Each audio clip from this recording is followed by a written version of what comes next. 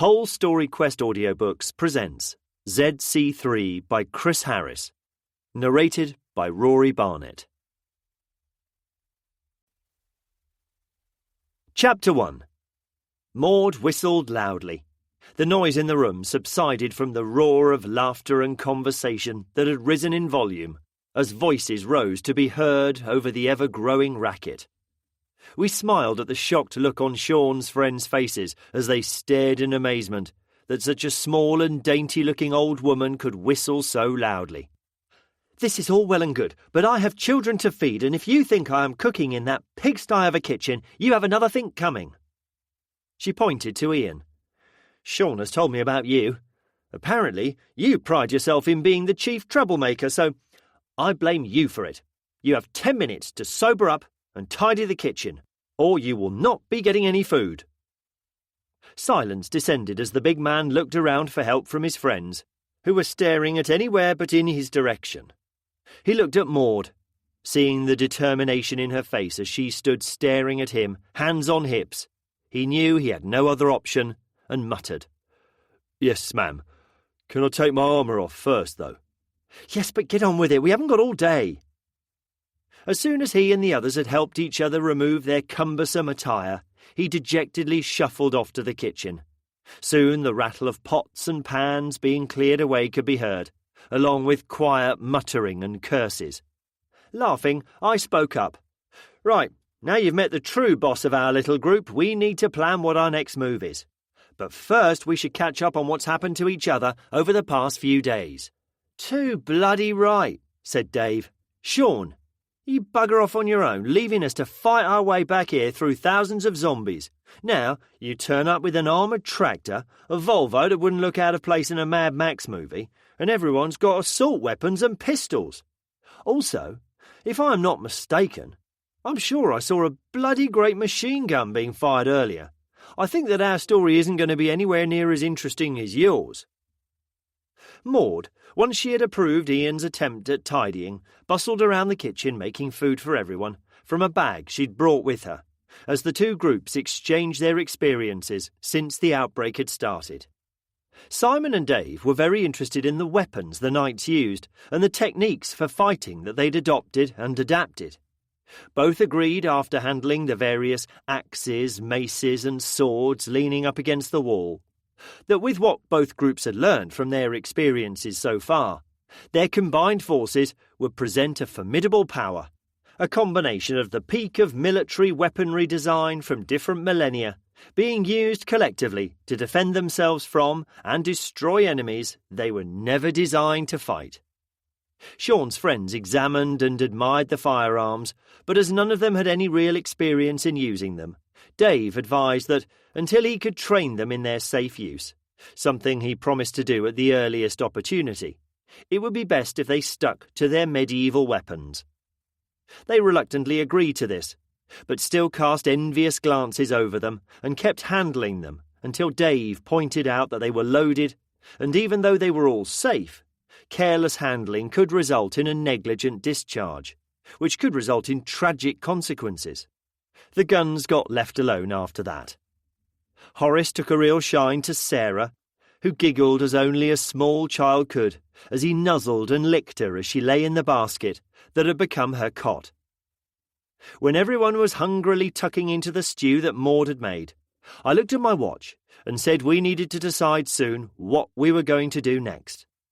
The idea of staying in a city teeming with the undead didn't seem the sensible thing to do, and as there were still a few hours of daylight left, I was keen for us to get moving again. "This church you told us you were planning to head to, how long will it take us to get there?" Simon asked. Jamie thought for a moment. "Less than half an hour under normal circumstances. We know the way we came is clear of obstructions, and if we come across anything else, such as a pack of zombies, that tractor of yours, as you've already told us, will be able to break through. I reckon it should take an hour." His friends agreed with this estimate. We began planning. There was no doubt that it was best to use all the vehicles we now had at our disposal.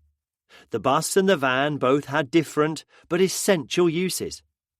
The obvious ones being that the bus would enable us to accommodate more survivors when we found them, and both could carry a large amount of supplies.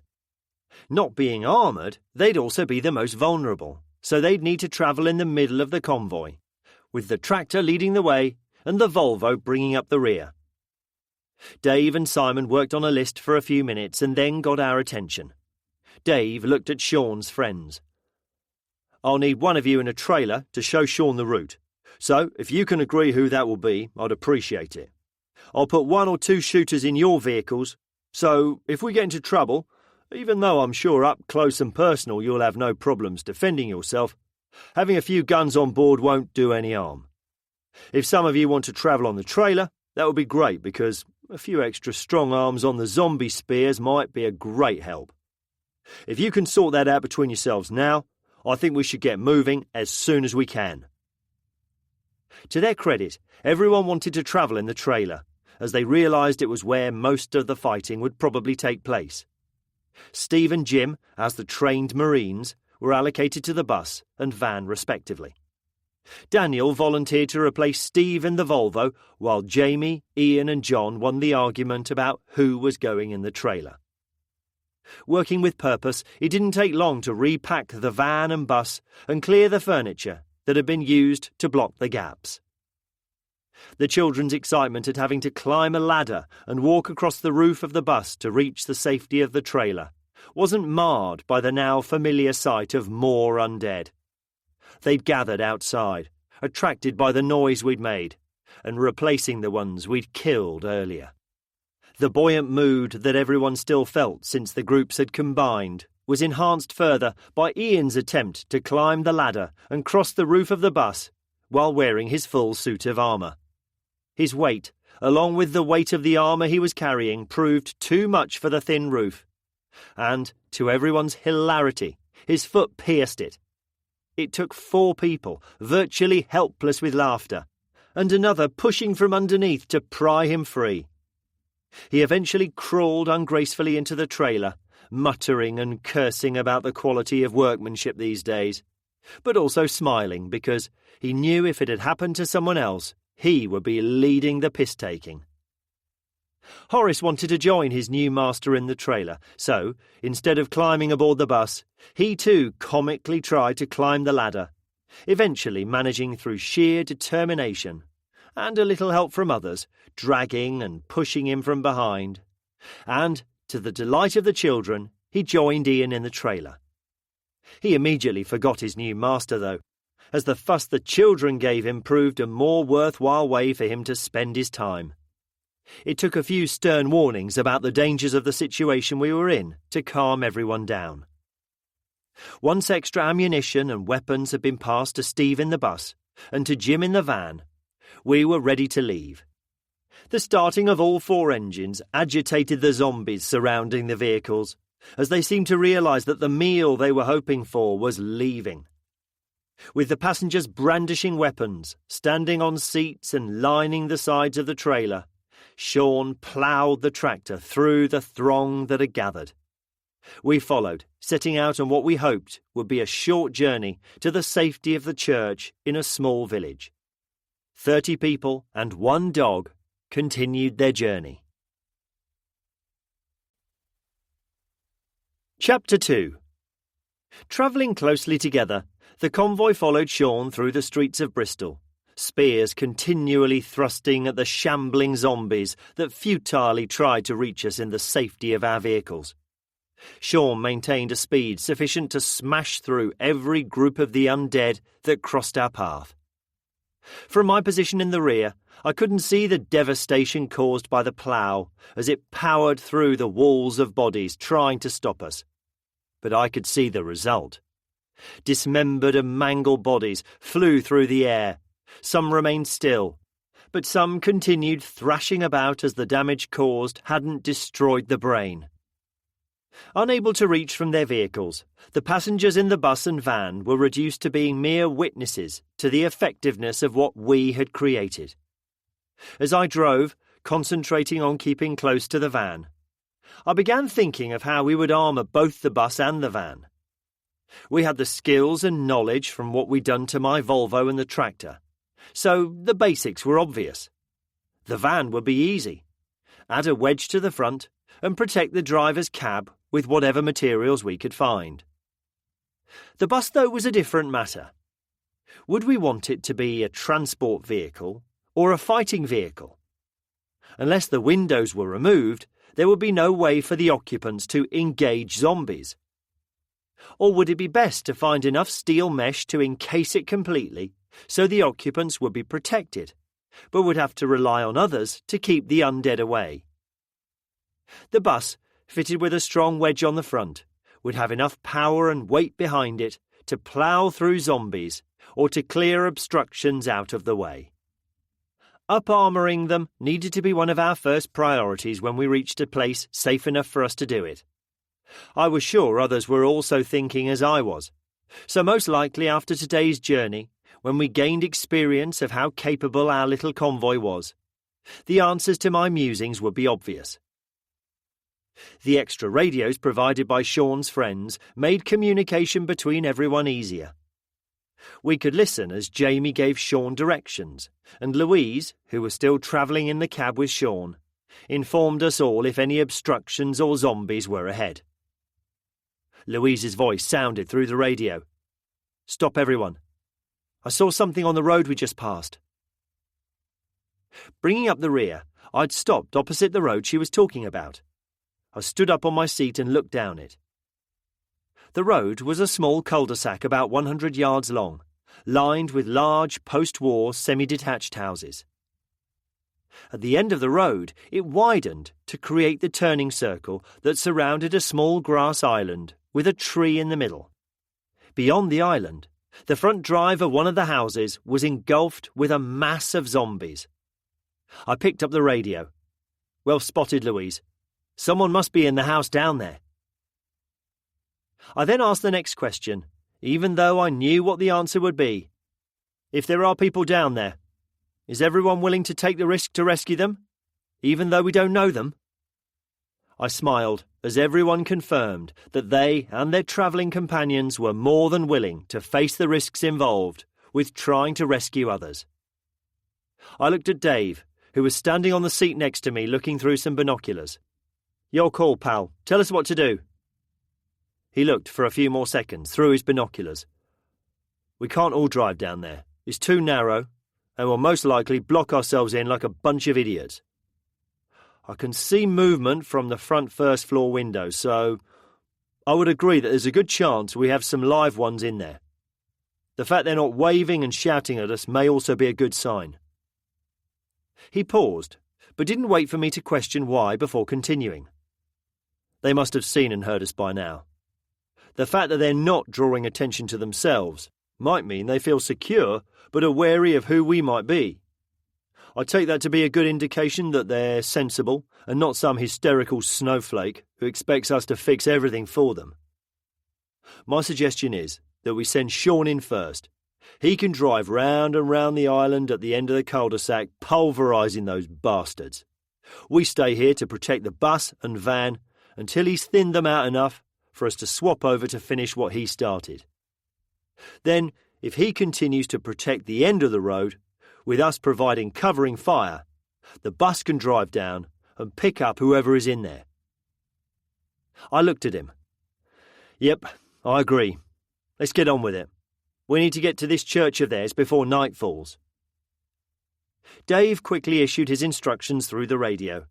As soon as Sean confirmed he understood, he pulled forward, smashing through some front garden fences and hedges to turn his vehicle around, and, with his engine roaring loudly, he gained speed as he hurtled down the narrow cul-de-sac. I felt briefly concerned as I watched Becky wave at me from the trailer as it sped past. My wife and children were on the trailer that was once again leading the attack against a horde of flesh-eating monsters, while I watched from a distance. It was a catch-22 situation. The trailer was currently the fastest zombie-proof vehicle we possessed. It was also the best vehicle we had for attacking them directly. Logically, I would want my family as far away from danger as possible, but also in the safest place. And that was not possible. At least the occupants of the trailer could bring a lot of firepower to the party. Sean had made his first complete circle of the island before the zombies pressing up against the house started to turn in his direction. They moved towards the fast-moving target that was circling and just tempting them to attack it, to get to the tasty flesh their senses told them it contained. I was reminded of one of those machines that butchers have for slicing meat. Every pass Sean made sliced the front from the solid mass of undead meat. The occupants of the trailer could only hold on as the trailer bounced and bumped over the growing pile of offal he was creating. I watched as the tractor, under the influence of centrifugal forces, lost traction on the slick of destroyed body parts. The trailer was also not dutifully following its master, but skidding as its wheels slipped, causing the back of the trailer to smash through the ever-advancing pack. Sean skillfully corrected the skid and kept the vehicle in a controlled power slide as it sped around the small turning circle. Through Dave's binoculars, I could see the smile on his face as he drove around what could only be described as the goriest skid pan ever created. The trailer stopped outside the house after one more circle. As soon as it had, its occupants lined its sides and fired on the ones that had not been caught in the circling maelstrom of steel. A call over the radio from Mark in the bus drew our attention away from the tractor. "Got some zombies coming?" Dave looked along the road and saw a small group heading towards us in the direction we were going. He picked up the radio. "Steve, Jim, you can deal with those. Get out of the vehicles and take them down when they're in range. Everyone else, keep a good all-round lookout and call any more sightings." Steve and Jim both stepped from the van and bus respectively and faced the oncoming threat. I wasn't worried. The dozen or so approaching would be no match for the two Marines. But I was also aware that complacency could kill. Every threat needed to be taken deadly seriously. Dave had the binoculars pointed back toward the house. "The window's open upstairs. It looks as if they're talking to them." Louise's voice came through the radio. "The man and the woman in the house are ready to come out. They'll wait for the bus to come down." Dave picked up the radio. "Leave Jim and Steve protecting our rear. Mark, get ready to drive the bus down as soon as the trailer's clear. We'll lead the way. Stay alert, everyone. Remember, you've got no guns now on the bus. Do not try anything stupid. We can cover you from the Volvo. Sean, when you're ready, get back up here and help Jim and Steve protect our backs." Sean didn't reply, but waited for a final volley of shots from the trailer before he drove towards us at a much more sedate speed than he had entered the cul-de-sac with. As soon as he was clear, I pulled away down the road. Daniel, Chet and Dave standing ready with their weapons. Mark reversed the bus back slightly and then drove forwards, following me closely. I stopped outside the house, leaving enough room for the bus to pull on the drive so it could get as close as possible to the front door, where we guessed the occupants would come from. And then I stood on the seat with my weapon held ready. I could see Dave, Alex and Jeff standing at the front door of the bus, wearing full armour, weapons in hand. They looked a lot more terrifying than any fully armed modern soldier ever could. As the bus stopped, the door slowly hissed open. They stepped onto the field of carnage and immediately began swinging their weapons at the heads of corpses or remnants of corpses that lay close by and showed any signs of movement. The sounds of firing echoed from the end of the road. "Come on," I shouted. "We need to get going." Jeff lumbered up to the front door and banged on it. It slowly opened, and a man and woman emerged, staring with wide eyes at the three knights who stood with their shields and weapons held ready. They both had rucksacks on their backs. The woman held a cricket bat in her hand, and the man a felling axe. A movement caught my eye. 3 zombies appeared from the side of the house and started to head towards them. Before I could shout a warning, Dave screamed, "Contact right!" and raised his rifle. The knights turned to face the threat. Jeff shouted at the two to board the bus and stepped forward with his mace held ready. He called to Dave, We've got this. Save your ammo." As the two people bustled onto the bus, the three knights spaced out and faced the approaching zombies. Everyone in my car watched intently. This was the first time we'd seen the knights in action, and I was keen to see how their weapons from a different age would perform. Two more zombies had now appeared. Again, Jeff shouted, "Don't fire, we can handle this." The three knights stepped forward, with their weapons ready. Dave and I kept our rifles aimed at the heads of the approaching zombies, fingers off the triggers, but ready to fire at a moment's notice if need be. It was impressive to watch. All three attacked their chosen targets at the same time. Jeff's mace destroying the skull of one. It fell to the floor, spilling brains on the driveway. Dave's powerful swing removed the head of another, to see it bounce across the lawn before coming to rest in a rosebush, while Alex thrust his sword at the face of the one approaching him. The razor-sharp, heavy blade, thrust at an upwards angle, entered through its mouth and burst out through the back of the skull. Killed instantly, its legs buckled, and he used the weight of it falling to pull the blade free. In seconds, 3 zombies had been killed quickly and effectively. As soon as the first had fallen, though, they turned their attention to the 2 remaining ones. Dave's swing, this time, sliced through and removed the top of the nearest one's skull, while Jeff smashed his mace into the side of the last one's head with such force both its eyes popped out from the skull and dangled from the optic nerves as pulverized brains sprayed from the empty eye sockets. The display over, the 3 knights wasted no time boarding the bus. The continuous firing from the end of the road a compelling indication that we needed to get moving again. We were now 32 and a dog. Chapter 3. Dave picked up the radio as we drove back out of the cul-de-sac. "Sean, get ready to move." Sean immediately replied, "Yep, I can see you coming. We're attracting a bit of a crowd here, so moving on would be good." Getting closer, I could see everyone who could use a weapon, including Becky, firing over the side of the trailer. Jim and Steve stood between the trailer and the van, also firing. Reaching the end of the road, I could see the reason why. The road in the direction we had come from was now teeming with approaching zombies. The pile of corpses littered the ground in front of the mass, showing that the shooters were just managing to hold the advancing tide of death back. Dave shouted to Steve and Jim to get back on board their vehicles. They both disengaged immediately and ran to the van and the bus. And as soon as the radios confirmed everyone was on board, Sean pulled away. I waited for the bus and van to tuck in behind him, so I could resume my position at the rear of the convoy. The firing stopped when Sean started moving, and the pack immediately began closing in.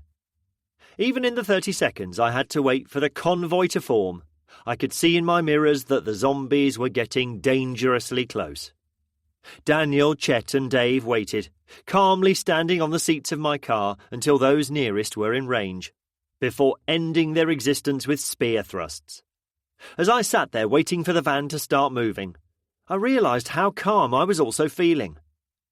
The zombies weren't numerous enough yet to cause us any problems, and as they were only behind us, I knew that as soon as Simon pulled away in the van, I would follow him and leave them in my wake. The more zombies we killed, the more detached we all became from the act of ending the life of what had once been another member of the human race. It was a life-or-death situation, and we currently had the upper hand. We were reasonably secured in an armoured vehicle we knew the capabilities of, and armed with a variety of weapons that could all end a zombie's life in one thrust, strike or trigger pull. Unless we became trapped by an unstoppable volume of them, we could always escape. I didn't know what the future would bring, but for as long as we could stay alert and work together to keep one step ahead of the relentless enemy that most of the population of the United Kingdom had become, we stood a chance. We continued driving. The further we got out of the city, the fewer undead we came across, and these were easily dealt with by Sean either smashing through them or having their brains destroyed by a spear thrust. As our new friends had promised, the road was clear. The evidence of obstructions that had been cleared, and dead and mangled corpses acting like a trail of breadcrumbs left behind, showed us we were on the right path. The main road, as they had already told us from their earlier experience, did contain more zombies, the reasonably clear wide road acting as a funnel, channeling the undead towards the smoke still rising from Bristol. Sean increased the convoy's speed, everyone trying to keep as close to the rear of the one in front as they could, and all relying on Sean to use the weight and power of the tractor to clear the way. Louise kept up a running commentary to warn us if he was steering around any stopped vehicles, so we could keep following and maintain position as best we could. I noticed, though, that when we had smashed through a crowd of them, the remaining ones turned and began shambling along after us. The target we provided far more tempting than the distant rising plumes of smoke. Dave had also noticed this, and, pointing his thumb behind him at the now following zombies, said, "I think we'd better make sure that when we pull off this road to get to the church, none of this lot notices. The last thing I imagine we want to do is attract another horde." "Yes, mate," I replied. "I don't think it's far now, so we can decide what to do when we get there." Almost on cue, Jamie's voice came over the radio a few minutes later, advising Sean that the turning we wanted was coming up on the left soon. Louise's voice came back almost immediately, saying there was a small group of zombies gathered at the entrance of the road we needed to take. Dave stood up on the seat and looked behind, back the way we'd come. "The ones behind aren't in sight yet. We need to deal with the ones in front quickly, and then maybe we'll be able to avoid them following us." Daniel and Chet put down their zombie spears and grabbed their rifles. Dave, seeing this, turned to them. "I think it'll be best if we go quiet for this one, lads." He picked up the radio. "Listen, everyone. The ones that are following us are out of sight for the moment, but, as we already know, they will keep going until they find us. We need to get rid of all the ones in front of us as quickly and quietly as possible, and get down the lane so they lose our trail. I want to do it quietly, just in case there are any others nearby. We don't know how long we'll be staying at this church, so the fewer we can attract can only be a good thing. Sean, see how many you can get with the tractor, and then we'll finish them off from the Volvo. If you boys in the bus could get ready to kill any ones we can't get to, that will be a great help." Dave's quick and accurate assessment of the situation and the tactical plan to deal with it made perfect sense, and everyone quickly acknowledged they understood what to do, and the convoy continued. We stopped when told to by Louise. The three vehicles pulled alongside each other on the wide road to watch Sean once again use his vehicle as our main weapon against the undead. A group of about 30 zombies had herded together at the entrance to the lane we needed to take. Maybe they were the ones left behind when they led them away from the church a few days ago, and somehow they knew that human flesh was close by, and hadn't joined the throngs heading towards Bristol, who must be continually passing as they were funneled down the main road, following each other like lemmings. They'd noticed us by now, and they started heading in our direction. Sean waited until they were in the centre of the road before driving straight at and through them, spears thrusting from the trailer, claiming more as the plough on the front of the tractor pulverised them. He drove a short way and used the full width of the road and its grass verges to turn around and line up on the remaining ones, again thinning them out. I saw him gesticulating from the cab and got the gist that he wanted me to have a go as he drove past us to turn around again. With a shout of, "Get ready, lads!" I drove slowly into the remaining ones.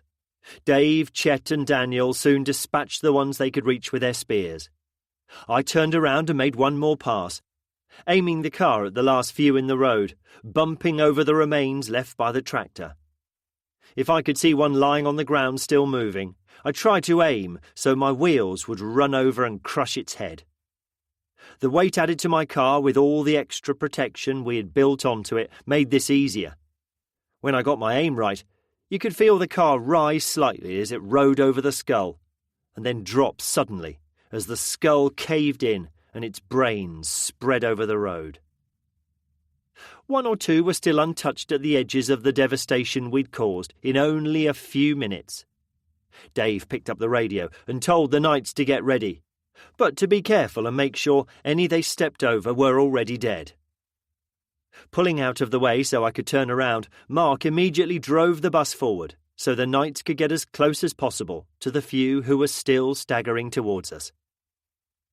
To an outsider, it probably looked like a well-choreographed and practiced manoeuvre. It was all done so smoothly. To me, it showed again how well we worked together. The two groups had both survived and fought against terrifying odds before we joined. And now combined, we were proving a formidable force who could easily work together. Mark stopped the bus and the doors hissed open. With no hesitation, Dave, Alex and Jeff exited and took a few steps forward and ended the existence of the few remaining zombies. As soon as they hit the ground, they turned their attentions to the ones lying mangled around them, destroying the brains of any still moving, before turning and hurrying back on board. Less than 5 minutes after Dave had issued his instructions, and with Sean leading the way, we drove down the narrow lane that led to the village. As Dave sat back down in his seat, he summed up our performance. Fuck me. I've never seen such unit cohesion from a bunch of FNGs before. FNGs? I asked. Fucking new guys. We're operating as if we're bloody special forces or something, not a load of civvies driving around in bastardised Mad Max vehicles, including some chaps who like to dress up and pretend they're King Bloody Arthur. I doubt if I had the best of all the Marines I've trained in my whole career that we'd be doing as well as we are. I chuckled. I think you're probably right, mate, but this isn't some training exercise or even a battle, where if one of us gets hurt we can call for immediate support and medivac. We're fighting together as a family, where we don't get any second chances. We have no backup apart from each other. If a mistake is made, one or all of us dies. It's as simple as that. And that's what's making the difference, I think. I would do anything without hesitation to protect my wife and children, as would anyone else in this group, I imagine. But yes, I do agree the way we have and are getting through this is remarkable. Never in my wildest dreams could I imagine us doing what we're doing. Not many days ago I was shitting myself, screaming in absolute terror as I tried to escape from the campsite we were on, thinking we wouldn't even survive the next hour. Now, I must admit, I'm reasonably positive about our chances, and I really think that if things carry on the way they have done, we've got a chance to eke out some existence from all this shit that's happening around us. I bloody hope so, mate. Something or someone made sure we all got together. It would be a damn shame if we wasted the opportunity by getting ourselves eaten. He stopped talking and stood up on the seat again. I can see the spire on the church. It can't be far now. He looked back at Chet and Daniel, who were also sitting down. On your feet, lads. It looks as if we're getting close. As Jamie gave Sean the last few directions, the atmosphere in the vehicle tensed. What would we find? A few days ago, 11 people had been in the church. They were in a secure place and had enough food to last for some time, with no need to leave the sanctuary they had sought shelter in. But a lot could happen in a few days, and sometimes fate didn't play fair. Louise's voice came over the radio as we entered the village green, telling us it all looked clear. It was a very picturesque place, a typical English village green, the church dominating the skyline, with the pub facing it. The rest of the green was lined with pretty houses of all shapes and sizes. It was one of those places you like to drive to for a Sunday lunch or maybe a drink on a warm summer's day. As you sat on the bench in the pub garden, you would look around and say to yourself it was where you wanted to live, and then reach for your phone to check out properties for sale in the area. You would then wistfully look at houses you just could not afford before finishing your drink or your meal and driving back to real life.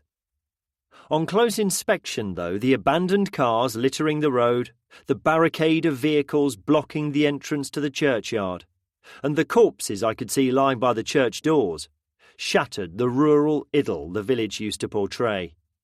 It was quiet and peaceful, but it had an air of abandonment and panic.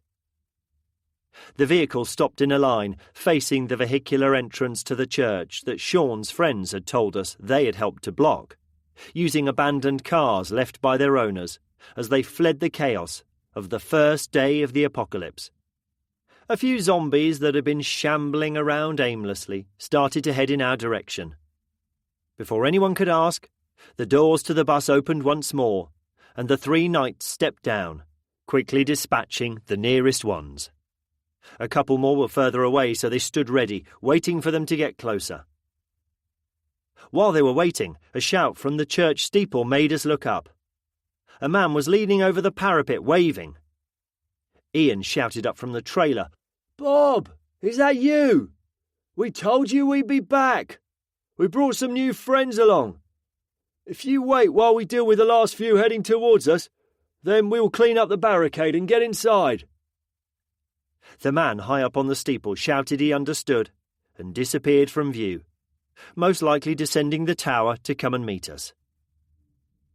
Knowing the last few zombies approaching would pose no problem to the knights, I climbed out of the Volvo and went to the trailer to steady the ladder Simon was lowering.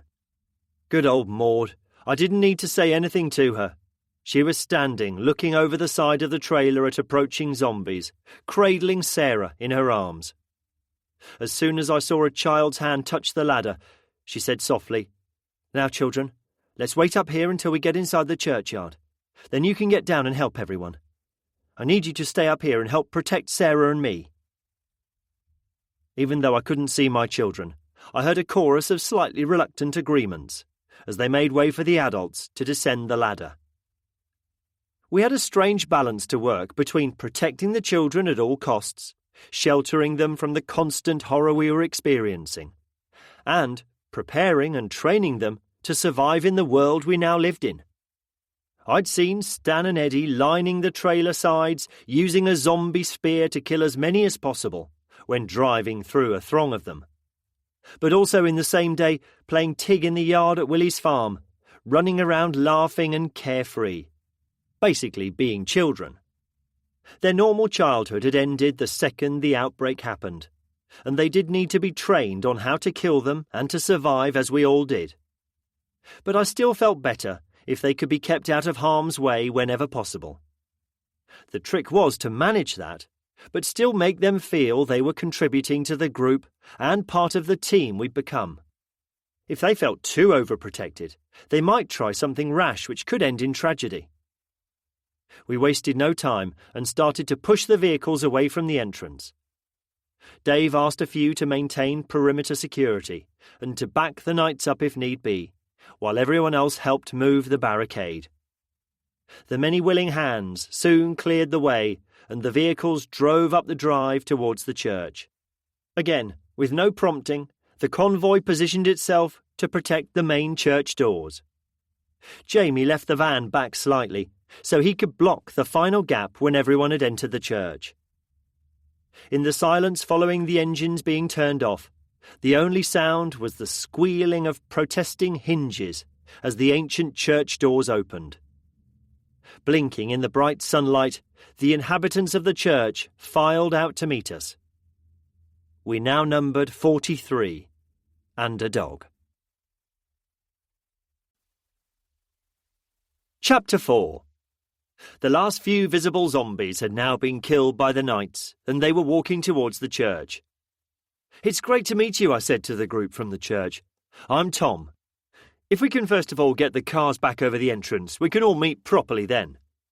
One of them stepped forward. "Yes, absolutely. I'm Jim, and I'll introduce the rest later, but you're right. Let's secure the place." He then turned to Ian and chuckled. "Bloody hell, mate. I know you said you'd try to come back, and I was really hoping you would, but never in my wildest dreams did I ever imagine this. You lot have really got your shit together." Then I noticed the two we'd picked up earlier. They were standing slightly separate from everyone else, and still looked in shock from all that had happened to them today. In all the excitement of reaching the church, and now that the group had grown so large, they had inadvertently been forgotten. I walked over to them to rectify our mistake as the rest walked down to the entrance gates. "Hi, I'm Tom," I said, holding out my hand. "Sorry about not including you then. It's all a bit crazy at the moment, as you can imagine." They both shook my hand and the woman spoke. "Oh, it's okay. I'm Nikki and this is my husband Chris. We're just trying to take it all in. We thought we were done for until we heard and then saw you drive past. I can't describe the relief we felt when you stopped and came to rescue us. We just can't thank you enough. The guys on the bus have filled us in a bit on what you've been up to and it all sounds incredible." "I know what you mean. When we tell the story ourselves, we can hardly believe it, but here we are. Anyway, if you want to come and help us move those cars back, we can get a brew on and get to know each other better." They agreed, and we walked down to help the others. 20 minutes later, when we were all satisfied that the churchyard was secure again, we helped Maud and the children down from the trailer and trooped into the cool interior of the church. The church looked very organised. A cooking area had been set up and the pews arranged to make a large communal seating area. One wall was lined with what looked like a sleeping area, with areas divided by blankets hanging off ropes to provide an element of privacy. The church was everything they told me it would be. It provided a safe and secure refuge, with the bonus that the perimeter wall should keep all but a huge mass of the undead out. As everyone sat down on the pews, I did notice that the 3 different groups, us, the knights and the church occupants, sat together. At first, the 2 new additions looked unsure where to sit, before sitting near to Mark, who had been driving the bus. I was sure a psychologist would see it as an interesting study on society and the bonds that people formed even after a short time together. Tribal could be another way to describe it. The 3 separate groups had worked together to survive, and so the bonds they felt would be stronger than feelings towards the other groups. Sean was the exception. He had the recent emotional contact with us, but also a strong, much longer-term emotional attachment to the friends he had lived with for years. He did choose, though, to sit with our group next to Louise, who he had spent the last few days in the tractor cab with. I wasn't sure what the intentions of the church group were yet, but as Sean's friends were joining us on our journey, the 2 groups would quickly and easily merge into one strong unit. Our survival depended on it. The vicar had remained standing as we all sat down, and he took the lead now. He walked into the centre of the seating area, and the chatter that had begun died down. He spread his arms in a universal, welcoming gesture. "Welcome, everyone. I can't say how much pleasure it gives me to welcome old friends and new to the sanctuary my church has become." He turned to the group of knights. "Without your help, I doubt any of us would have survived, and now you've brought many new friends and some amazing-looking vehicles. I'm desperate to know your story, just as I'm sure everyone else must be. But first, let us offer you some refreshments and food to officially welcome you." With that, he went and shook our hands in turn and blessed everyone with the sign of the cross. Becky whispered to me, "I'll go and see if they have enough supplies. It's not fair to use theirs when we have so much." I squeezed her hand and replied, "Good idea, love." As Becky walked away, Dave called me over. "I think we need to set an OP up in the spire." I looked quizzically at him. "Sorry, an observation post. I'll ask that guy over there. I think he said his name was Jim. He's one of the coppers, I believe, so I imagine he's their security expert. One person on watch at a time should do it, and now there are so many of us the rota won't be hard to organise. Do you think the children will be up for it too?" "Good idea, mate. I imagine they were doing it anyway. There was someone up there when we arrived after all. Come on, let's go and have a chat with him." Jim told us what they'd been doing for the past few days. They had kept a constant watch from the tower. Until more of the undead had started to drift into the village, they'd managed to scavenge some more supplies from neighbouring houses. Erring on the side of caution, they then retreated to the church and kept as quiet as possible. This worked, and most of the zombies had shambled away, just leaving the few that we dealt with when we arrived. Dave called to Jim the Marine and told him to grab a radio and go and take the first watch in the spire, promising to send up some food and drink when it was ready.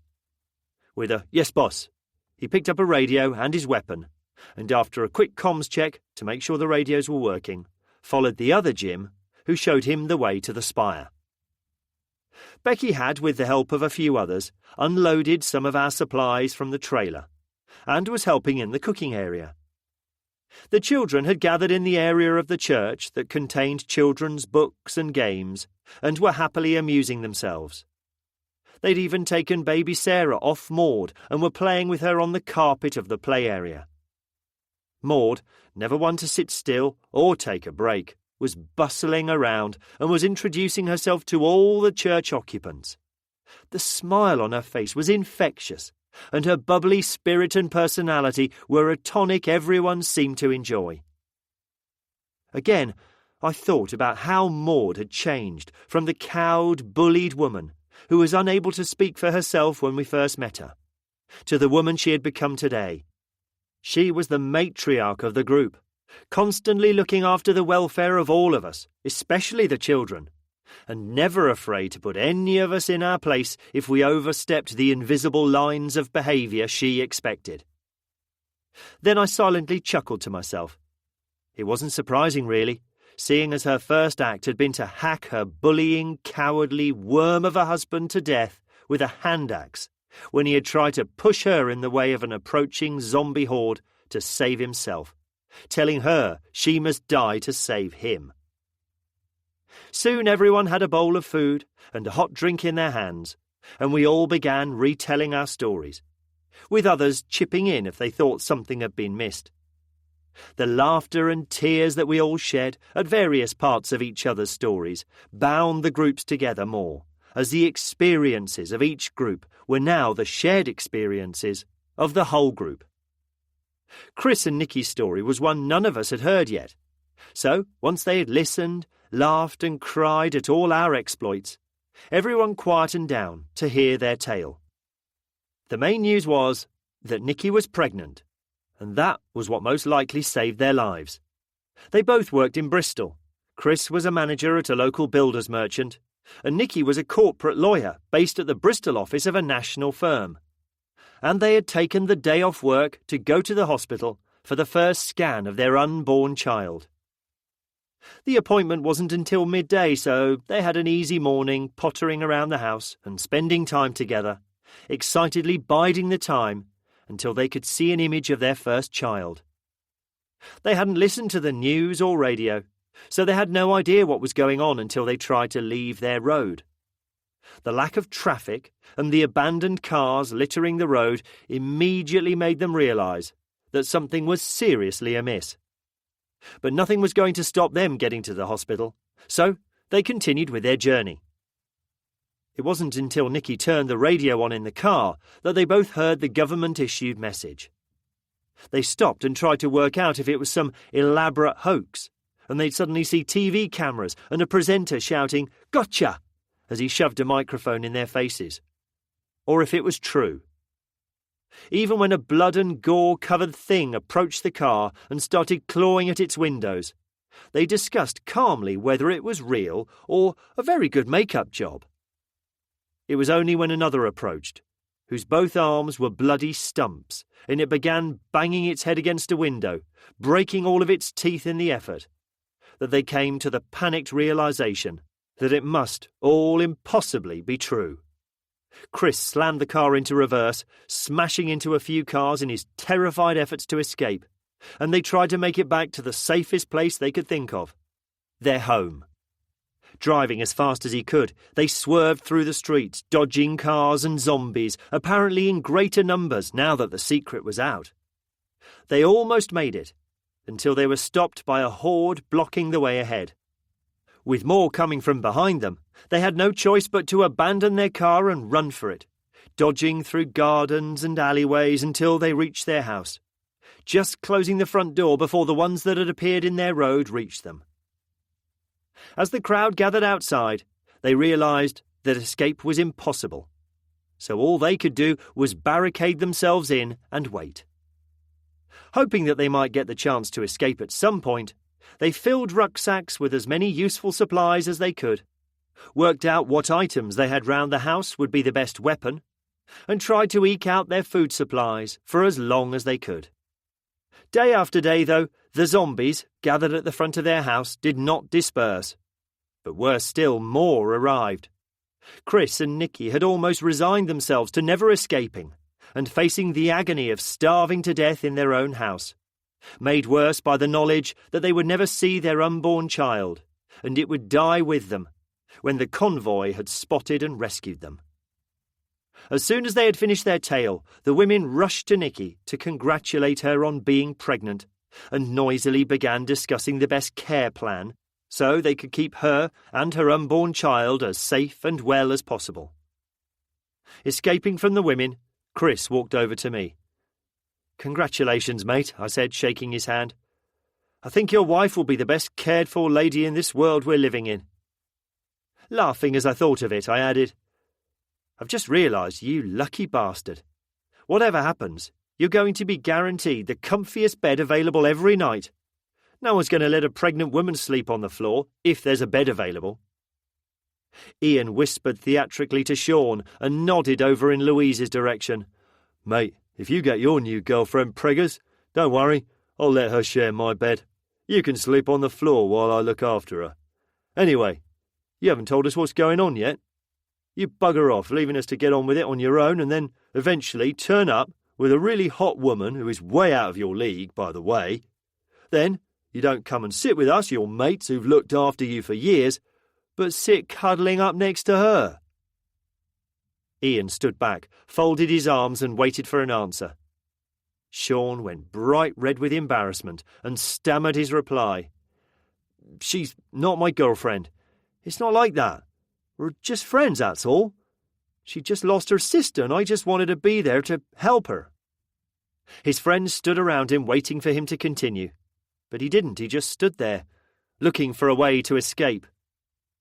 Ian grabbed him in a bear hug, lifted him up and shouted, "Bugger me, boys, he's actually fallen in love." Then he spun him around while Sean tried to get him in a headlock and cover his mouth as he chanted like a child, "Sean's in love," over and over. All the men found this infantile display very funny and laughed at the embarrassment it was obviously causing. Glancing over at Louise, I could see she'd also gone bright red and was trying to hide her embarrassment too, and the big smile that had spread across her face. Maybe Ian was right. It took a sharp shout from Maud to stop the merriment. "Ian, do I have to keep telling you to behave? You may have got away with this behaviour before and think you can get away with it again, because you're a big cuddly bear of a man with a permanent, stupid grin on his face. Sarah is sleeping, and if you have woken her with your stupid goings-on, there will be hell to pay." Instantly contrite, it was his turn to go red with embarrassment, as he gently put Sean down and muttered, "Sorry, Maud." "And so you should be. Now go over and wash those dishes. They won't do themselves, will they?" Once again, Maud had got it spot on. The men, trying to stifle the laughter that wanted to erupt from our throats, watched as Ian dejectedly shuffled off and began washing the dishes like a severely scolded 5-year-old. He'd finally met his match in a 60-year-old diminutive woman who looked as if she wouldn't say boo to a goose. We knew differently. We were still 43 and a dog.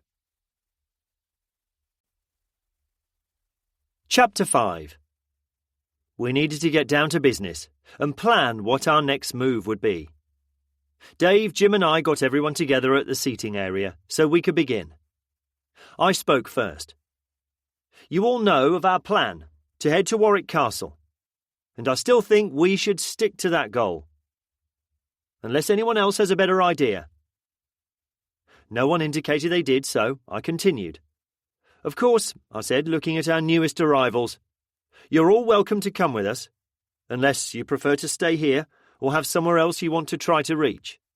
But from what we've seen out there, and with what goodies we've gathered so far, My firm belief is that your best and safest option will be to join us, so we can work together to survive all this shit that's going on around us."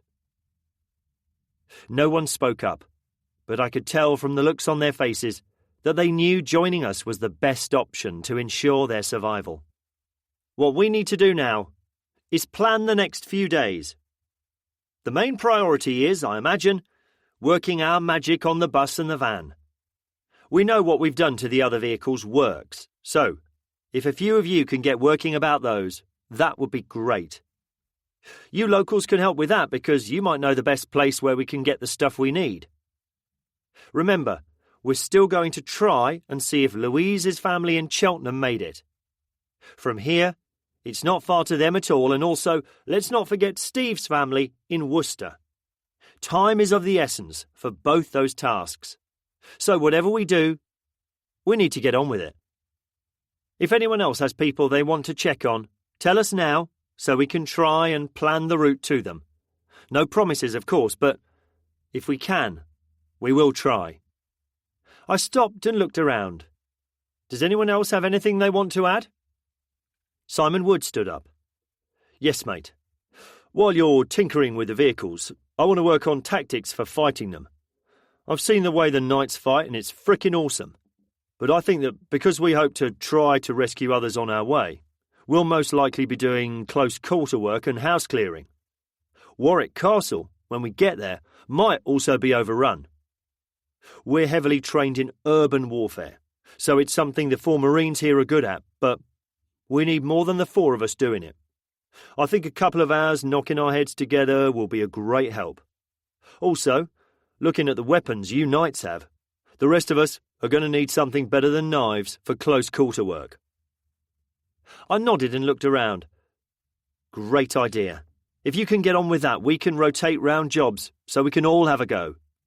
The training you've given us so far has, as we know, enabled us to work well together, even though we are FNGs." He nodded, smiling, and sat down. I could see from the few quizzical expressions I would have to explain what FNGs meant. Once the children were out of earshot, of course. The vicar was the next to stand. "Even though it will break my heart to leave my parish, I don't think our future lies here. You have, as far as I'm concerned, been sent here by God to be our guardian angels, and my place is with you. I can't speak for the rest of the villagers, but I imagine they feel the same. This church has provided us with safety and sanctuary, but for how long? I visited Warwick Castle, so I know it could provide all we need." Bob stood up and interrupted him.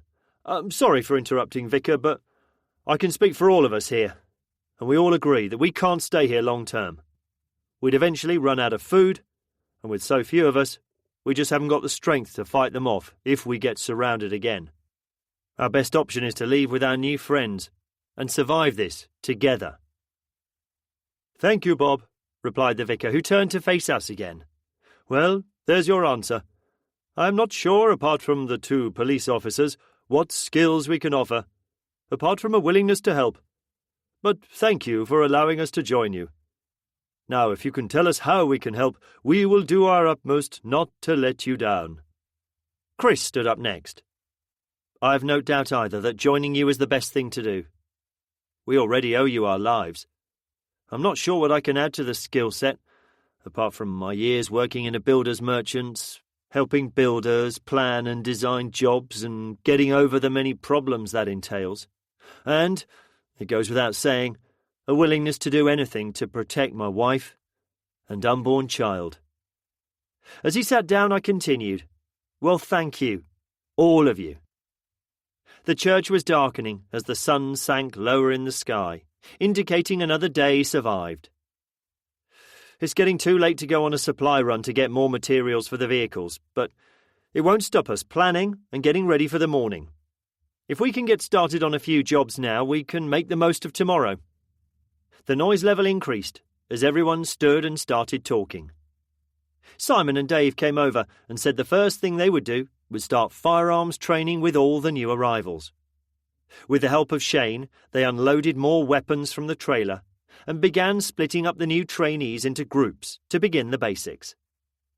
The knights and the villagers were soon listening intently as they were shown safe handling discipline. I couldn't help but chuckle at the sight of the vicar wearing his cassock, holding an assault rifle, practising inserting and ejecting a magazine. How the world had changed. Becky had gathered a few people and they were clearing an area to extend the sleeping space, enabling it to accommodate us all. No one was idle. Everyone had found a job to do and was getting on with it. Sean and I went outside to start planning the alterations to the vehicles and to draw up a list of materials we would need. We had plenty of tools and the generator to power them. The van, as I had thought earlier, was easy to plan. We just needed to add the ubiquitous and proven wedge to the front and protect the driver and passenger in the cab with mesh, if we could get it, or sheeting with holes cut in it to provide vision. The bus, on the other hand, gave us more options to consider. We could simply add a wedge and protect all the windows, but that didn't give the occupants the ability to fight any zombies from the safety of being on board. The bus would provide a more comfortable place for the large group we now had to travel in. But if, for some reason, it became separated from the main convoy, the occupants would need to be able to defend themselves. After playing around with a few ideas, the best solution we came up with was to cover all the windows with bars or mesh, but to remove the glass from every other window and the seats by them to create an area where they could fight from, either with guns or spears.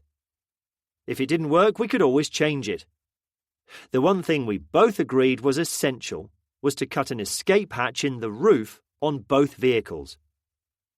In the fading light, we unloaded the tools we would need and started to cut holes in various places on the bodywork of both vehicles. So when we got the materials, we could begin immediately. The children were already asleep when darkness and exhaustion finally drove us inside. Keeping the noise down as much as we could, we barricaded the church door for the night and settled down in the pews. The flickering of candles provided enough light for everyone to see each other and to get around without tripping over anything. But most importantly, not waking the sleeping children. Bottles of wine and beer were opened, and the group sat around, enjoying each other's company, before tiredness and the need for an early start reminded us of the need for sleep. 43 people, with regular lookout changes and a snoring dog, slept soundly. Chapter 6. The early dawn light streaming through the church windows woke me and a few others up, and we gathered in the kitchen area, quietly grumbling about the early hour and drinking the first coffee of the day, as one by one we were joined by more bleary-eyed adults, who too seemed unwilling to communicate much, until they had a mug of steaming tea or coffee in their hands. Eventually, everyone had had a drink and some breakfast, and we felt ready to start the day. Bob told us there was a farmer's supply warehouse in a nearby village that should provide us with all we would need to work on the vehicles, so Simon and Dave quickly planned the mission. Dave and Jim would remain behind to continue weapons training, while Simon took Dave's place next to me in the Volvo. Sean would, as usual, be driving the tractor, with Louise to accompany him. Both looked pleased at the news. Simon then explained that he wanted to take some of the knights with us, but the problem would be mobility.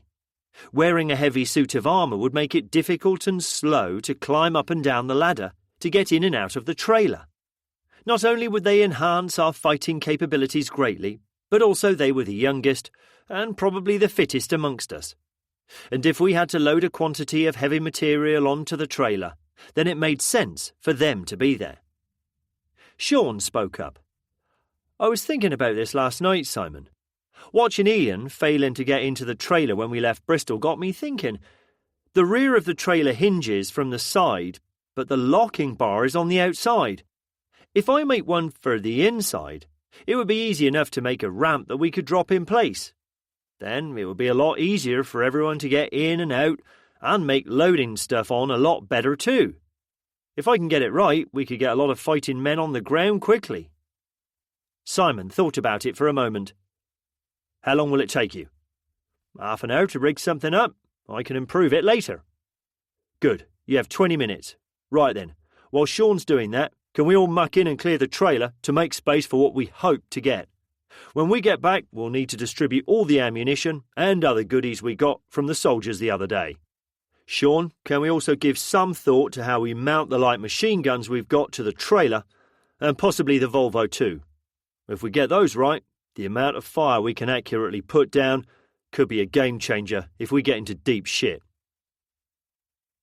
The large quantity of rifles and shotguns, military and sporting, that we collected from both Bickley Barracks and the gun shop, along with the huge amount of ammunition we'd amassed from both places, and from the soldiers we met on the M5 motorway, made a truly impressive sight when it was stacked in the cool interior of the church. But would it be enough to keep us safe? Sean, true to his word, had drilled some holes in the trailer and made a crude but effective locking bar that would enable the rear of the trailer to be opened from within. With the vicar's permission, he'd also used the wood from a couple of pews to make a ramp. He designed a simple but clever system of ropes to get it on and off the deck of the trailer. If you pulled the ropes one way, it extended out and dropped to the ground, and if pulled in the opposite direction with a little more effort, it lifted it back onto the deck. Using the theory that it could take his weight, it could take anyone's, he got Ian, wearing full armour, to climb up it to see if it worked. Grumbling about getting the fat boy to try it first, Ian tentatively climbed up the ramp. It creaked and sagged in the middle but held his weight. When he reached the top, he got us all laughing as he performed a little victory dance, which in his armour looked more like he was having a fit. We were ready to go then, so Simon quickly got everyone else he'd chosen to come on the mission on board both the trailer and the Volvo, and we waited while the ones staying behind cleared the barricade of cars out of the way. Only Bob joined us from the newest additions to the group, because he knew the way. We explained to the others that because they hadn't had enough experience fighting from the trailer, or any training using the zombie spears, that they shouldn't come.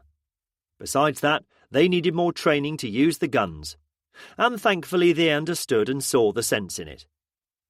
We hoped this mission wouldn't take too long, and space was at a premium because we were all so hopeful we'd be loading a large quantity of supplies, so every person we took along needed to be the most competent we had. Sean already had directions from Bob, but if we had to change from the pre-planned route, then Bob's local knowledge would be vital. With a final wave, we left the church. Sean drove over the 1 or 2 zombies that had wandered into the village green overnight, on our way out of the village. You couldn't hear their moans over the noise of the engines, but their lives ended abruptly again as they futilely tried to stop our progress by walking in front of the blood-smeared plough attached to the bucket on the tractor. What was left of them banged against the wedge at the front of my vehicle when they emerged from under the trailer's wheels. The farmer's supplies was on the edge of another village, and had obviously not opened on the morning the apocalypse had hit. The gates to the yard were still locked, and the place looked deserted. Simon quickly climbed down from my car, and using a pair of bolt croppers, cut the chain locking the gate, and slid them open to allow us to drive into the yard, closing it behind us. Before allowing us to disembark from both vehicles, he and Steve did a full check of the area before declaring it clear of the undead. I could see from my vantage point standing on the seat of my car that the large yard, with its neat stacks of timber, fencing and all the paraphernalia that a farmer needed to manage his land and livestock, was a treasure trove that would provide us with everything we would need and more. When everyone gathered together, we started work. Everyone apart from Louise, whom Simon had told to stay on the tractor to stand guard for us. The forklift truck, sitting in an open-sided shed, would make loading a lot easier. But the key was predictably not in the ignition. It was almost certainly going to be locked in an office in the warehouse and sales counter, located in a corner of the yard. So 3 of us grabbed the bolt cutters and went to break open the shutters securing it. The skylights provided enough light inside for us to see around once we'd pulled the shutter open and used a sledgehammer we got from the trailer to smash the door open. Easily finding the keys that were on a hook in the manager's office, we took them outside to help load up. Simon was standing next to a Land Rover Defender 110 that was in the livery of the company we were in the process of robbing. He was trying the door, but it was locked. I knew exactly what he was going to say, so I said it for him. "I'll go and look for the keys, shall I?" He nodded with a big grin on his face and pointed to a large twin-axle trailer next to it. "We just found ourselves a new scout vehicle, and if we hook that baby up, we can take a lot more stuff back with us too. If we can work our magic on that too, it'll give that Chelsea tractor of yours a run for its money." "Leave my bloody Volvo out of this, will you? It's got us this far, hasn't it?" I said, as I walked back into the warehouse to find the keys. The keys still had the Land Rover keyring on them, making them also easy to find. Walking back through the shop, I could see that we needed to take a lot of things that were stored in there too. The shelves were full of hand tools that would make great zombie killers, and boxes of screws, bolts and other fittings that would probably make constructing our Mad Max-style vehicles easier.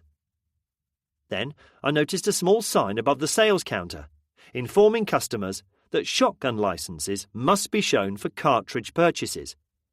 Brilliant, I thought, as I went searching for the place where they stored them. The heavy-duty locked door at the back of the manager's office proved no match for the long crowbar I took from the shelf. It revealed a large quantity of shotgun cartridges of all weights, mainly in 12-gauge, but I spotted a few other gauges too. We had to take them as a priority. Walking outside, I handed Simon the keys to his prized Defender and told him I needed 2 others to help so we could start emptying the shop too. The forklift was making the job of loading up a lot quicker and easier than expected. Simon agreed and told Chet and Bob to go with me. Grabbing a trolley each, I gave them a quick idea of what to grab as I headed with my trolley to the manager's office. Chet and Bob both did a male version of the hit 90s game show Supermarket Sweep, loading their trolleys with axes, hammers and pickaxes, and a plethora of other tools, grabbing armfuls off the racks and dumping them in the trolleys as fast as they could, before running to the next item they spotted. I took mine to the cartridge store and began to clear that out too. When the trolleys were full, we pushed them as quickly as we could and dumped their contents first in the back of the Volvo and, when that was full up, into the back of the Land Rover. I couldn't help myself as I dragged the theme tune from deep in my memory and began to sing it loudly as we continued to fill the trolleys. Chet and Bob joined in as they charged around the shop, banging the heavily overloaded trolleys off shelves as they failed to make the corners. Once I cleared all of the cartridges from the store, I joined the other 2 and loaded anything else I could see that was worth taking. From dog food for Horace to work boots and coats, we threw everything we could into the trolleys. Simon, meanwhile, had hooked up the trailer to the Defender and was driving it around the yard, loading as much as he could onto it. I took him some tie-down straps I'd taken off a shelf so he could secure the load properly when he'd finished. We were dripping with sweat and exhausted from all the running around and heavy lifting, but we had done amazingly. Within an hour, we had gathered more materials to armour the vehicles than we needed, and had gathered more supplies that would be essential to our ongoing survival. Another successful trip, but a shout from Louise drew our attention to the fence surrounding the yard. The noise we'd been making had attracted some unwelcome attention. Zombies were beginning to line the fence surrounding it, and we could see more coming. Their simple brains couldn't distinguish between a fence and the main gate. Most of them just pressed futilely against the steel mesh fencing, thrashing their arms against the barrier, biting it in their frustration at knowing we were there, but being unable to reach us. A few were at the gate, pushing at it, making it rattle on its runners. None of us was too concerned. The gate and fences were strong enough to hold them back, and we were almost done and would be on our way back before the numbers grew to the level that could cause the fence to be compromised. Still, we decided to err on the side of caution and call it a day. We'd taken more than we needed, and the real work would start when we got it all back to the church. I helped Simon finish strapping down the load to his trailer, and then helped the trailer occupants lift the ramp back into place and close the rear door. They had loaded so much onto it, they were almost standing level with the top of the sides and were busy jamming lengths of timber down the sides to try to hold the load steady when they were moving. Simon and I agreed, as we finished strapping the trailer, that it would be best for him to travel in the middle vehicle in the convoy, where the 2 armoured vehicles could help protect him if need be. Common sense, really, but planning ahead had got us to where we were now. Chet was the last to climb into the Volvo. I could see that by now between 15 to 20 zombies were clawing at the gate. We had no time to waste. The priority was to get back to the church as quickly as possible so we could start adapting the vehicles. I picked up the radio. "We haven't got the time to mess about and deal with those buggers at the gate by hand. Sean, stay where you are. We'll deal with them from the car. Once the gate is open, drive through and cover us as we close it." Louise came back immediately. She'd become the tractor's official radio operator, leaving Sean to concentrate on driving the behemoth. "No probs, Tom. Be careful." Pulling up to the gate, I stopped at an angle, facing it, and the 3 of us stood. Simon was now driving the Land Rover. He was adamant that he didn't want anyone riding shotgun for him, as the vehicle didn't have any protection on it yet, and it would only put someone else in possible danger. We picked up our rifles and took aim. The red dot sights and the range, virtually point blank, made it easy for us. With each shot, another zombie fell back from the gate, its head a mess of oozing blood and brains. As soon as the last one fell, Steve jumped down and slid the gate open. Attracted by the noise and movement, every zombie lining the fence and heading towards it started to shamble in our direction. Steve calmly stood, shooting at the nearest ones as we all drove through one by one until Sean stopped the tractor and everyone on board joined in to provide cover for Steve as he pushed the gates closed and climbed back aboard the Volvo. The second his feet hit the seat, I pipped my horn to indicate to Sean it was time to leave. We picked up speed and retraced our steps back to the church. "It's pretty much one straight road back to the church from here, isn't it?"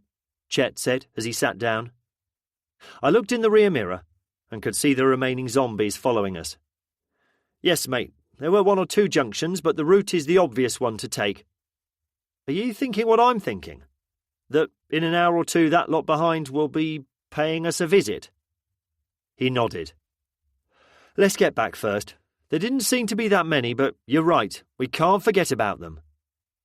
15 minutes and a couple of stray zombie kills later, we arrived back at the church.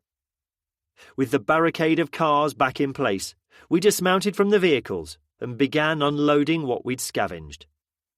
We were still 43 and a dog, but we now had an extra vehicle. Chapter 7. With everyone helping, apart from the lookout in the steeple, we soon had the materials unloaded from the vehicles. Stacking it all into similar piles to enable us to work out what we had, we began. Dave had continued weapons training while we'd been gone, and when we told him our suspicions that we might soon get more unwelcome visitors, he immediately saw the opportunity to take their training to the next level. They were ready to start learning patrol skills, and the chance to combine that with some live firing at what we reckoned would only be a small number of the undead was perfect timing. He called a quick meeting to decide who was going to do what. He wanted to take one large patrol out, consisting of all the new arrivals, with the exception of Bob, the policeman, and Dave, the villager we'd first seen in the tower, who both claimed to have some mechanical know-how, making them useful to help in adapting the vehicles. He included a few more experienced ones just in case. Gathering nervously together, they listened as Dave and Simon gave them their last few instructions before they left the safety of the churchyard. All holding either an assault rifle or a shotgun with bags containing extra magazines or cartridges over their shoulder, they set off. The knights looked out of place as they held their shields and chosen weapons in their hands, but now with the addition of a modern weapon slung over their shoulders. Dave told me he'd thought about getting some of them to bring their crossbows, so he could see for himself how effective they would be. But the need for them to gain experience in handling the weapons from this century overrode his curiosity.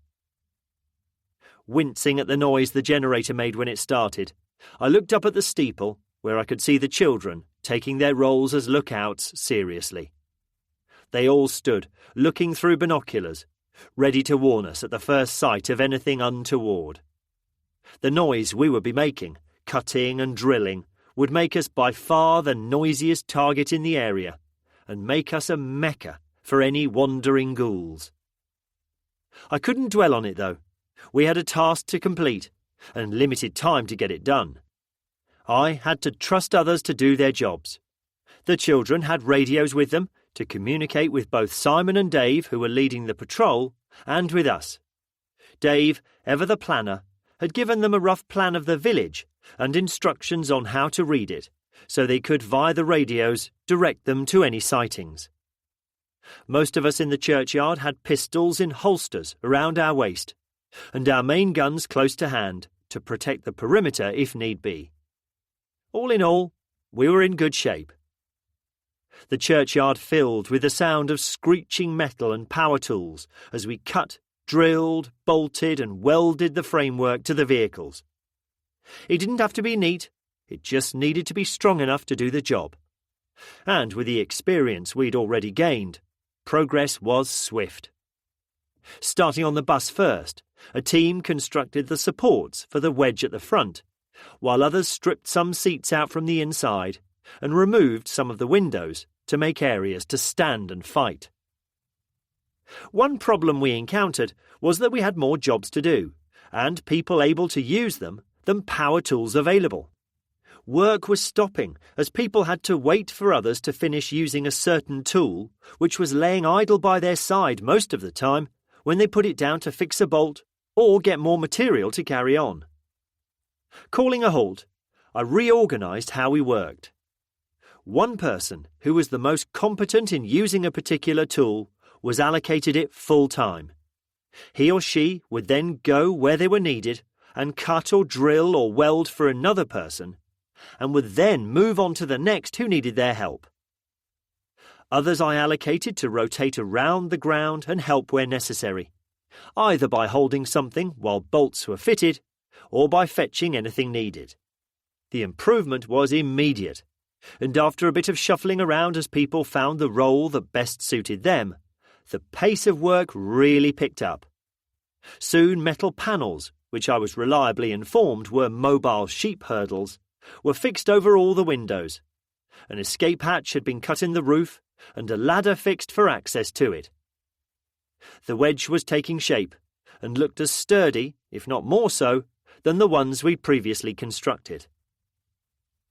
When what I considered the basics were complete, I moved some teams over to start work on the van.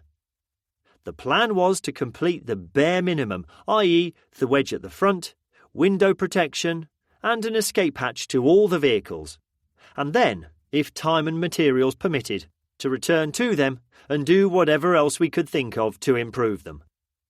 The radio clipped to my belt emitted a loud bleeping to indicate someone wanted to talk. The noise we were making made it impossible to hear anything, so I walked to the other side of the churchyard. It was Dave, updating us on their progress. They'd patrolled the whole village, slowly working their way out from the centre in widening circles, practising drills and manoeuvres as they went along. They had encountered the occasional zombie, usually trapped in a house or car, and they'd all gained real-life experience in killing them. He'd reported finding plenty of food supplies in most of the houses they'd entered, so that would make it worthwhile planning another trip if time permitted. the idea was worth considering. We had sufficient food now, but there were a lot of us to feed. The plentiful availability of food we had already discussed. The whole country had fallen so quickly to the virus that we knew there should be a lifetime of tinned and preserved foods available, from not just households, but supermarkets and the warehouses that supplied them daily. We'd already raided one of the hundreds, if not thousands of lorries transporting all those goods around the country. Finding enough to eat was one of our lesser concerns, but as Sean had kept repeating his prepper's mantra from the first time we'd met him, if it's there, take it. If we had the time and could do it without risk, it was an option worth considering. They'd found a few push bikes, and he'd send Jim the Marine and Noel the young barman to scout further afield to see if they could locate the zombies we suspected were heading our way. They had identified a good ambush location on the village outskirts, where the road ran between two solid walls, and they were busy training the new recruits on how to reinforce and construct firing positions. Jim and Noel had been told that if they found them, to lead them to the trap they were busy preparing. He ended by promising to inform us that they were going to open fire if they appeared, so we wouldn't be alarmed by the sound of guns firing. The Land Rover, with its simple construction and rugged build, made it the easiest to convert. Once a few body panels were removed, revealing the chassis, it was a simple job to fix extra supports to it.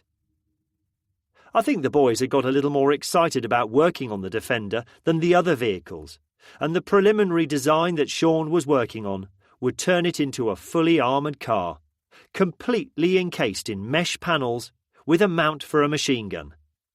He was struggling with how to design, build and mount a fully rotatable cupola on the roof, though. I attempted to steer the excitable, chatting group as they stood staring at the problem back onto a more sensible course, but got drawn into the discussion and soon began chipping in with my own ideas. It took a stern warning from Becky, who had noticed the lack of work going on, to drag us back to the here and now and remind us we still had the basics to complete. The sound of cutting and drilling and sawing filled the air again.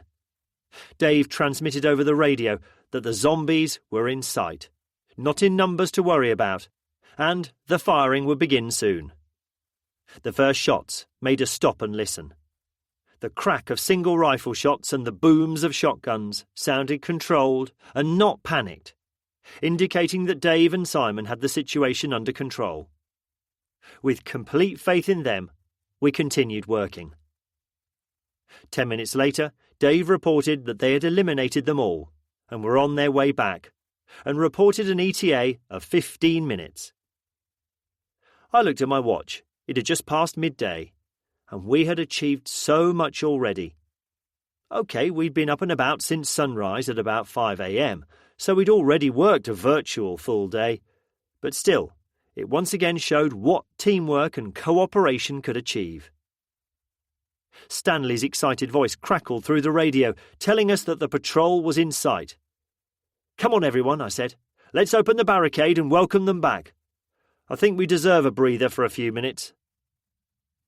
I turned the generator off, and once the ones on patrol had made their weapons safe, under the watchful eye of Simon and Dave, and leant them up against the side of the church, they joined us in the shade cast by its high walls, grabbing bottles of water from a few boxes a thoughtful person had got from the church. As everyone sat, Simon and Dave remained standing and walked into the centre of the circle the group had naturally formed. "Well done, guys," Simon began. "Let's spend a few minutes on an informal after-action report. As far as I'm concerned, you all did great for first-timers. You all maintained good gun safety generally." He looked at the vicar. "Even you, vicar, got the hang of not pointing the dangerous end at anyone eventually." The vicar smiled, and everyone who'd been on the patrol chuckled. "Thank you, Simon. I forgive you for the profanities you kept shouting at me to remind me. But next time, can you keep the good Lord out of it, please?" "Deal, vicar. Unless, of course, you decide to point a rifle at me again when I don't not know if it's loaded. or if there's a round in the chamber, or whether the safety might be on or off. Things like that make me forget about being nice. And trust me, Vicar, I was being nice to you earlier. He waited for the sniggering to subside. Anyway, let's put that aside. You cannot expect to get it right all the time. That's what training is for, so it becomes second nature to you. The bollocking I gave the vicar was for the benefit of all of you. Trust me, you will all make that mistake, and my job is to minimise that and to keep you all safe. He was just the first one I spotted doing it. As for the rest of the patrol, good job. You listened, you never got sloppy, and you never hesitated when killing the few we found here and there. Marksmanship is something that will come with time. That was the first time most of you have fired a gun, and the proof is, you got them all. Neither Dave, nor I, or any other of the more experienced shots fired our weapons in support when they approached. I'm sure you'll all be called upon to use your weapons again soon. And the next time, you'll find it easier, and your accuracy will improve. Overall, well done. Now, take 10 minutes, and then go and strip and clean your weapon as we've shown you. We were still 43 and a dog, but a more confident 43. As for the dog, he was yet to wake up and was lying in the shade of a tree. Chapter 8. Refreshed from the short break, we continued working on the vehicles, determined to get the work done before the end of the day, which would enable us to leave the following morning. With many more willing hands, the pace of the work picked up even more. The children were released from lookout duty in the spire and were allowed to run around the churchyard to get rid of their pent-up energy. Horace the Labrador briefly roused himself to join in with a game of football, until apparent exhaustion once again drove him back to the shade of the nearest tree to recover. Simon spent some time admiring the work that had been done so far to what he was calling his defender, before sitting down with Sean and a variety of fittings and clamps we'd scavenged from the farmer's supply shop to try and make a mount for the light machine guns. By late afternoon, we were the proud owners of 5 heavily armoured, zombie-proof vehicles. A few of us were still working on them, because improvements could always be made, and as we had so much material available, it seemed a shame not to use it. The rest of the group, organised by Becky and a few other women, changed focus to loading the vehicles for the journey tomorrow and deciding who would travel in what vehicle. We reckoned the trailer, with its impregnable high sides, was still the safest transport we had. It was the obvious place for the most precious and vulnerable of the group to travel. Obviously that group was the children, overseen by Maud, and Nikki, who we now knew was pregnant. The 2 vehicles that were the easiest to exit from were the bus, and now also, following Sean's alterations, the trailer.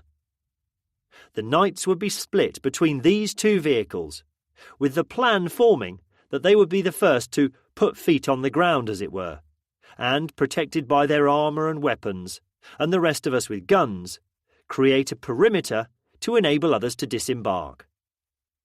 The bus looked formidable. It would provide more comfortable transport for a lot of people, and still be able to transport a large quantity of supplies. It had a wedge at the front and back, and was surrounded by steel sheeting. We had decided to only fix a wedge to the front of the van. It would carry a portion of our supplies, but would have space for more should we find any. Leaving easy access to the rear by not fixing a rear wedge would enable it to be loaded quickly. Even though the work done to the Land Rover was roughly the same as my Volvo, it just looked a lot cooler. Even though I did try to remain loyal to my trusty Volvo, I did find myself casting an occasional envious glance in its direction. Sean and his friends loved it. As preppers, they told us they'd given a lot of thought and discussion time to what would make the best bug-out vehicle, or BOV.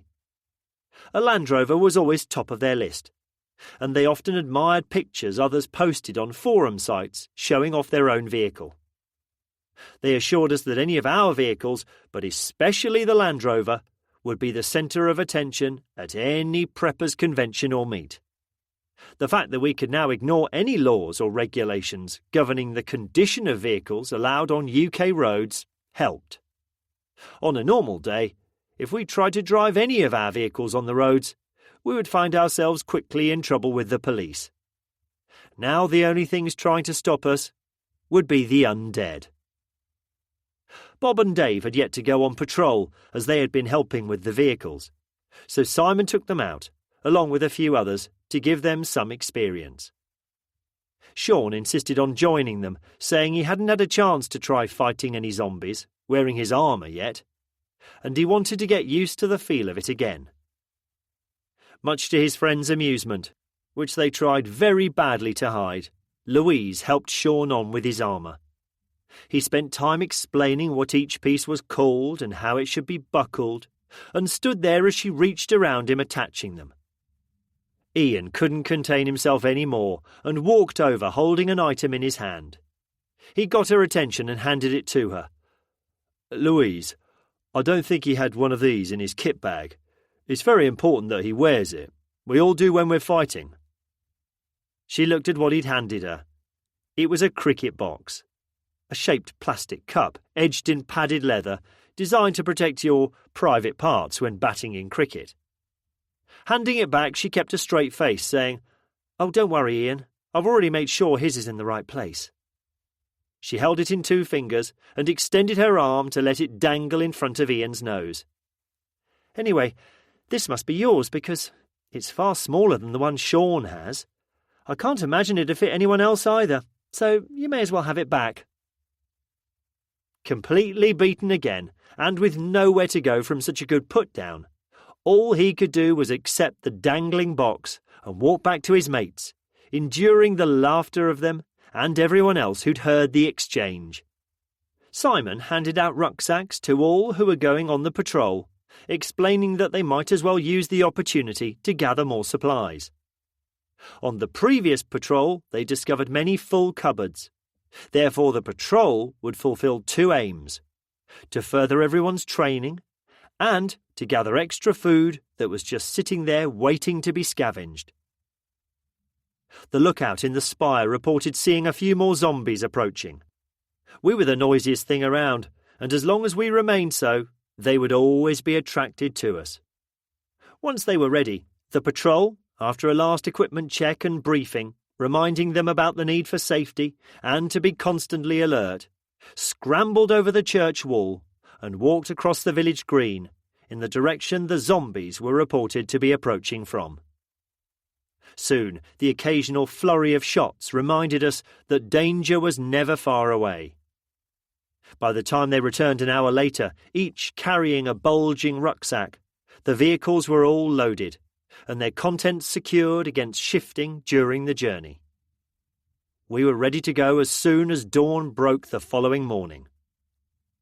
Simon and Dave organised a whole community drill so people would know what to expect when on the road. Everyone boarded their allocated vehicles, and once the vehicles were full of passengers, it became obvious that some of the contents would need to be shifted around. We practiced a few scenarios until we were satisfied we had the best configuration of people and supplies. We then had everyone practice using the spears and hand weapons to fight imaginary zombies surrounding the vehicles. This highlighted a few minor improvements that would make it easier for the ones on the bus to fight. The knights then trained on exiting the trailer and bus as effectively as possible. The bus proved simple. Holding their shields ready, once the door was opened and the metal gate reinforcing them swung back on its hinges, they could exit the bus 2 at a time and create a shield wall, holding back any threats as more exited from behind to support them. After a few attempts and changes to the tactics, they'd worked out the best way to do it. The procedure to exit the trailer, on the other hand, needed more work and thought to get it right. The rear door swung open easily enough, and the ramp could be deployed with not much effort. It was when they walked down the ramp potential problems became obvious. The angle and narrowness of the ramp made walking down it difficult, especially when encumbered with the full weight of their armour. It was hard to swing their weapons or protect each other with their shields until they reached the ground, which meant the first few down would be vulnerable. When they were clear of the ramp, they could form their defensive wall and fight effectively. With practice, this could be done reasonably quickly, and the ramp raised and trailer door shut, protecting the occupants inside. If the ramp was made wider, it would become too heavy to move quickly and potentially expose the ones left in the trailer to danger. No easy solution came to mind, apart from not exiting the vehicle at all when there were too many zombies, so we decided to adhere to that policy.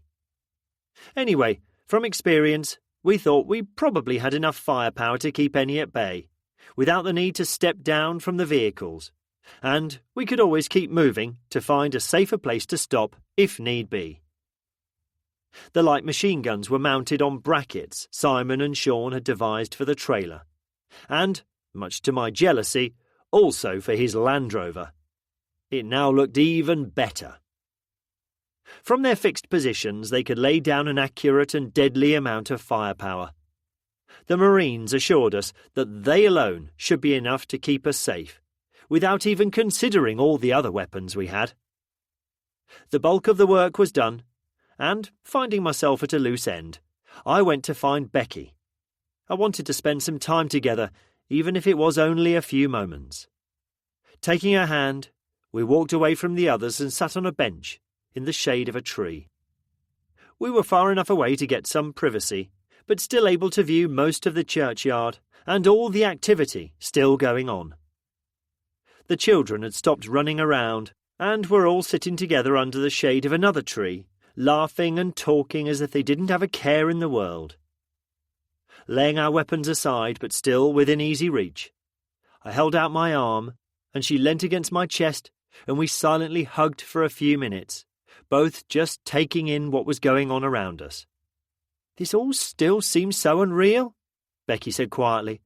"Occasionally, I've found myself thinking that this is all a dream, and soon I'll wake up in our caravan at St. Agnes, and we'll head off to the beach again, but that life, normal life, now seems so far away and distant that it can't be a dream.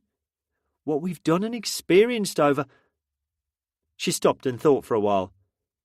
"How long has it been now, Tom? A week now? I can't even remember. It's unbelievable, but what we're doing now seems normal.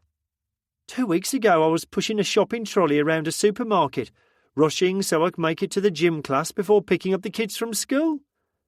And now I'm sitting on a bench in a churchyard, watching over my kids, ready to grab a gun and, without hesitation, shoot in the head what was once a normal person, just like you and me, just so my children can live to see another day. Tell me I'm dreaming, Tom, please. I used to get annoyed at other mums on the school run and their pathetic attempts to drive their stupidly big cars, wishing sometimes I had a gun so I could wreak my revenge. And now, you know what? I have a gun, and would probably, without a second thought, use it on them, just because they deserve it. Is that wrong?" I chuckled, "and you used to moan at me and my road rage. Just be thankful that school runs are a thing of the past so you won't have to." She snuggled in closer. "I don't think you could write this story. Look at what we've done, who we've met, and what we've achieved. It just doesn't seem believable. If you hadn't got us out of that campsite, and at the time I went along with it, even I thought you were having some sort of breakdown, you would be dead along with millions of others. You knew what to do." She was quiet for a few minutes. "I haven't said thank you yet. Thank you, Tom, for saving us. I now think we stand a chance to survive and make whatever life we can out of all the chaos that's happened." A few more minutes of silence and quiet understanding passed between us. I looked across the churchyard and all the activity still going on. Jeff, Alex and Jamie were holding crossbow instruction for anyone who wanted to go, using a large oak tree as a target. The value of those weapons hadn't been fully explored, with everything else going on, I'd fought beside Sean as he'd used his when we thought we were done for at the farm on the moors, and it seemed like an age ago now. Up to a certain range, the crossbows were effective and silent killers, and all his friends had brought a few each with them and a large supply of bolts, so there were a lot to go around. Sean and Jim were still tinkering with the vehicles, all the time adding to the strength and effectiveness of them. Sean and Steve the Marine had now taken Stanley, Eddie and Jim, and Bob's children, Charlie, Bertie and Josh, and Victoria's son, also called Josh, to the church wall, and had begun to teach them how to use the 2.2 rimfire rifles. While they'd slept last night, we'd agreed it would be a good idea to start their training as soon as possible. The 2.2 rimfire rifles were amongst the rifles we'd collected from Shane's gun shop, and with their low recoil, they were a great introductory gun to train them on, and a proven zombie killer, after using the one I got from the farm to great effect, before I'd upgraded to a more powerful military-grade weapon. Shane and Steve had volunteered to instruct them. The other parents and I agreed that having a non-family member and relative stranger teaching them would be a good idea and make them concentrate more. I watched, and they were all listening intently and being as grown up as possible. Not one of them wanted the warnings given to come true, and not be allowed to fire them if they messed about and couldn't be trusted. Becky, darling, I know there's nothing we can do about it, but do we need to worry about the children? Most of them have already killed their fair share of zombies with the spears, and all of them have witnessed sights that wouldn't be allowed in most horror movies. It must be having a deep and profound effect on all of us, so what will it be doing to the children? They're killers now. The rules of the world have changed. It's now acceptable to kill. I'm sure a psychologist will have long and fancy words for it, but I just don't want it to fuck them up, that's all. One day some sort of normality may return, and they'll need to be able to adjust. We both watched as the children, under close supervision, began to fire the guns, aiming at the various cars lying abandoned around the village green. Their excitement at hitting something they were aiming at was evident from where we sat.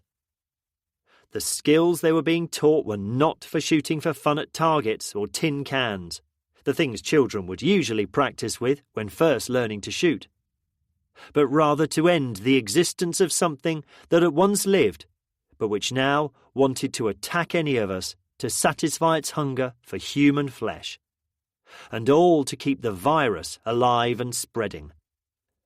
Well, Tom, Becky said with a sigh, all we can do is keep a close eye on them and keep giving them a chance when we can to just be children, to run around and play and forget the world around them. And when do you really think this will be over? We need to reach this castle we're all hoping will provide the sanctuary of promises, and then take it from there. We don't know how long those things will keep going. Will they rot and fall apart eventually, or will they go on forever? There are millions out there all over the country. We can't kill them all, just the ones that are threatening us. We could be stuck behind the walls of Warwick Castle for a long time. Who knows is the answer to that. All we can do is take each day as it comes and keep going. If all goes well, we might even reach Warwick tomorrow, but I doubt it. We've got to try and find Louise's family near Cheltenham, and then Steve's in Worcester first. And who knows how long that will take. We'll plan the route and all the alternatives tonight, but I imagine it'll be slow going. 5 vehicles won't travel as fast as 2, and we're restricted by the speed the tractor can go. 2 days at best is my guess. I looked at the vehicles. Sean and Jim were still working on them, using the time to add more fixings or extra bits on here and there. They looked great. Yes, they were not as neat as they could have been if they'd had the benefit of a machine shop and all the specialist equipment it contained. What we'd previously done had been tried and tested and was known to work. Using that experience, they knew what was needed, and given the limited time and proper materials, they'd worked wonders. They would all protect the occupants, and each vehicle would have its own use. The bus and the van would transport most of our equipment and people. The tractor, with its weight and power, should be able to clear blockages and cleave through zombies. The trailer it towed provided an impregnable fortress and an excellent fighting platform. The Volvo and Land Rover, both heavily protected and modified, could go wherever they were needed, to scout ahead or be agile enough to thin out the undead and provide protection and support for the other vehicles. A lot of the materials we had got from the farmer's supply shop remained unused. We decided to reload the most useful items onto the trailer we'd already got and hitch it up again to Simon's Defender. If we got into any trouble or needed it, it could easily be unhitched and left behind, or reattached after we'd finished whatever we were doing. We had the radios to communicate with each other to coordinate on the move. Sean had already said he would keep a lookout for vehicles with Citizen Band (CB) radios fitted, as they would make communication easier and extend the range. Even with the advent of mobile phones making them obsolete, he knew some truckers still preferred to use them, so he was confident that given time, he would find enough for us all. We both stood up to join the others, refreshed by the normality of having the chance to sit down and spend time together. Everyone else was also finishing their various tasks. The final items were being loaded onto the vehicles, and the children were finishing off cleaning the guns they'd been using. One by one, as jobs were completed, the group slowly drifted into church, attracted by the delicious smells of cooking food wafting out of the door. 43 people, and a dog that had now woken up and looked hungry, gathered in the church for their last night.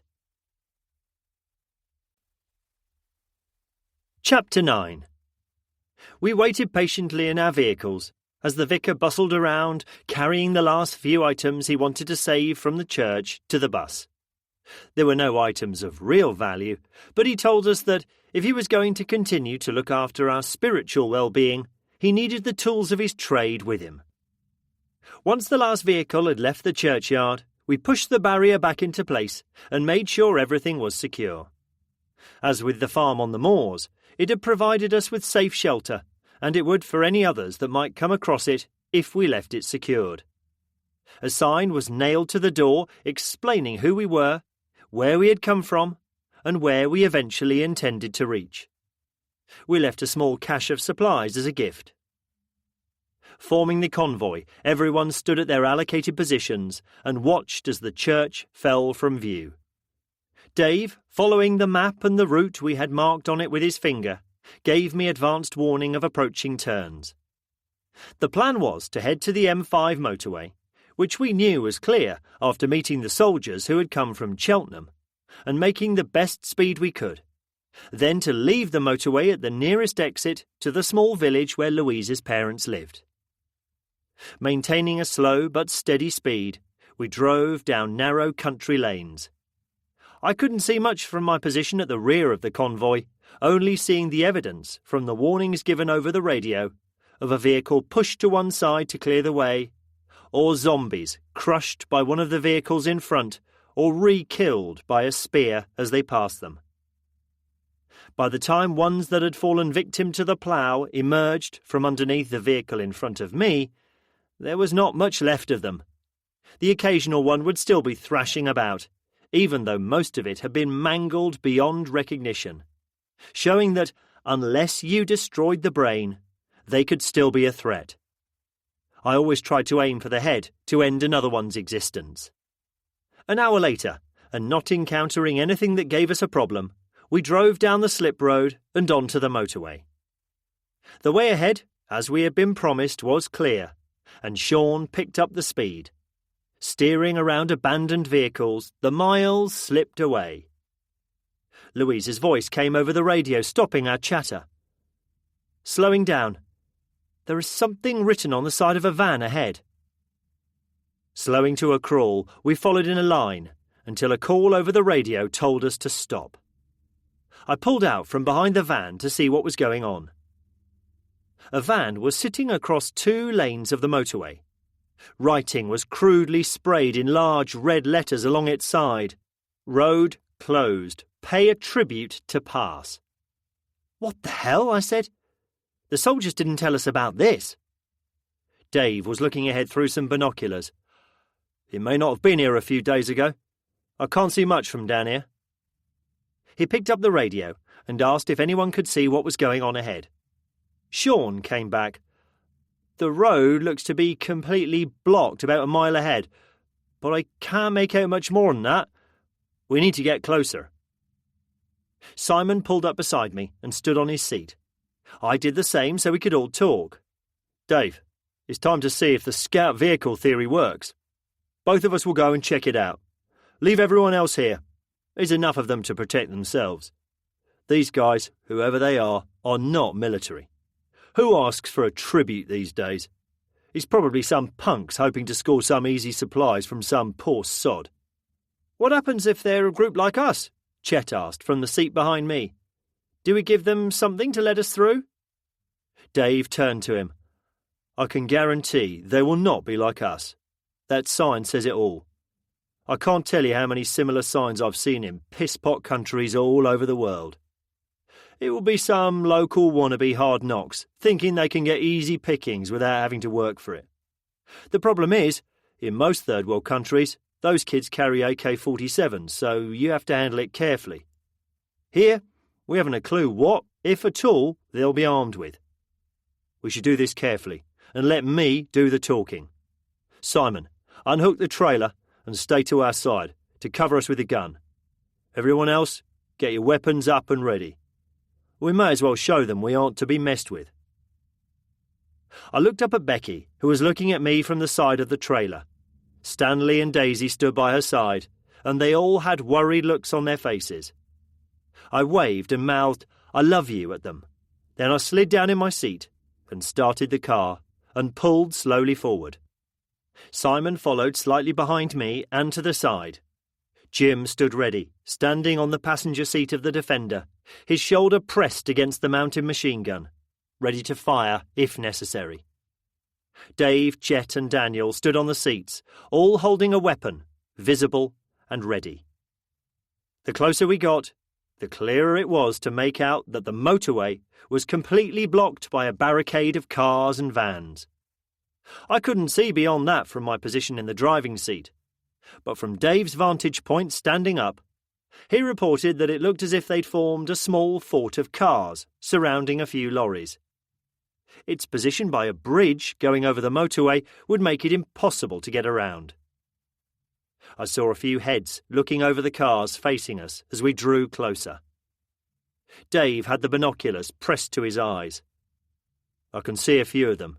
Can't make out how many there are, but it does look as if they have some guns with them. He chuckled. "Well, with my eyesight, they're either broomsticks or guns, but they're holding them as if they're guns, so that'll do.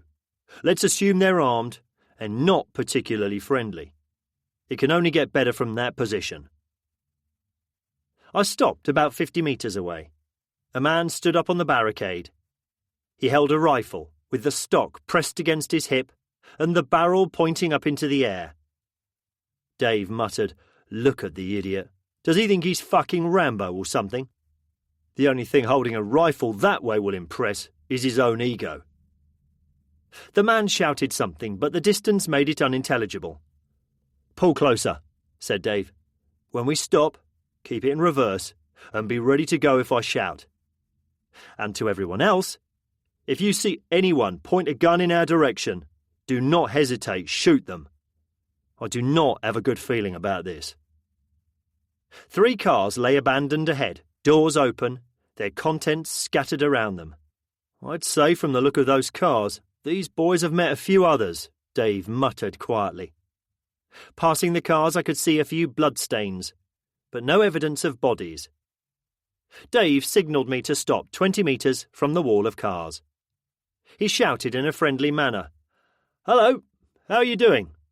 You seem to have a nice setup here, and we would love to stop and chat, but we need to continue our journey.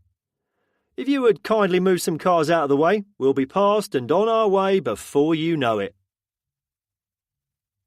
The man, who was still standing on the bonnet of a car and holding what looked to be a hunting rifle, stared back at us. He was in his early 20s and was wearing jeans and despite the heat, a leather jacket. I think he was taken aback by the intimidating sight of our vehicles, with men standing, some in uniform, pointing not just assault rifles and shotguns at him, but a machine gun mounted on the Land Rover. He turned and spoke to others hidden behind the barricade, more heads slowly appearing. I couldn't see any more firearms, but that didn't mean they didn't have them just out of sight. He seemed more confident now he had more support. "Did you not see the sign? We own this piece of road now, and in return for us keeping it clear of walkers, you must pay to pass." "What do you have to pay us with? If you're from the army, then, as we're doing your job, you must give us some of your guns, so we can keep helping people." I heard a few snorts of laughter from behind the barricade. "I'm not authorised to give weapons to non-military people, son, so that's not going to happen." Dave waved his arm at the cars lying abandoned around us, with their contents haphazardly dumped all around them. "And, if you're helping people, as you say, what happened to the ones in these cars? They, didn't want our help and decided to walk from here," he said, a smile spreading across his face. Dave stared at him long and hard. "Son, are you going to let us through? I haven't got the time or patience to get into a pissing competition with you. You will not get any guns from us, full stop. But if you let us through, we can give you some other stuff that might be of use to you." The man, obviously feeling he had the upper hand, despite all the guns pointing at him, replied, "No guns, no pass." Dave sat down next to me. He must be off his head on drugs or something if he can't see the danger that he's facing. But the problem is, we don't know what we're facing either, and I'm not going to risk getting into a needless fight with those idiots. I'm sure we'd win easily, but one of us might get injured or worse. They're just not worth it. They're up to no good, and any other day I would say we deal with them. But we need to keep moving and not put any of us at risk. I say we turn around and find another route. Just let me check with Simon, see if he agrees." He picked up the radio and explained his feelings to Simon. He also agreed that, even though he wanted to teach the young idiot a lesson in manners and humanity using his knuckles, caution would be the best policy. Dave stood up on his seat again. "OK, you win. We'll find another way. Before we go, though, you may think you're big and hard hiding behind those cars, stealing off whatever poor sods you find. But haven't you noticed? The world has gone to shit, and whatever game you think you're playing will only end badly for you unless everyone starts helping each other." The man laughed at him. "Piss off, old man. We can do what we want, and no one can stop us." I couldn't hear the rest of his words as I reversed the car and turned it around. Dave, who had heard the rest of what he'd said, was fuming. He wanted to jump from the car and beat the crap out of him. I was trying to calm him down when Daniel, who was still standing on the seat behind me, facing towards the roadblock as we drove away from it, was thrown backwards, followed immediately by the loud boom of a gun being fired. His limp body slumped down, and he came to a rest, facing upwards, at an angle between the front seats, with his head resting on my lap. His face was a bloody mess. Blood poured from the back of his head, covering me. I screamed in shock and panic. He had obviously been shot and was in a bad way. I slammed my foot on the brakes of the car so I could tend to him. Dave roared at me, "Fucking drive!" And then to everyone else, "Fire! They're shooting at us!" With one hand on Daniel's ruined head, I put my foot down hard on the accelerator. As the car shot forwards, I was deafened by Dave and Chet firing their weapons at the receding barricade. I could hear the machine gun firing controlled bursts from the Land Rover as it too sped along beside me. Futilely stroking his head, I was shouting over and over, "Daniel, you're going to be okay, hang on in there," as the car sped towards the rest of our convoy. I was soaked in his blood.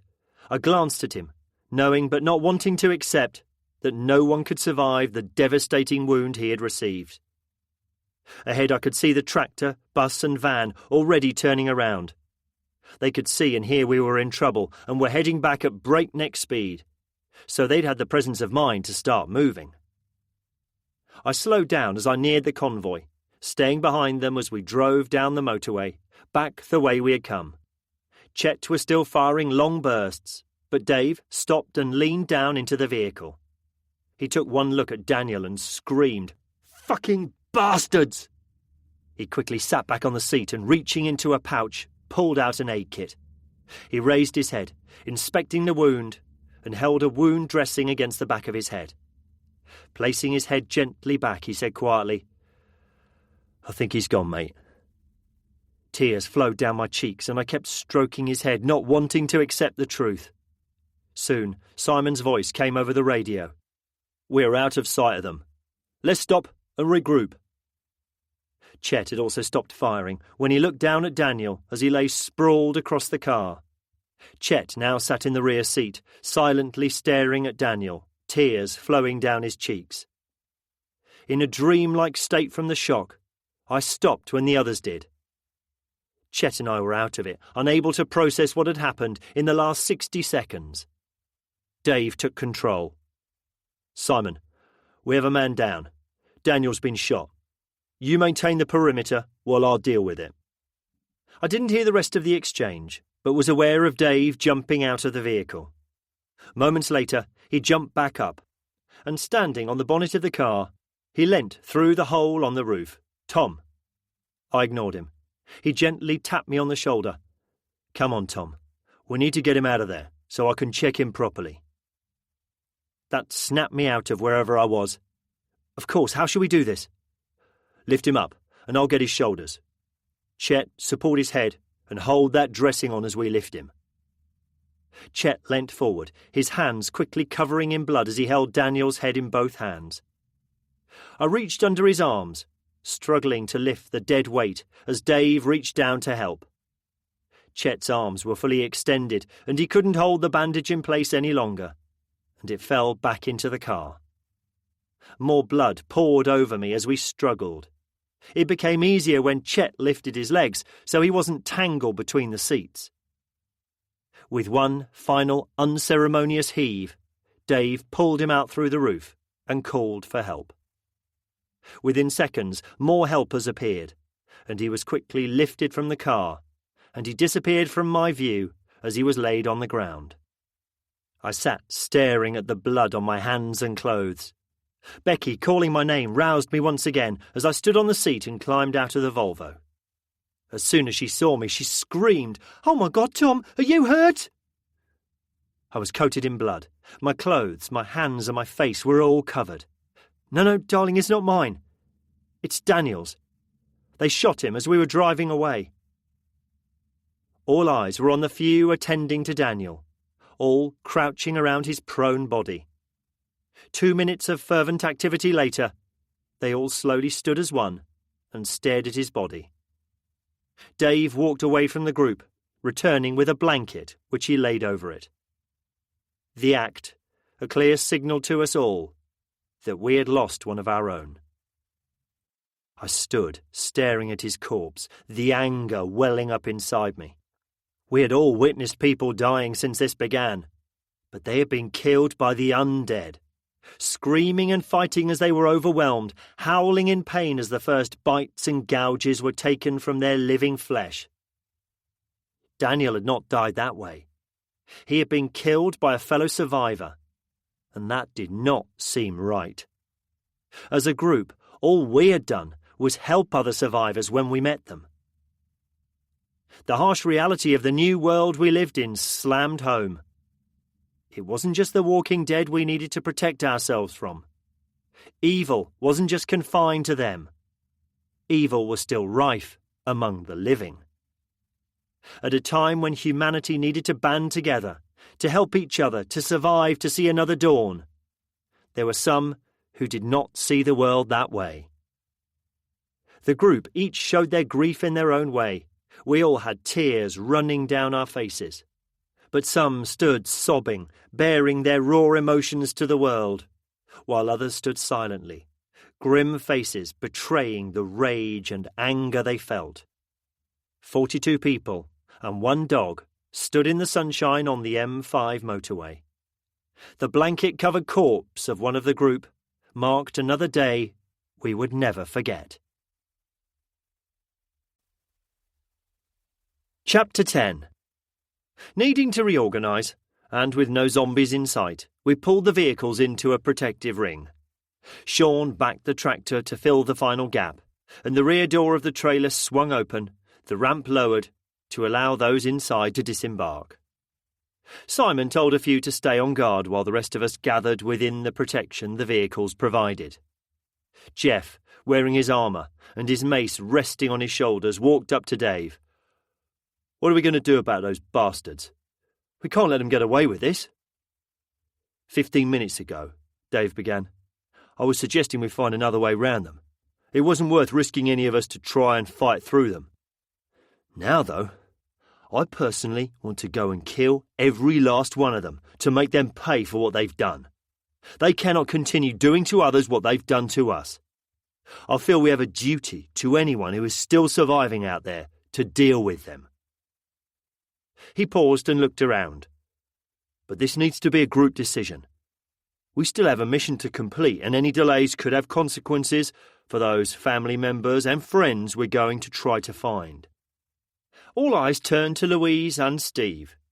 They were the ones whose families we had promised to get to, and therefore could directly be affected by any delays caused in getting to them. Louise spoke first. Sean was standing beside her, and she took his hand, and wiping away the tears from her face, she spoke confidently. I don't know if any of my family are still alive. I hope to God they are. But in reality, I think we all know that the chances of finding them living are very remote. I do want to try, though, because not knowing would be worse. If they're gone, then I can deal with that, but a part of me knows that they most probably are, and is already grieving for them. Daniel was one of us. Part of our new family, if you want to put it that way. His death cannot go unanswered. And as Dave quite rightly said, they cannot be allowed to continue. We owe it to everyone still living to eradicate anyone we come across who thinks they can use the new shitty world we're living in to cause suffering and death to others. I think we were all impressed by the eloquence and passion of her speech, and we all remained silent for a few moments, digesting her words. Steve spoke next. He put it more simply. Daniel was a great bloke. Those bastards need to pay for what they've done. I say we go get 'em. I looked around, catching the eye of each one of them as they all silently nodded their agreement. The game had changed. Not only were zombies our targets, but survivors, albeit ones that had lost their humanity. The planning began. Simon and Dave spread a map out. The nearest exit from the motorway was about 5 miles behind us.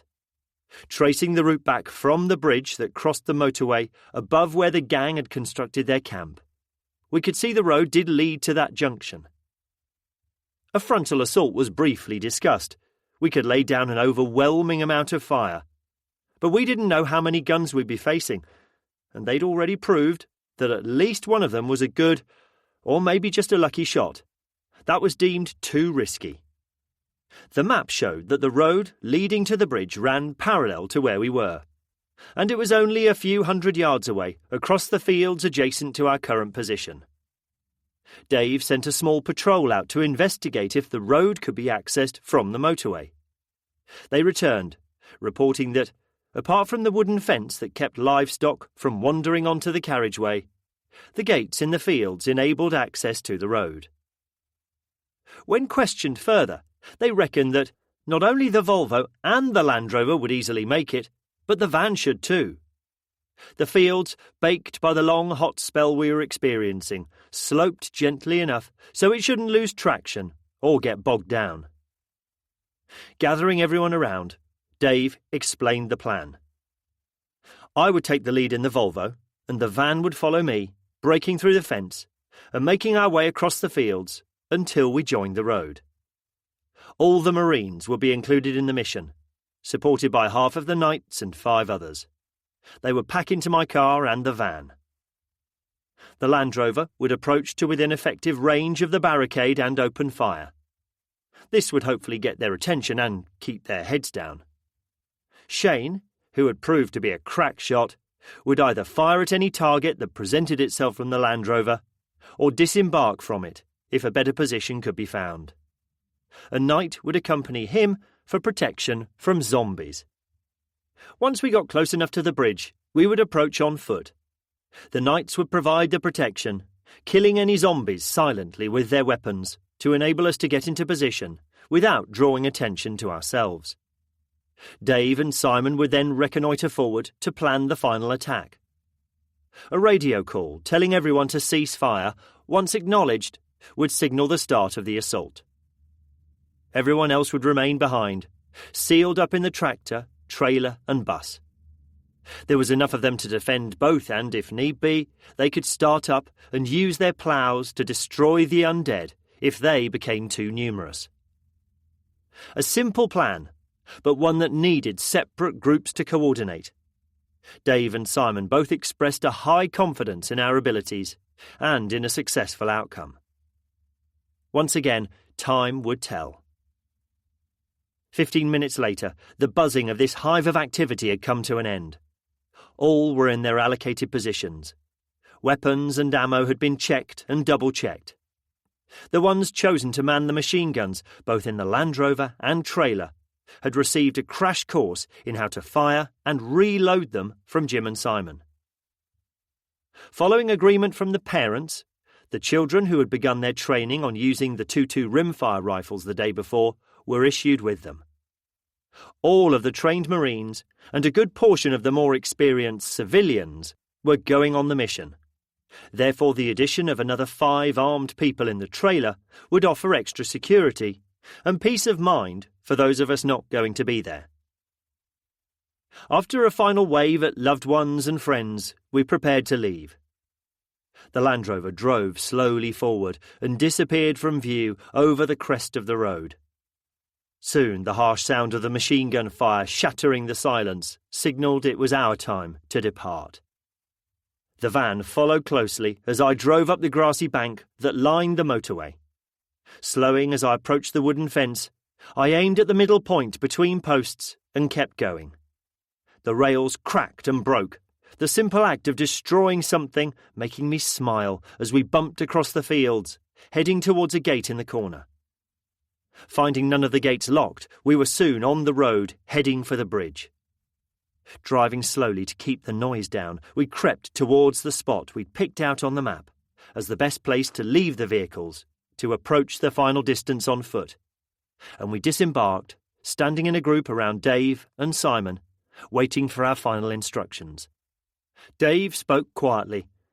"Right then, guys and girls, Simon and I will check the lie of the land ahead." He pointed at Jamie, who was wearing his full armour and had his axe over his shoulder. "Could you come with us, please, to watch our backs and to deal with any undead? The rest of you, wait here. I don't need to tell you to stay alert. The amount of noise we have been and still are making will surely be attracting them from miles around. To be fair, I'm surprised none have appeared yet. Jim, you're in charge while we're gone, so the rest of you, just do whatever he bloody tells you, okay?" Without further ado, he turned, and with Jamie following, his armour clinking at every step, and Simon bringing up the rear, they set off down the road and disappeared around a bend. Following Jim's instructions, the rest of us who remained crouched in an outward-facing circle. The only sound was the not-too-distant rattle of the machine gun, interspersed with spaced single cracks from what must have been Shane sniping at any targets of opportunity. I crouched, holding my rifle in the ready position, as I had been shown, my trigger finger lying flat against the weapon, just above the trigger, ready for anything that might come towards us. I felt tense, and glancing around, I was sure the others felt the same. We'd fought zombies dozens of times already, mainly from the relative safety of the vehicles, or on foot only when it was completely unavoidable, or when the odds were in our favour. This was the largest operation we had mounted, and it was against the living. I didn't feel any moral objections to what we were about to do, They had needlessly killed one of us, and had no doubt in their hopefully short reign of terror killed others or condemned them to die by stealing whatever possessions they had and refusing to offer shelter. At no other time in human history had mankind needed to work together to forget differences, be they political, race, gender or whatever, to survive. But despite all that, the bad side of human nature could override basic common decency. It didn't take a genius to work out that there would be enough supplies and equipment lying abandoned in shops, warehouses and homes to keep the surviving population going for a long time. This was due to how quickly the virus had spread, but you just had to be brave enough and organised enough to go and get it. Some, though, would still take the easy option and steal from others. These were the first of such scum we had come across, and I was certain they wouldn't be the last. How we dealt with others we found needed to be discussed between us when the time was right. The sound of chinking armour drew my attention in the direction Simon, Jamie and Dave had left. They rounded the bend at a full sprint, Jamie, even though he was carrying a full weight of armour, keeping up with them. Breathing heavily from the exertion, Dave spoke. "The situation has changed. There's a massive horde heading down the motorway towards their position. I can't tell how many, but they stretch back as far as I can see. There must be thousands of them. All I know is that it's bigger than the one we faced back at the base. I don't think their walls will keep them safe.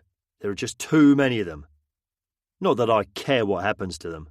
My concern is that they're heading towards us." He looked at us. "Anybody have any suggestions?"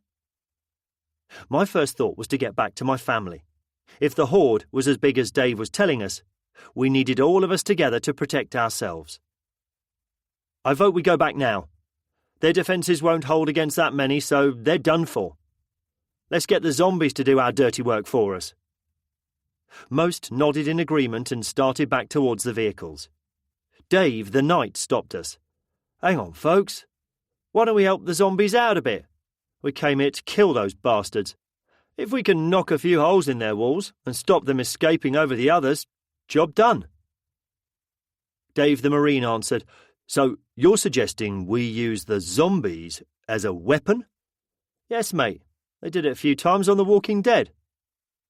"And are you suggesting we adopt tactics from a made-up TV show?" He laughed. "It's not so made up now, is it? I do think we should watch the show again as a sort of training video. We're living in the same world now, and most of what happened to them might happen to us. It should give us some good ideas." It was Dave's turn to laugh. "Right then. All of my years of military experience are being overridden by some scriptwriter in America. Oh well, I can't think of anything better, so let's get on with it. If we put our foot down, we're less than 10 minutes away from the others.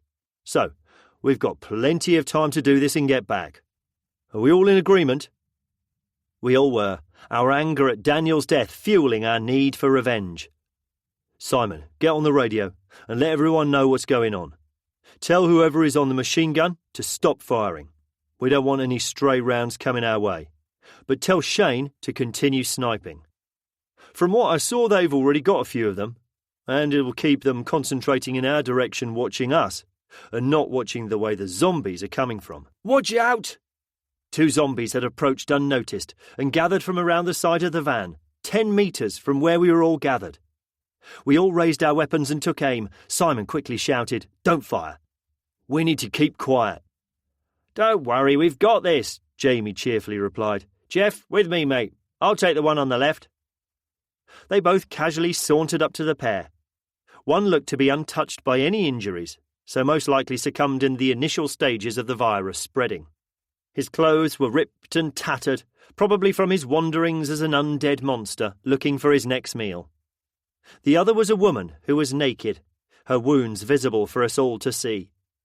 Her neck had an obvious bite wound, and her stomach had been ripped open, so her intestines bulged out, hampering her progress as she kept stumbling on a trailing piece of gut. Had they been husband and wife? Had the man turned first and attacked his wife as she slept beside him, infecting and turning her? The bonds of their relationship seemed to be somehow keeping them together in their new existence. Jamie swung his axe, taking the woman's head clean off her shoulders. Jeff swung his mace overhead next. The man's head caved in, and brains and blood sprayed out of his ears, nose and mouth. I watched as they fell, their bodies falling on each other, the man's arms lying across what might have been his loved one in a final embrace. Simon got our attention. "I'll take the blame for that. Bloody rookie mistake, though. We stopped checking our perimeter when we were all having a lovely chat." He looked at Dave. "Maybe we do need to watch The Walking Dead. I'll need to get up to speed on this zombie thing. Right then, let's get on with this." He took a radio out of his pocket and informed the others what we were planning to do, and to get ready for our speedy return. Once they had all acknowledged, we got ready. The machine gun falling silent was our signal to approach the bridge, seeking shelter under some trees that would hide us, but give us a view of our target. And once in situ, we planned what to do next. The horde of approaching zombies was clearly visible. They filled the motorway from side to side, hemmed in by the fences, and stretched back as far as I could see, easily numbering in their thousands, maybe tens of thousands. It looked as if the entire undead population of a town or city had left as one mass, searching for their next meal. I remembered watching a documentary a while before about migrating animals, and it said that sometimes the herds grew so massive that the ones at the back starved to death, due to the lead ones eating all the available food as they cut a swathe through the land on their journey to fresh grazing. The similarity was eerie, but probably true. All the available food sources in an area, i.e. humans, had been exhausted where they were, and now they gathered together and, as one, had started to move on to find a new source. They were migrating, forming a massive and unstoppable tide of undead flesh-eating monsters. We'd already observed and agreed that they tended to coalesce, some primeval programming still left in the brain, probably telling them that they could hunt better together in packs. Would these individual groups eventually meet and form a super herd? Probably, I guessed. We could one day find ourselves facing millions of them. Our objective, Warwick Castle, needed to be reached as soon as possible. We didn't yet know if it would be suitable. If it was, I imagine there would be a lot of work to do to make it impregnable against an untold number. Time was of the essence, and if it ran out and we weren't fully ready, we could be in serious trouble with nowhere left to run. The thugs hadn't spotted them yet, and were all, as far as we could tell, crouching behind the bullet-scarred barricade, facing the direction where the firing was coming from. Occasionally, one of them fired a wildly aimed shot in that general direction. Not all of them were armed, but most did have either a shotgun or rifle. We were in a rural area, so one or more of them had either owned them or known where to get them from. I counted 4 bodies lying amongst them, victims of either Shane or the machine gun.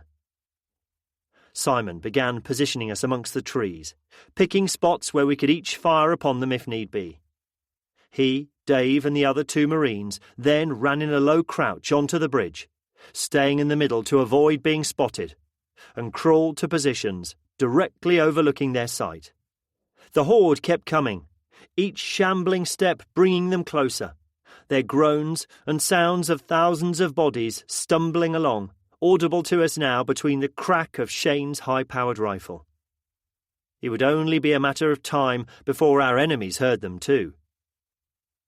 Glancing around, I could see we all had our weapons raised, everyone using a tree or fallen branch as cover, silently observing them through their sights.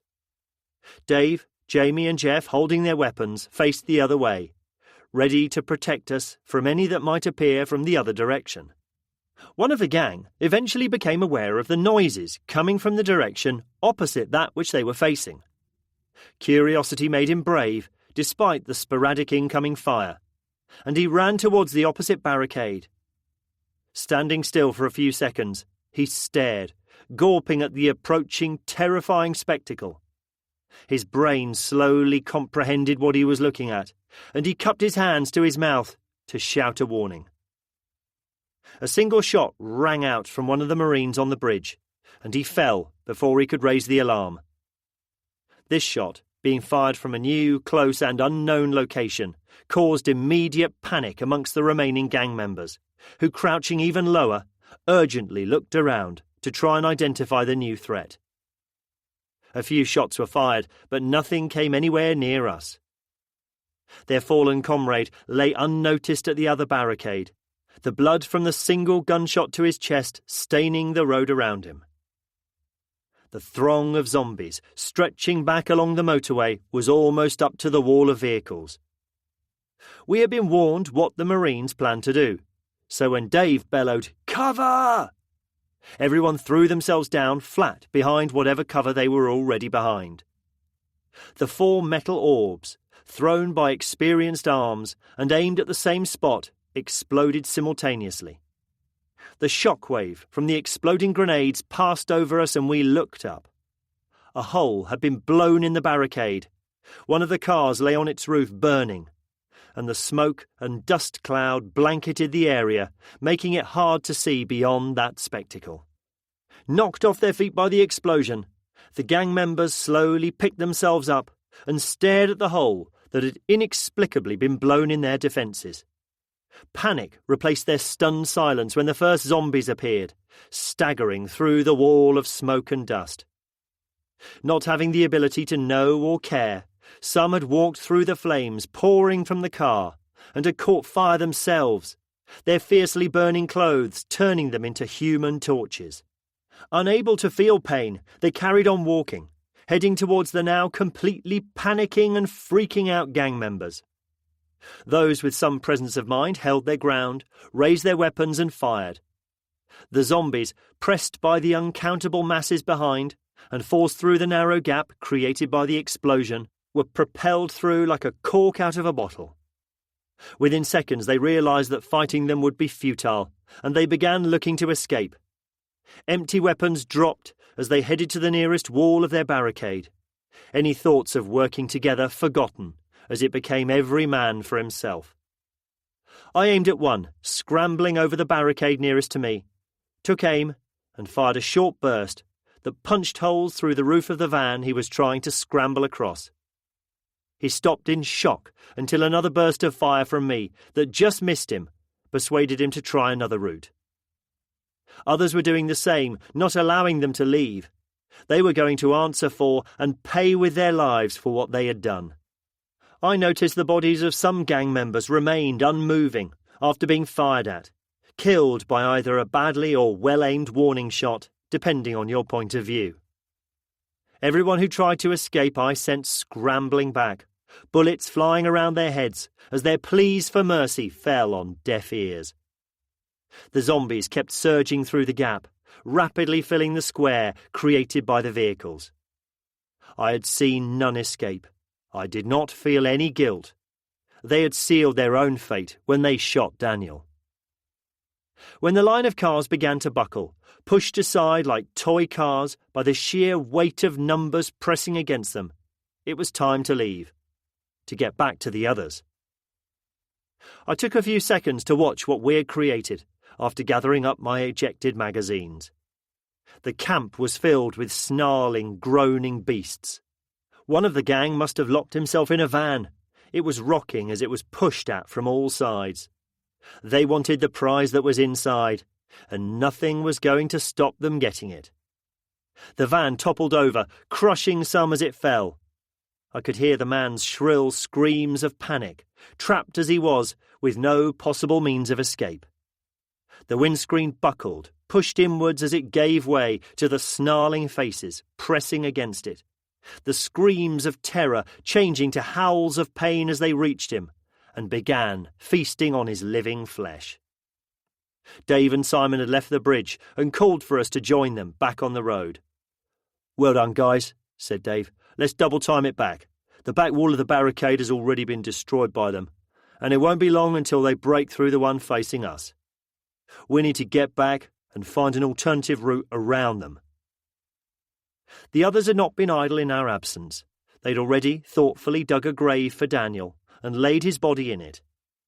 We gathered round as the vicar conducted a brief but emotional service at his graveside, and we all said our last goodbyes. Following that, and in the time it took us all to board all the vehicles, Simon quickly went to retrieve his trailer that we'd abandoned earlier. Starting our engines, we followed Sean as he led the way back down the motorway to find a route around the impassable mass of the undead. 42 people and 1 dog silently kept watch for the next threat as they continued the journey. The dog not so much. He was asleep again. Chapter 11. The route Sean chose took us back over the same bridge we had just been on. We couldn't help but slow down and gawp like rubberneckers, reducing speed to look at a crash on another carriageway as they passed it. The barrier of cars had been destroyed by the advancing zombies, their weight of numbers unstoppable. Still stretching into the distance, the compact mass of countless thousands continued their journey south in their search for their next meal. At Weston-super-Mare, we'd been forced to divert off the motorway when we'd found it blocked by a vast mangle of crashed and abandoned vehicles and thousands of zombies. If they kept on going straight and didn't deviate from the obvious straight route, they would eventually meet. Joining together, and if they kept going, their eventual destination would be the end of the motorway at Exeter, and from there following the same route we had taken, but in the opposite direction, deeper into the southwest, towards Cornwall. I thought of Willie. Would he remain safe, protected by his isolation in the wilds of Dartmoor? If we had a ham radio, we could contact him and warn him. Sean was already on the lookout for CB radios to scavenge from trucks, but we also needed to look out for the telltale signs of a house with a radio antenna rigged up on the property somewhere and take it. Had the soldiers found their families safe and well? The chances, I knew, were slim, and with the massive pack of undead slowly heading their way, I also hoped they wouldn't encounter them.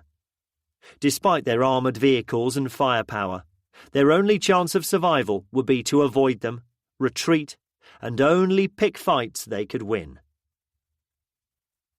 Dartmoor. In the days following the group's departure, Willie worked tirelessly, reinforcing and improving his perimeter, building walls higher, adding extra barriers of wire fences and more early warning tripwires and flares. Being alone, he knew it was impossible for him to maintain an effective all-round guard, so he ensured that what he built and improved would offer him the best protection. The house he turned into a fortress, strengthening the shutters and keeping the now heavily armoured tractor and trailer parked up against its wall, so if need be, he could climb down from an upper window and escape. He built defensible outposts around his property and further afield, places he could keep watch from or run to if caught unawares. Hidden in each was a small stash of food and extra ammunition. Already a very organised man, he catalogued his food and equipment supplies. Augmented by his foraging and hunting skills, he knew he could survive indefinitely at his farm. If he took people in, though, as he had promised and was prepared to do, the extra mouths would eventually put a strain on his resources. Using his intimate knowledge of the moors from his years living on them, he began patrolling further afield. Visiting the nearest properties to him first, he quickly became adept at dispatching the previous occupants if they were still living there, taking any food or other supplies he found back to his property.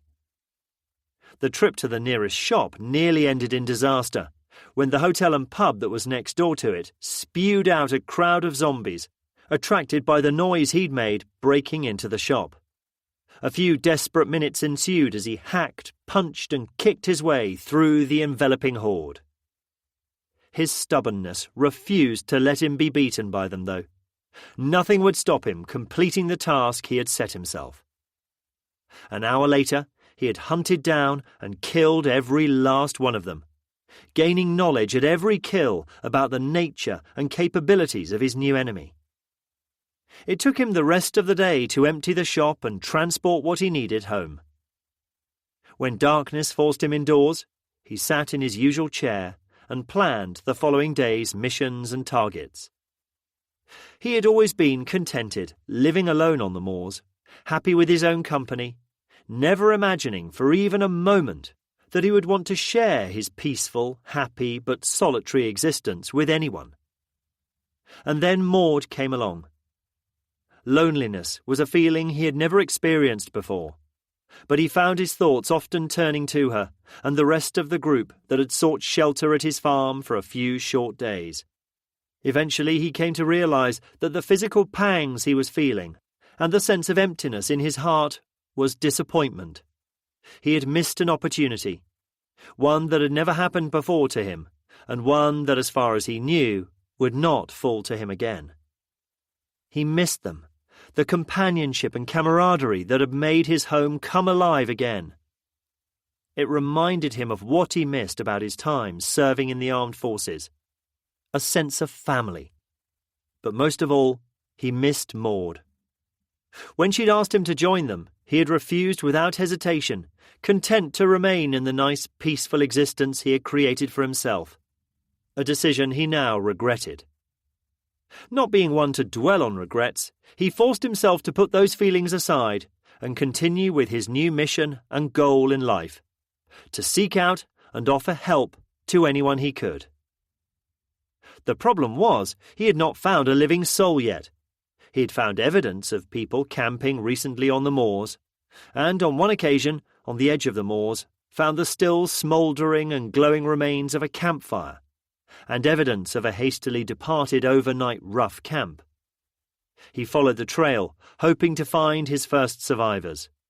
Zombies scattered the path, evidence of a bitter fight for survival. Re-killed, and from what Willie could tell, it had happened recently. Willie quickened his pace, hoping he could reach them in time to help. He found them a mile later. They had attempted to reach one of the granite tors that towered from the ground in many places over the moors, seeking the safety the castle-like rocks could provide. This one unfortunately had sides too steep to climb, and they had become trapped, forced into a small cleft in its side. Zombies littered the ground around the entrance, all with their heads smashed in from whatever weapons they had been carrying. One he noticed still had a golf iron with a broken shaft sticking from its skull. The loss of the weapon had sealed their terrible fate. At the end of the narrow cleft, 3 zombies were still feasting on the bodies. Willie's anger grew. The family had almost made it, killing over 20 in their desperate fighting retreat, only to have their main weapon break with only 3 left to fight. The whole unfairness of it turned his anger into rage. He had almost found his first survivors. He could have offered them shelter and safety, a chance to live. Instead, he had missed them by probably no more than 30 minutes. The rage increased as he began to feel guilty. He had let them down. Why hadn't he left earlier that morning? He'd selfishly sat having a second cup of coffee, waiting for the dawn to show itself on the horizon, while this family was fighting for its existence. He let his rifle drop on the harness that held it to his body and pulled the adapted light sledgehammer he'd chosen as his preferred close-quarter weapon from the straps that held it to his pack. One end of the head he had sharpened with an angle grinder for use as a piercing weapon. The other he'd left as a blunt head smasher.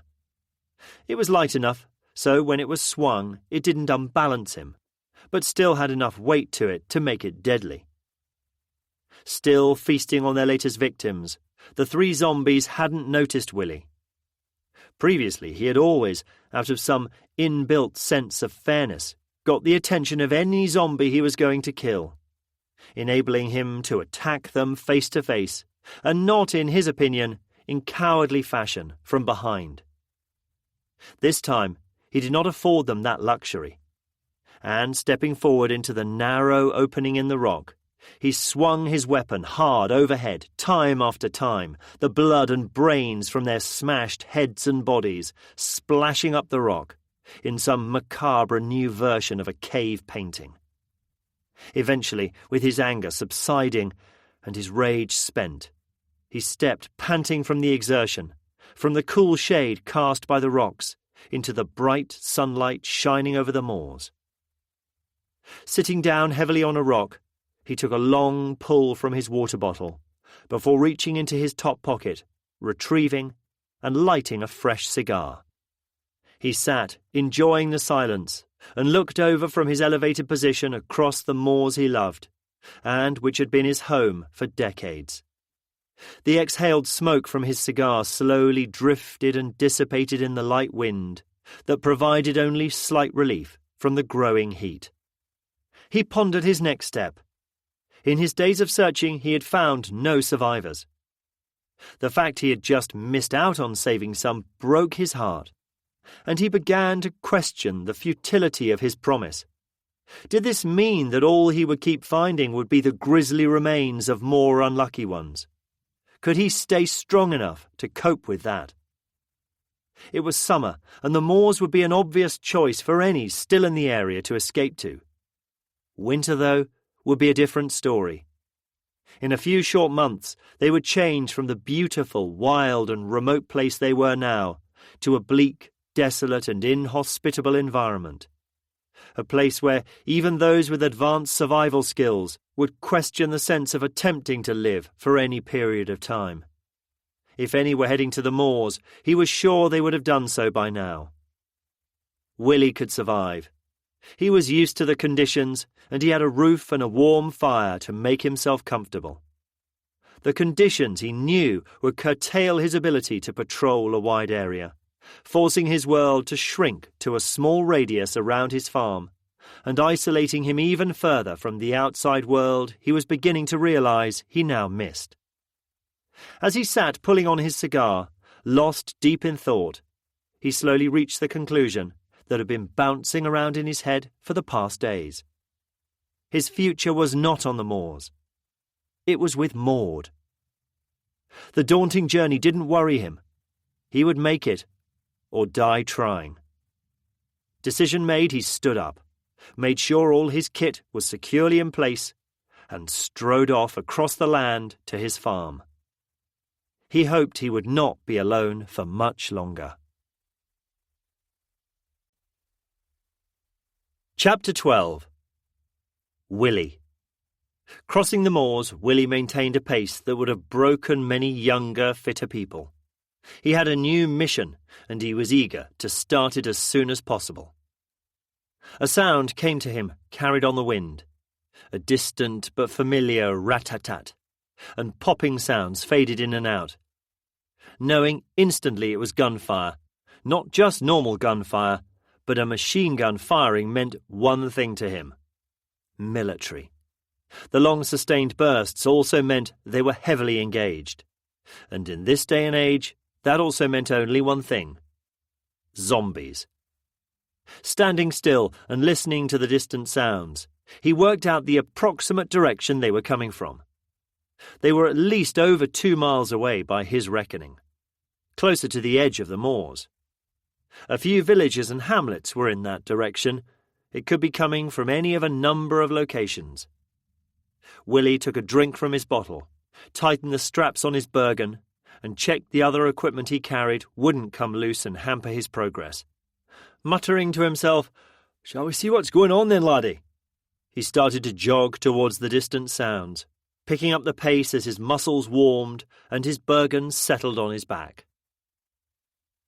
Captain Hammond.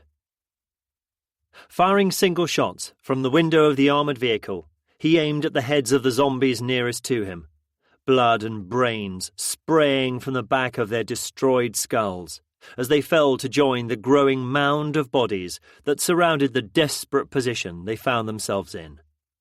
He changed magazines and looked around, then smashed his fist against the front windscreen and screamed in frustration. The rear vehicle of their convoy, a lorry, was stuck, jammed against a wall, with its rear wheels raised off the ground by a built-up morass of crushed and mangled bodies. It was engulfed by zombies trying to reach the 2 soldiers inside. The other vehicles were similarly surrounded. Fortunately, every vehicle they had taken from the base at Cheltenham had upgraded protection built into them. So as long as the men stayed inside their vehicle, they would be protected by the armoured glass and reinforced sides and doors. The higher level of the lorries and the armoured car still allowed the men to fire down on the zombies, but the men in the lower-slung Land Rovers had to endure being trapped with the zombies pressing right up to the windows, enveloping them under a mass of flesh as they climbed up and onto the bonnets and roofs. Stuck for over half an hour, they were now just firing occasionally at the zombies surrounding them, not with any hope of being able to rid themselves of them, but out of a sense of frustration, of at least doing something rather than sitting there helplessly, watching the milling undead. When is something just going to go right for us? Come on, please, give us one break, I beg you. He had hoped that after their first desperate days, their situation would improve. First of all, they'd found themselves battling through the streets of Cheltenham, until forced to shelter in a house for days until the horde moved on, enabling them to get back to their base. No one was left alive at the base, and with no command contactable to get further orders, they had chosen to try and reach their families, based at a barracks near Exeter. Taking what they wanted from the vehicle pool and loading them with everything they could take from the armoury, they formed a convoy and headed south.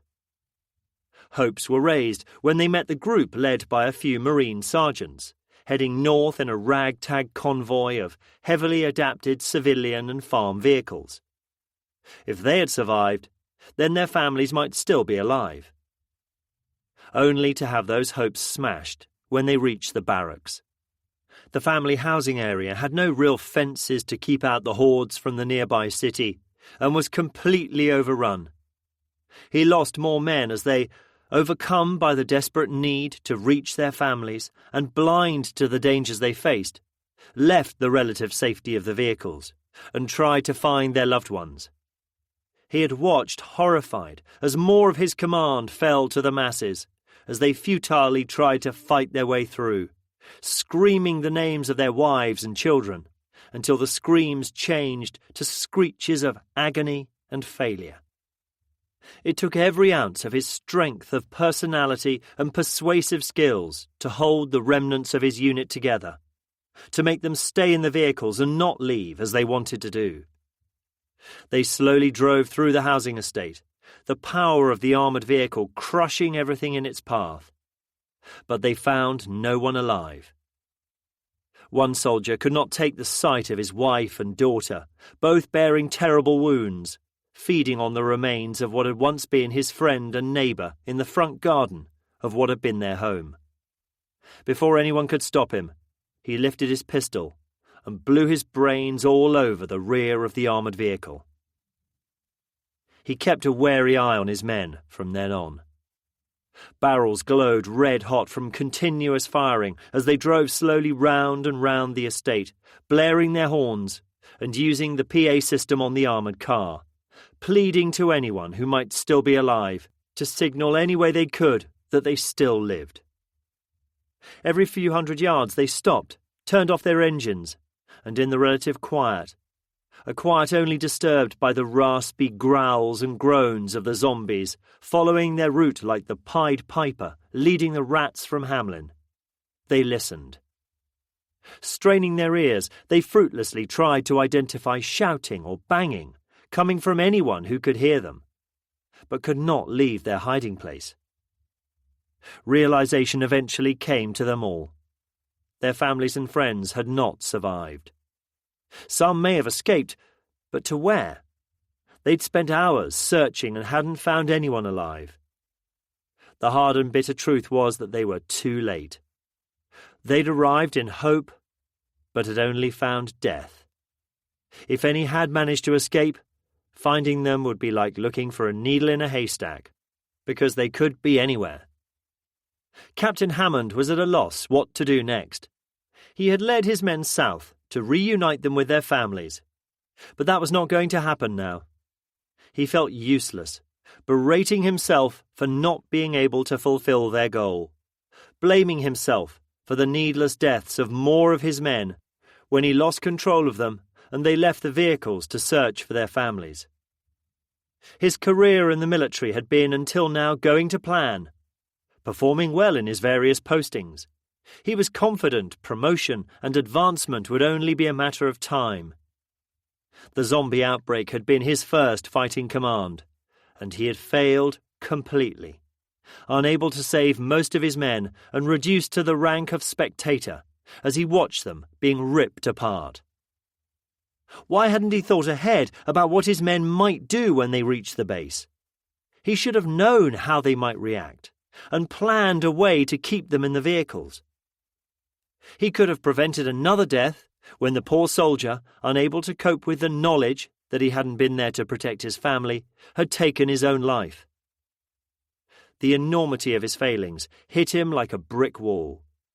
He wasn't fit to be in command. He didn't deserve to even live when so many of the men he was supposed to lead had died. Slumping back in his seat, he stared at the chaos surrounding them.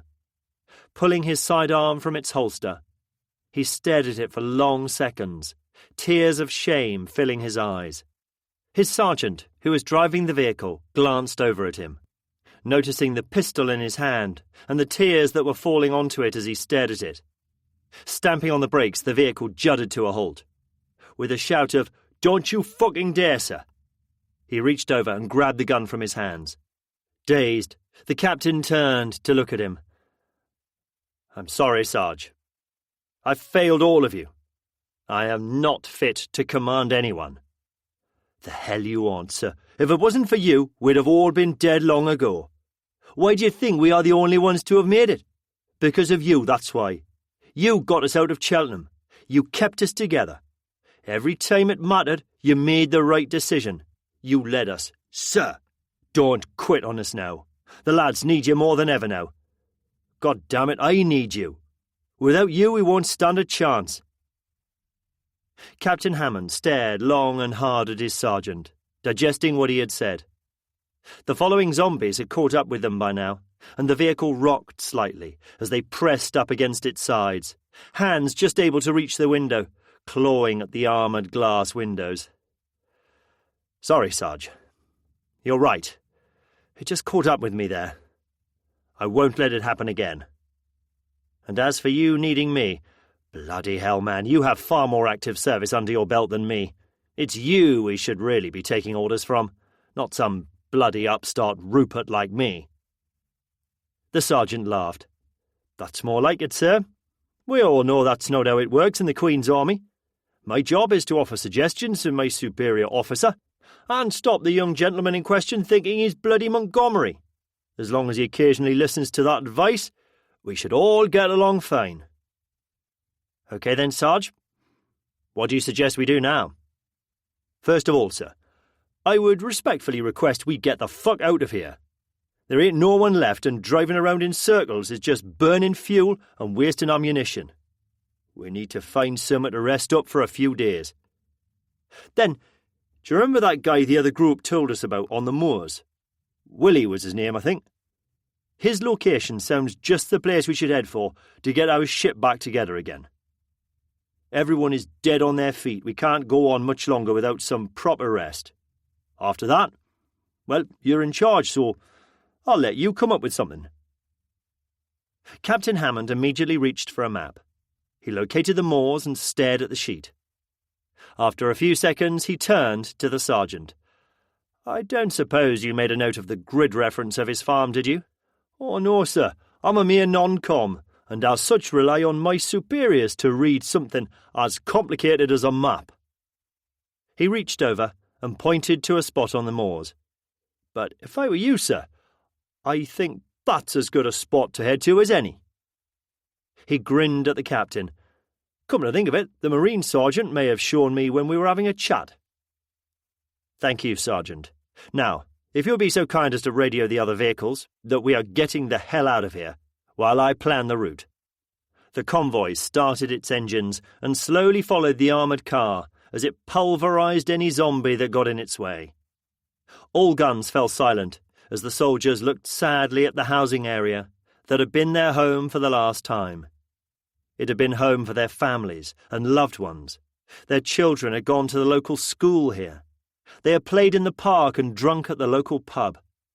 They had kissed their wives goodbye every time they were deployed, usually with tears from them as they watched their men leave, maybe never to return. Such was army life. But now the more dangerous posting had been to stay. They were alive, where their loved ones had perished. More than one tear was shed as they watched the estate, along with their former lives, fade into the distance. The captain had not left a wife or girlfriend behind, but he could guess what emotions his men must be going through. Survivor's guilt would probably be the best way to describe it. He talked softly through the radio, trying to reassure his men that they would survive, promising them that the deaths of their loved ones would not be in vain and would be avenged. Unsure if his words were having the right effect, he stopped and asked his sergeant if he should continue. "It doesn't matter what you say, sir. These men need leadership now more than any time in their lives. It's you they will look to for it, not me. Just keep talking to them. Tell them where we're going and so on. Anything to keep their minds away from the rest of the crap that's going on." And he did. As the sergeant followed the route he had shown him, the captain kept an eye out for a place to stop. A sign for an industrial estate caught his attention, so he told the sergeant to head towards it. Finding the whole area deserted, he cut through a padlock on the gate to what looked like a transport depot, and the convoy followed the lead vehicle as it drove in. Pulling the gate closed and securing it again, he jogged to catch up with his men. Leaving the machine guns manned, the remains of his command disembarked from the vehicles and did a complete sweep of the area to make sure no surprises lay in wait. The vehicle maintenance area was in a large steel shed with a metal sliding door, which could easily house all their vehicles, and with the main door closed, it would give them a secure area, further protected by a sturdy perimeter fence. As soon as the shutter was closed, in the dim light coming through the skylights, the exhausted men turned off their engines and gathered together. The captain addressed his men, trying to bolster their spirits. An impossible job when taking into account what they had been through. Rest was what they needed more than anything. Despite his own exhaustion, he knew sleep would not find him easily. So he took the kindest action he could think of for them. He ordered them to stand down completely, and he would take watch. His men individually and silently went to find a place to bed down, each lost in his own grief and heartbreak. In the advancing gloom, the captain listened to the quiet moans, snores, and occasional sobbing emanating from various places around the room. 6 hours later, his sergeant relieved him, and despite his protests, forced him to get some sleep himself. He slept for 18 hours straight. They stayed in the unexpected sanctuary for 3 days before he felt his men were ready to continue the journey.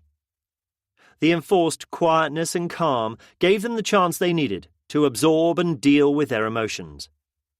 They spent their time either alone, cleaning their weapons and kit, or tinkering with and doing basic maintenance and servicing all the vehicles.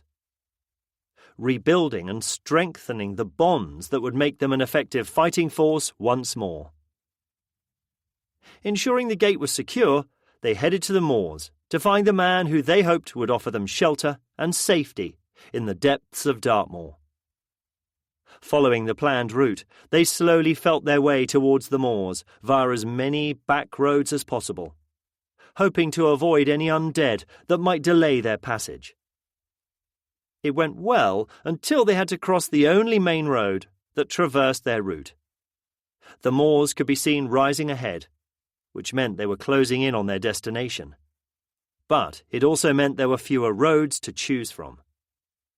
Only a small number of roads crossed the moors, and even though they could use side roads for another mile or so, eventually they would have to join the main road that cut through them. Stopping at that junction, they found it thick with zombies, all shambling along in the same direction. With no other option, Captain Hammond gave the order to plough through them and to keep following the intended route, thinking they would soon leave them behind as they continued. The plan came apart when they entered the village not far from the main road. Unfortunately, the way ahead was blocked by a lorry. It must have crashed at some speed into a house alongside the road because a good portion of the house had collapsed, blocking the way ahead. A quick scan of the map revealed an alternative route. They just needed to turn around and backtrack a few hundred yards to join a road which should take them on another route through the village and around the blockage. The problem was that they had attracted the unwanted attention of the zombies when crossing the main road, and they appeared as a solid wall of terror, blocking the way to their new route. The armoured car would have been able to smash through them, but that was now at the wrong end of the convoy. The lorry bringing up the rear tried to reverse through them, but the bodies all too quickly piled up underneath it, forcing it to lose control and crash into a wall, where it now lay stuck, blocking their escape route. Shaking the pain from his hand after smashing it against the windscreen of the armoured car, he looked to his sergeant. "I believe this is just about the right time for you to come up with a brilliant suggestion, Sergeant." He waited for the heavy-caliber machine gun in the rotating cupola on top of the armoured car to finish another long burst. The bullets had the power to destroy many until stopped by something more solid than flesh and bone. Each burst cut a massive swathe through the undead, and, depending on where it hit bodies, disintegrated, or arms, legs or heads flew in all directions. The relentless horde soon filled these gaps, though, and continued gathering around them in ever-increasing numbers. "Hate to say it, Captain, but I'm all out of ideas for now. But we could ask that person waving what I think is a bedsheet at us through that window over there." He pointed a finger over the heads of the zombies crowding around them at a building across the road. The window was closed, and the person couldn't be seen, but a white sheet was indeed being waved up and down in it, trying to attract their attention. Chapter 13. Willie. Willie was breathing hard, and sweat was pouring down his face, but he forced himself to maintain the punishing pace he'd set. The gunfire was getting closer with every step, and the last thing he wanted was to arrive too late to help. The firing had slowed, but not stopped, which to him probably meant that there were either fewer people firing, or they were running low on ammunition. Neither scenario much good if they were surrounded by zombies. He only slowed the pace as he neared the village, not out of tiredness, but as a practical move. The last thing he wanted to do was to rush into a situation he had no tactical awareness of. Now he was there, the last few hundred yards would need to be slow and cautious. Zombies were in the area, and bullets were also still outgoing. Getting shot or being on the menu was not something he wanted to happen to himself, for the sake of a bit of caution. The village wasn't large, so it didn't take him long to creep through back gardens and climb over fences, until he knew he was at the rear of a large house that faced the main road that went through it. Finding the back door unlocked, he slowly entered, his senses on high alert, ready to face anything he found, alive or not, still occupying it. Not discovering anything, he cautiously made his way upstairs and found a room that overlooked the front. Still mindful of incoming fire, he crawled to the window and raised his head over the sill, had a quick glance, and ducked back down again. The quick look told him all he needed to know. He had discovered a small military convoy that had become immobilized by some unlucky circumstance, and now found themselves trapped by a milling crowd of thousands of the undead. He needed to help them, but how? Shrugging himself free from the weight of his burden and retrieving his water bottle, he took a drink from it as he sat with his back against a wall, got his breath back, and came up with a plan. The first thing he needed to do was to get their attention. With so many zombies out there, it was impossible for him to reach them or vice versa. Another burst of fire from the trapped soldiers made him wince. If they kept making so much noise, there was no way they would disperse. Yes, they were killing some with every bullet fired, but all it was doing was advertising their presence to any within hearing distance. And those guns were loud and could be heard from a long way off. If they kept it up, he might find himself trapped soon. Pulling a bedsheet from the bed next to him, he tied it to his rifle and, keeping his back against the wall, just in case a nervous trigger finger decided he was a new target, he began waving it up and down in front of the window. Minutes went by with no reaction. There was nothing else he could think of doing to get their attention, so he just had to keep at it until they noticed him.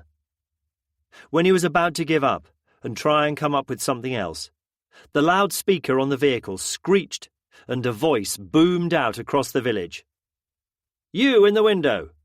We see you! Are you in a position to offer us assistance?" Lowering his rifle and removing the sheet, he peered round the window.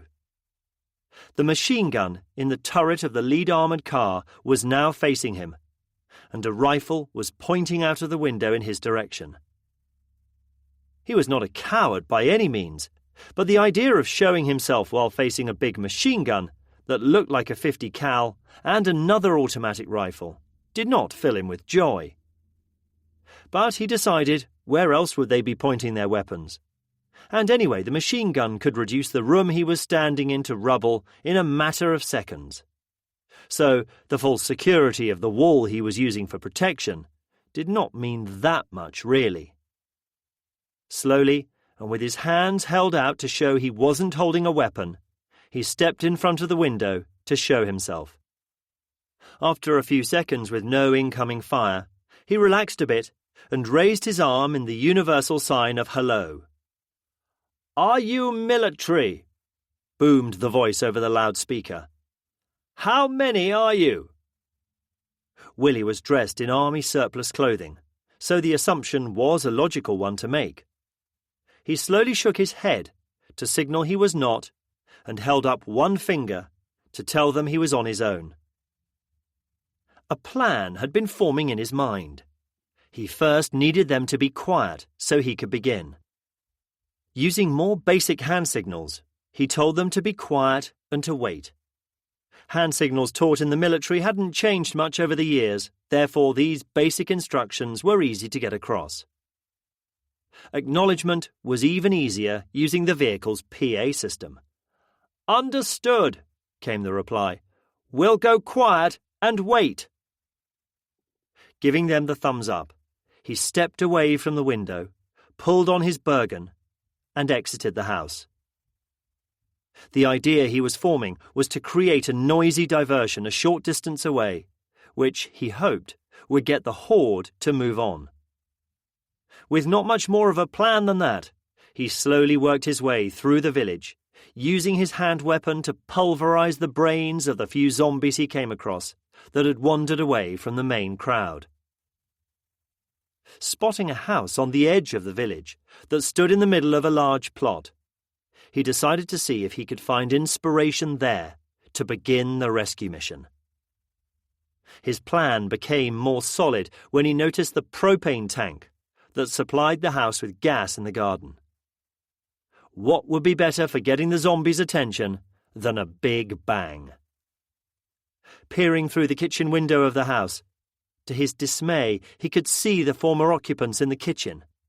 None had any visible injuries, but they had clearly turned. Without any distractions, they were all standing in the large kitchen, their heads bowed as if in a trance. In hibernation, as it were, until the chance came to satiate their hunger for human flesh. Willie hadn't had to kill any zombie children yet. He'd known the time would come, but so far all he had come across were adults. He'd seen the horrific, chewed remains of youngsters, but not any live ones. "Come on, laddie," he said quietly to himself, preparing himself to do what went against all the laws of decency and moral conduct he had tried to live his life by. harming children. Finding the kitchen door unlocked, he quietly opened it. Quickly rechecking that all his gear was in place and wouldn't hamper him, he tapped his weapon against the door frame to get their attention. 4 heads snapped in his direction. Low groans and growls issued from 4 throats as 4 pairs of eyes transfixed him. The nearest one, the husband and father, seemed to smell the air, as if relishing the smell of fresh human flesh emanating from Willie's body, before groaning louder and moving to the open door. His loud rasping call and movement was the command for the rest of the pack, his family, to follow him and feast on the meal that had appeared at their door. Willie stepped back from the doorway and raised his weapon, ready to strike. Previous experience had taught him that if you killed the first one, the ones behind wouldn't step over or around the carcass, but would invariably still take the most direct route and stumble over it in their need to get to you. The man reached the door and paused, trying to locate Willie, who had stepped a few paces back. Knowing this was the time to strike, Willie swung his sledgehammer overhead, the blunt end smashing straight down through his head, leaving an unrecognizable deformed mess of blood, bones and hair as he dropped to the floor, half blocking the doorway. The remainder of the family were easy to kill as they predictably fell over the body and lay sprawling in the doorway, their arms and legs moving without coordination as they tried to regain their feet. Willie was thankful the children had fallen face first, so he didn't have to look at their faces as he swung his weapon at their exposed heads. Dragging the limp corpses out of the way to avoid stepping over them, he entered the house. His plan was, as all the best ones were, simple. Turn the taps on the oven to release the gas and leave something burning somewhere, so when the gas reached it, it should ignite and cause an explosion. He just needed to make sure he wasn't near it when it blew. Making sure all the downstairs windows and external doors were closed, apart from the kitchen, he searched through the kitchen drawers till he found what he was looking for: some candles. He knew that the propane in the gas tank outside was heavier than air, and so, when he left the house and closed the door, the escaping gas would build up, filling the downstairs of the house slowly like an invisible flood. Opening the doors to all the internal rooms in the house to allow the gas to spread throughout the ground floor, he set the candles near to the top of a bookcase in the hallway, putting them in some handily left ornamental candlestick holders to ensure they wouldn't fall over. And then he lit them. In the kitchen, he turned on all the gas taps to the hob and oven and waited for a minute to make sure the gas kept flowing and that it didn't just stop. He knew some cookers had an auto cut-off safety feature, but fortunately, this wasn't one of them. Once he was sure, he left, closing the door behind him. After making his way stealthily back to the house overlooking the convoy, he got their attention again. Despite the military contingent going quiet and hunkering down in their vehicles, the zombies had not wandered far, and were still pressed tightly against all the vehicles. The ones in the armoured cars and lorries were okay, as the zombies couldn't see them in their elevated positions, but they still clawed at the sides of the vehicles. Willie thought, though, that it must be an uncomfortable experience for the ones in the Land Rovers. The zombies pressed their faces up to the windows, inches from their own, teeth and hands continually trying to break the bulletproof glass that provided the only protection. Signalling to them to hold fast and wait, he moved away from the window to avoid being inadvertently spotted, and sat with his back against the wall and waited. 10 minutes later, he was beginning to doubt his plan would work.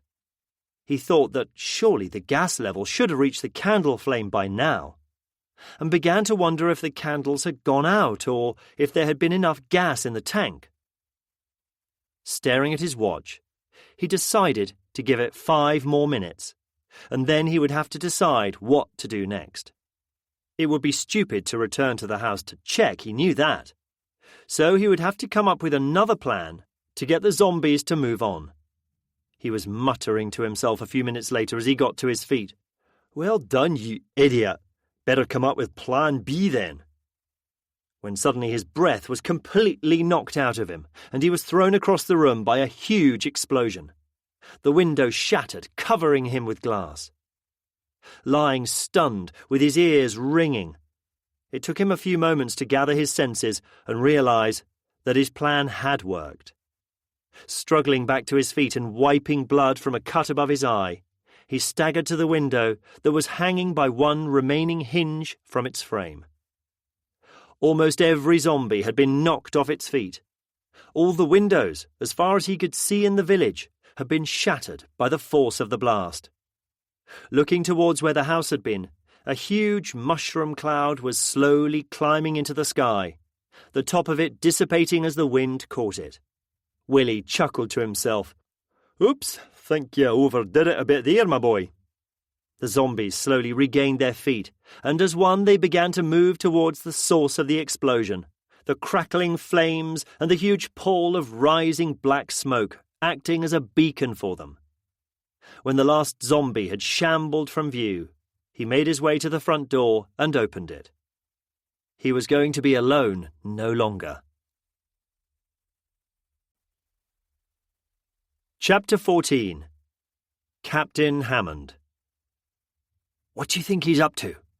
whispered the captain to his sergeant, as they sat as low down in their seats as they could, to avoid agitating the zombies that surrounded him. "Not a clue, boss, but what other choice do we have? He seemed to have a plan. My money is on him being ex-forces. All we can do is wait and see what he comes up with." Time dragged as they sat there, the vehicle, despite its weight, being rocked by the undead pushing against it. When he returned to the window and signalled them to wait, they could do little else but comply. The blast, when it occurred, took them completely by surprise. The vehicle jumped as it was lifted on its axles and bounced around as it settled again. Captain Hammond was thrown from his seat and ended up in the footwell. Scrambling back up, he could see the damage the explosion had caused. Curtains flapped from empty, shattered windows, and most of the zombies were clumsily trying to stand back up again after being knocked flat by the force of it. His thoughts immediately turned to his men. The one in the back of the armoured car was shaken up, but okay. The Land Rovers had been swept clean of the zombies that had climbed onto the bonnets and roofs by the blast wave. And he could see the occupants inside moving, so he assumed they were also okay. "It's working! I haven't got a clue what he did, but it's working!" cried out the sergeant, as he noticed the zombies that had regained their feet begin to walk off in the direction of the rising pall of smoke created by the explosion. "What the hell was that?" muttered the captain as he shook his head, trying to get the ringing in his ears to subside. "It's what you call a bloody good diversion, that's what that was," laughed the sergeant, as still more zombies began to stream from the centre of the village. It took over 10 minutes for the last to leave and disappear from view. The only ones remaining were the hundreds killed or incapacitated by their shooting, damaged but still live ones writhing on the floor, their bodies too broken to allow them to move. The door to the house opened, and their unknown saviour cautiously stepped out and made his way over to them, using his sledgehammer to end the struggles of any that were close to him. Seeing him come towards them, Captain Hammond told his men in the vehicles to keep a good lookout, and he and his sergeant stepped from the vehicle to meet him. Willie came to attention and saluted the captain before extending his hand. Returning the salute and accepting the proffered hand, the captain spoke first. "Thank you. We were in a bit of a bind there, and frankly we were all out of ideas. You have, and I'm not exaggerating, saved our lives. I owe you a great debt." "Oh, sir, I couldn't very well leave you, could I?" Willie replied. "I've been scouring the moors for days now, and you're the first live ones I've come across. I was beginning to think I was the only one left alive round here.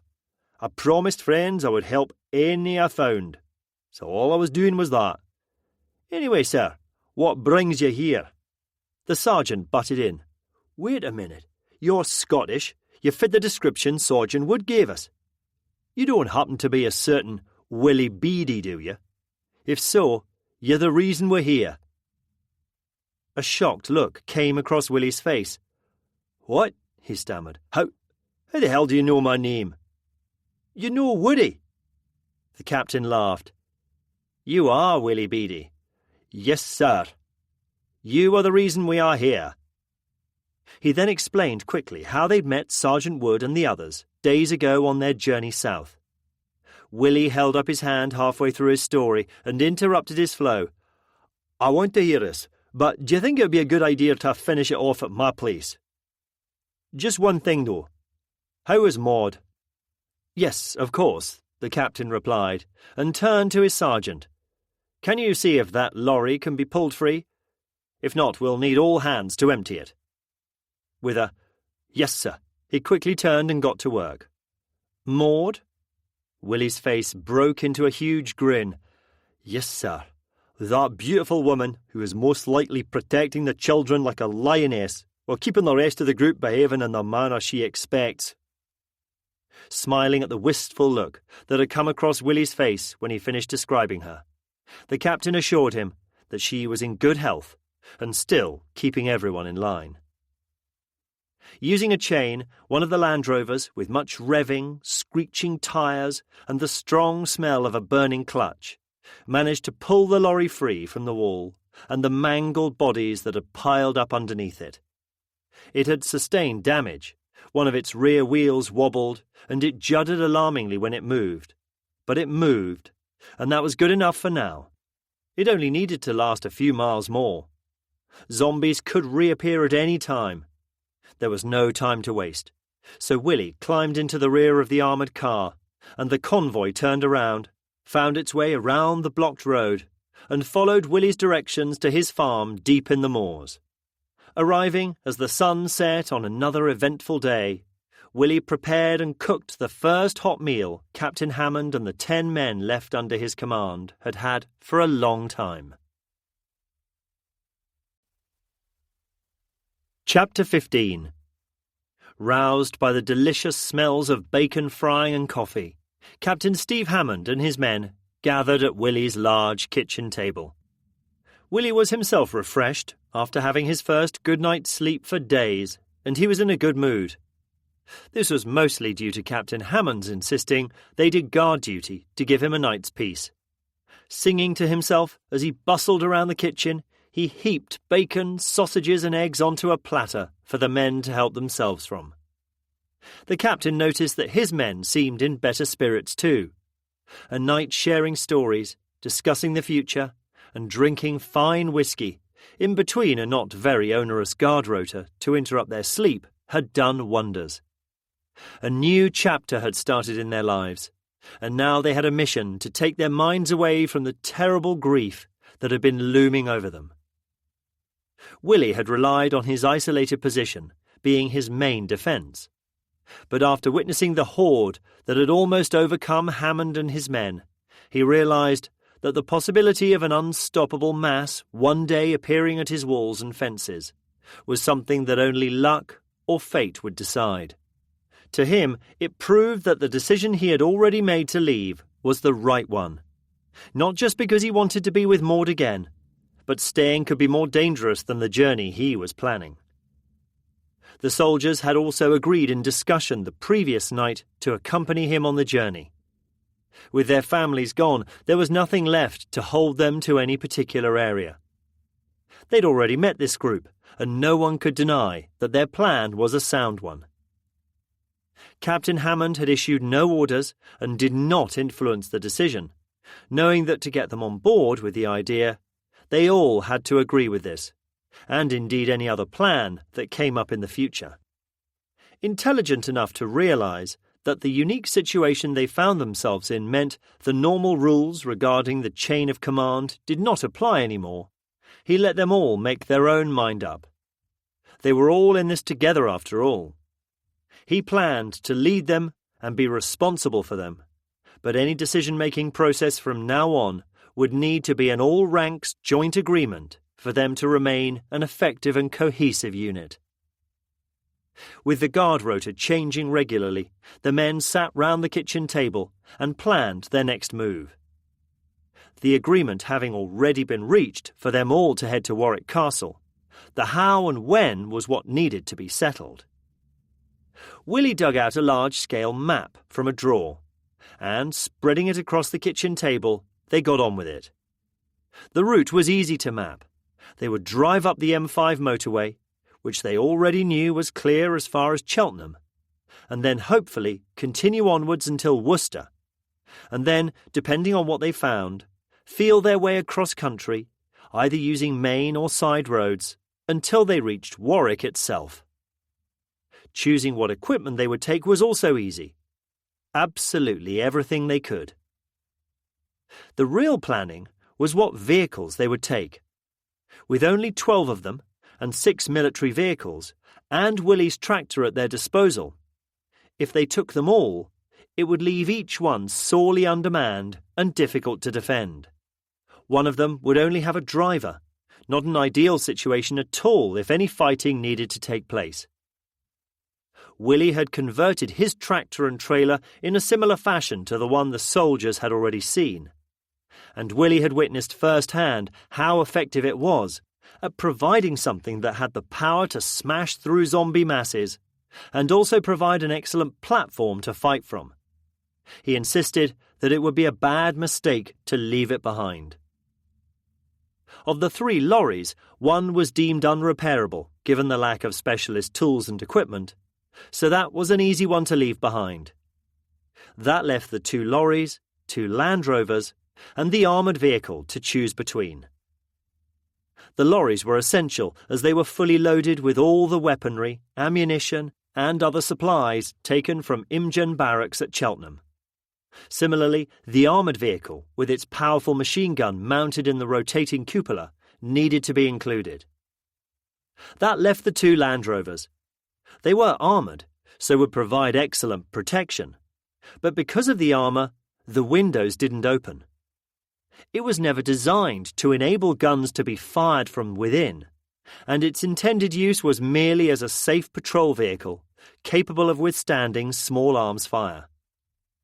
Their use in the current situation had already revealed their limitations when surrounded at the village on the edge of the moors only the day before. The soldiers trapped inside could do nothing to help themselves, apart from wait to be rescued. Both were chosen to be left behind. If they needed more vehicles, they didn't need to be bulletproof, just zombie-proof. Any normal car could be adapted for that purpose, and would most likely be more suitable, as they'd seen with what Tom and his group had achieved. The only unanswered question was whether there would be enough space in the reduced convoy to take not only the load from the lorry they were abandoning, but also the volume of stuff Willie would want to take. The only way to find out was to get on with it. The 12 men set about their tasks with purpose. Following Willie's advice, they decided to add the proven wedges and extra protection around all the vehicles, using materials Willie had in one of his outbuildings. The high ground clearance of all the vehicles made them vulnerable to bodies piling underneath them and either damaging something or grounding them, as had happened with the lorry at the village. Adding sturdy skirts around them would reduce this possibility. They split into work teams, one to unload the equipment from the disabled lorry, ready to be distributed, and another to work on the vehicles. Willie, with 2 of the soldiers, created another pile of all the supplies and equipment he wanted to take with him. Both piles looked impressively large. Then Willie went around the outposts he built around his property and brought back the supplies and ammunition he'd stashed in each of them, further adding to what needed to be squeezed in. The willing and skilled hands completed all the work needed by mid-afternoon, and they set about loading the vehicles, completing the task as dusk settled over the moors. There wasn't another inch of space in all the vehicles, and boxes even had to be strapped onto the roofs of the cabs of both the lorries and the tractor. When the vehicles had been topped off with fuel from Willie's red diesel tank, and the remainder of his tank had been emptied into a towable fuel Bowser, hooked up to the back of one of the lorries. They were all but ready to depart. Travelling at night was not something anyone thought sensible, so they settled back into Willie's farmhouse for one last night. Mucking in together to use the last of his perishable goods, they created a delicious hodgepodge which was enough to fill them to bursting, and still leave food for breakfast in the morning. Willie once again produced bottles of whiskey from his seemingly inexhaustible supply. The evening mellowed as, between regular patrols, a few more bottles were added to the empties pile building up in the corner. Captain Hammond had noticed his ham radio set up in the corner of the lounge. "Have you tried contacting people on it?" he asked. "Oh yes, laddie. When it first started, there was plenty of activity, but slowly they all went off the air one by one. I haven't tried it for days because the silence was too depressing." "Have you tried any military frequencies?" "Of course I have," he replied. "I regularly scanned all the usual aviation, emergency, and search and rescue frequencies, but never got a squeak." "Do you mind if one of us has a go?" "Of course not. Corporal Side, you're the radio bunny. Come over here and have a go, please." "Willie, the problem we have with the comms we've got is range. We just haven't been able to pick up anything, and to be fair, just like you, we've stopped trying. Now, if Corporal Side here can work some magic and use some of that expensive training he's been given, well, you never know."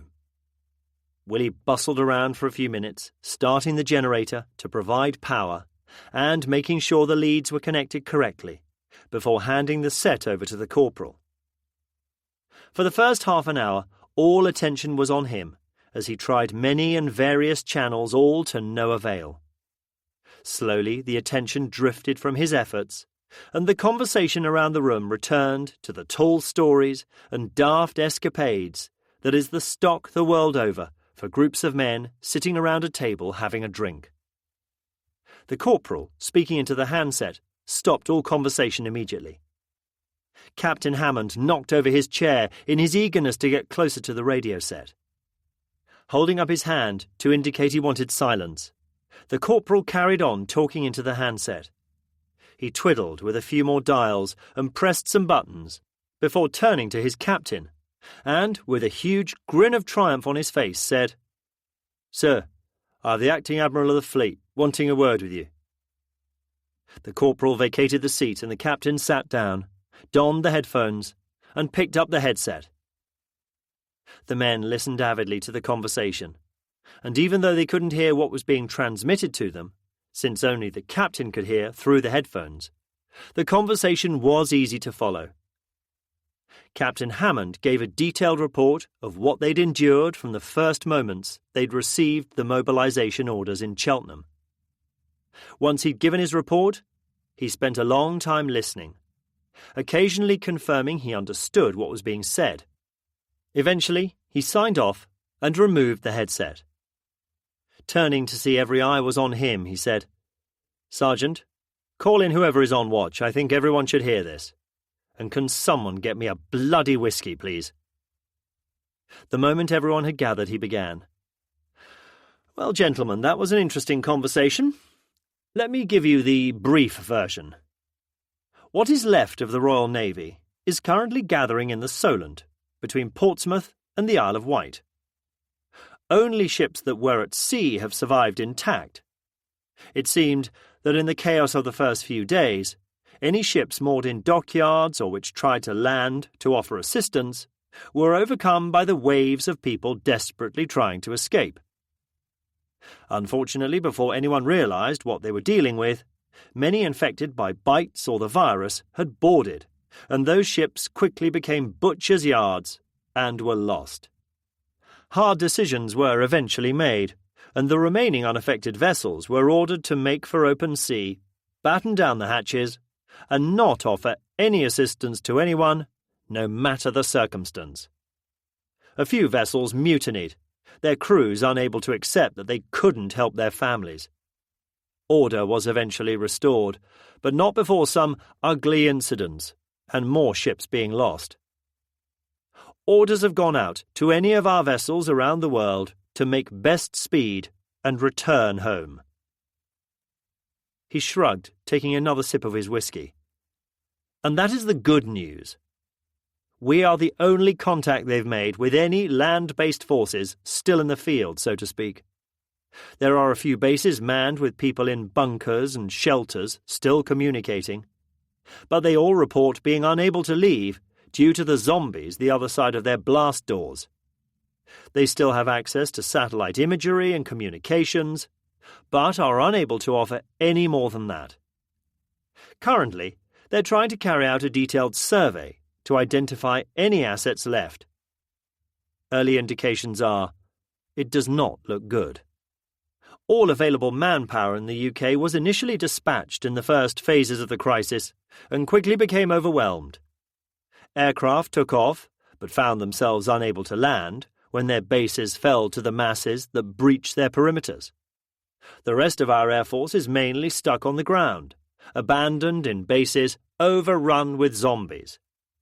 The long and the short of it is, we are now it, the only known combat-effective ground force left in the UK until more ships arrive.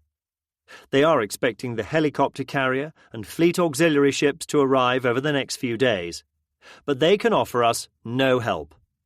We are still on our own." On a brighter note, they are gathering around them a growing fleet of civilian vessels of all shapes and sizes, and are broadcasting their location over the maritime channels, hoping to attract more who made it to the safety of the sea. Some of the smaller Channel Islands and maybe the Scilly Isles are being discussed as future bases and safe anchorages. They are all overrun, as the imagery obtained so far shows, but the low populations might make it feasible to clear the islands of the undead. A lot of the civilian boats won't be seaworthy enough to last in the open water if a storm rises. Yes, they will be able to shelter in estuaries for the short term, but there are too many people on them to be accommodated on Royal Navy ships. Also, keeping them supplied is a logistical impossibility, even if there are enough stored supplies to go around. Anyway, we can't concern ourselves with them for now. The Navy is looking after them the best they can. Our plan to head to Warwick Castle has been endorsed. They'll try to get current images of the location if possible, but can't promise that, because their tasking list is long and full of other priorities. If we get there, and it proves to be a secure location, then I believe we can expect more." He raised his glass to the room, and with all his men avidly taking in every word, he said, "Gents, at first light, we head out in the knowledge that we are not alone. That some remnants of order and scraps of this country that we love have survived. I will not go so far as to say that the country is relying on you, but I will say that I am relying on you. Somehow, we will be able to rebuild something from the ashes of the terrible plague that has swept our nation and taken so much from each of us personally." When he sat down, his sergeant stood and raised his glass. "Gentlemen, for Queen and country." They all stood as one and, raising their glasses, repeated the toast and downed their drinks. The volume in the room rose as many conversations broke out discussing the news. The sergeant leant towards his captain and whispered theatrically, "You remember my little speech about stopping you becoming Montgomery? Well, sir, I take it all back. You are him now. Your speech confirmed it. You are the supreme commander of Her Majesty's land forces, and until we find a higher-ranked officer, the job is yours." Captain Hammond blinked at the realization he was probably correct. "We can't be all that's left, Sarge. There must be others like us." "I hope to God there are, sir, but look at the facts. We're the only ones known to have survived from Imogen Barracks. Only 4 made it from Bickley. If we work on those odds, there can only be a few hundred of us at most. Unfortunately, somehow, I even doubt that. We were lucky and had you to lead us. Every other young officer I've had the privilege to serve under would have got us killed long ago. You have the lucky touch, and that goes a long way in my book." "What do you mean, lucky? Most of my command has been killed, if you remember." "No, sir. We are still alive, and that's lucky. We met those on the motorway, and that was lucky. You navigated us to the moors to find Willie, and found him. That was lucky. You, sir, have the lucky touch, and I'll follow your lead anywhere." Willie had heard his name mentioned, and came over to them, refilling their glasses from the bottle in his hand. "Sir, well, if all that's true, and we're all that's left, I think it is my duty to re-enlist and volunteer my services once more. I can't have all you English taking all the glory. The Scots have saved your backsides many times in the past, and I'm sure we will again." The sergeant raised his glass to Willie.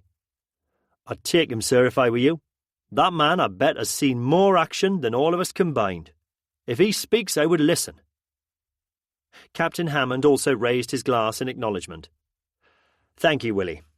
I think I'll need all the help I can get. You've been there, seen it, and done it many times. Any contribution you can make will be invaluable, I'm sure. Sergeant Beatty, I accept your re-enlistment. Now, if you two sergeants want to knock your heads together about roles and duties and let me know the outcome, I believe it's my turn on watch." Picking his rifle up and walking towards the door, both sergeants watched him. Willie spoke first as soon as he'd left. "He seems a good one. I keep telling him, but I don't think he believes me. I think he thinks it's the usual ego-boosting bullshit I need to do to keep my officers on the straight and narrow. But young Steve is one of the best I've come across. He cares for his men, and they know it. All he thinks about are his failures, not the successes." He paused for a moment, thinking about the moment when he had grabbed the pistol from his hands, a pistol wet with his own tears, and was contemplating using on himself. That would stay between them, something never to be repeated. He clapped Willie on the back. "Yup, he'll do. And with us two keeping an eye on him, we'll make a general out of him one day." Laughing, they joined the rest of the men around the table. Before turning in for the night, Willie asked Corporal Side to help him dismantle the ham radio set so they could take it with them. It was going to be left, but now it was probably one of the most vitally important pieces of equipment they had with them. Willie lay awake for a while before sleeping, thinking about the years of solitude he had enjoyed on the moors. He could have been sad if he allowed himself, but the thought of beginning the journey to see Maud again filled him with too much joy. In the morning, he and his 11 new companions would set out on the next stage of their journey. Chapter 16. Tom. Carefully approaching the slip road on the next motorway junction we came to, we were relieved to find the way was clear. The horde of zombies had passed and was probably continuing its way southwards, away from us. Sean, as usual in the lead, with Louise on the radio warning us of any obstructions ahead, picked up the pace, and the miles once again began to slip by. My car only carried the 3 of us now. We hadn't had the time to reallocate anyone to Daniel's position in the rear of the vehicle. The car and my clothes were still stained with his blood. I hoped to be able to clean the car soon, otherwise it would continue to be a reminder of the loss we had suffered. I would throw my clothes away as soon as we stopped. Dave was following our journey on a map, because we needed to know exactly where we were at any one moment, so if need be, we could quickly divert to one of the other routes we had planned, if we found another problem ahead. With his finger following our route, he warned me in advance we were approaching the junction we planned to leave the motorway at to reach Louise's parents' home in a small village outside Cheltenham. I could hear the apprehension in her voice when she told us all to get ready to leave the motorway. She knew, as we all did, that the chances of finding her family alive were remote. But we had promised we would try, and we were fulfilling that promise. I didn't know these people, but I could feel my own nervousness building up. She was one of us now, and we all had great empathy for how she must be feeling. Driving up the off-ramp, I did notice a haze of smoke staining the horizon to the north. Was it an indication of problems ahead? I dismissed it as something we would need to worry about later. Today's destination lay in another direction. The signs were not good in the few villages we drove through. We were close to Cheltenham, a town we knew had fallen to the zombies on day one of the outbreak. Crashed and abandoned cars blocked the road at times. They proved no problem for Sean's plough. But it was an indication of the mayhem and chaos that had occurred. Houses lay deserted with doors open and contents sometimes strewn around the front garden. Zombies were scattered around the road and gardens, occasionally on their own, but mainly in small groups. Attracted by the noise we were making, they stumbled in our direction, before falling victim to Sean's plough, or a well-aimed strike from a spear as we passed. We passed a sign announcing the name of the village we were heading for, a sign that warned us to drive carefully. Sean slowed down, and turning, we headed up a road that must lead to her parents' house. Sean's voice came over the radio as he stopped. "We're here, guys. I'll pass you over to Dave and Simon." Dave was standing on the seat of the Volvo, scanning the surrounding area for any danger. He picked up the radio. "Simon, it's clear. Do you agree?" From his different viewpoint, he also confirmed he could see no immediate threats. I stopped the engine and, picking up my rifle, stood up on the seat and looked around. Louise's parents' house looked deserted. There were no cars on the drive, and the front door was closed. A small hedge separated the road from the neat front garden. Dave ordered us to form the vehicles into the usual square. It took a few minutes and a damaged hedge and flower beds to accomplish, but we all knew what we were doing. As soon as we were in position, and everyone was looking outwards, weapons held ready, Dave gave the all-clear for the assault team to exit the vehicles. The assault team consisted of all the Marines and Knights. The Marines would lead the way, but if they found more zombies than they could deal with, they would fall back behind the shield wall and let the Knights deal with the threat. The rest of us would be responsible for looking outwards and stopping any other zombies getting too close. The door to the bus hissed open and disgorged the fully kitted-up Knights. Opening the rear door on the trailer, more Knights walked down the ramp and joined them. Now I was getting to know them. Even though they were wearing full-face helmets, I could easily distinguish who was who from the size of them, what weapons they carried, or the length of the beard draping over their chest plates and chainmail.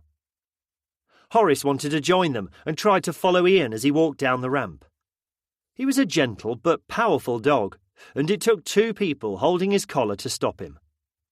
He was eventually tied to a rope attached to the trailer's side, where he continued barking and whining. They formed a line surrounding the front door to the house, the Marines holding their rifles ready and standing in front of them. Louise had exited the cab of the tractor and stood on the platform, where Sean placed a protective arm around her shoulder. Simon tried the front door, but finding it locked, he turned to Ian, who stepped forward and aimed his size 14 feet at the lock. The door crashed open against its hinges.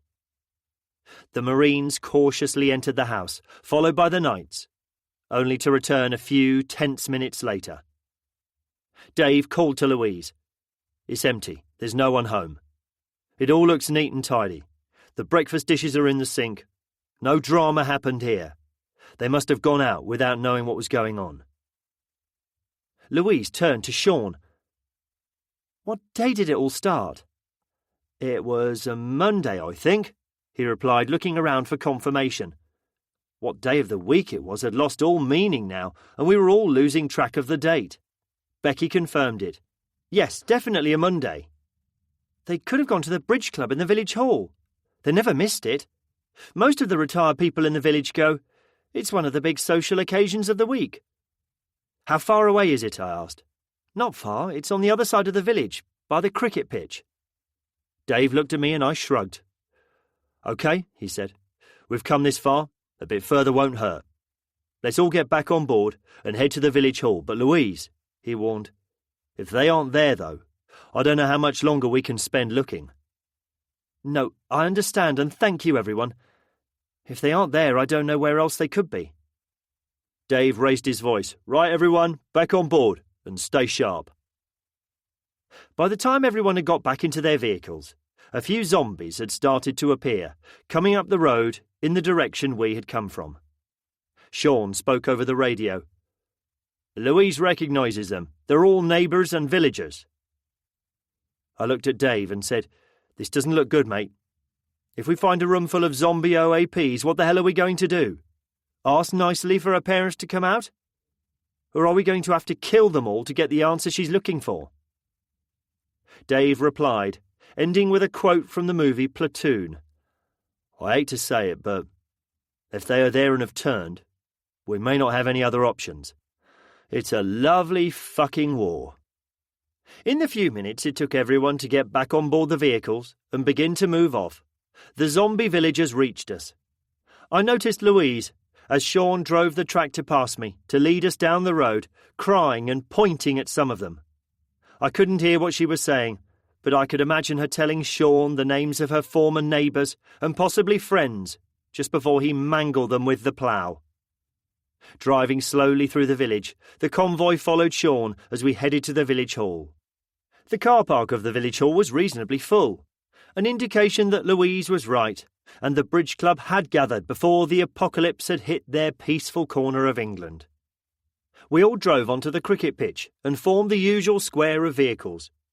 I did smile as I noticed all drivers still observed proper etiquette and avoided driving over the hallowed ground of the cricket square.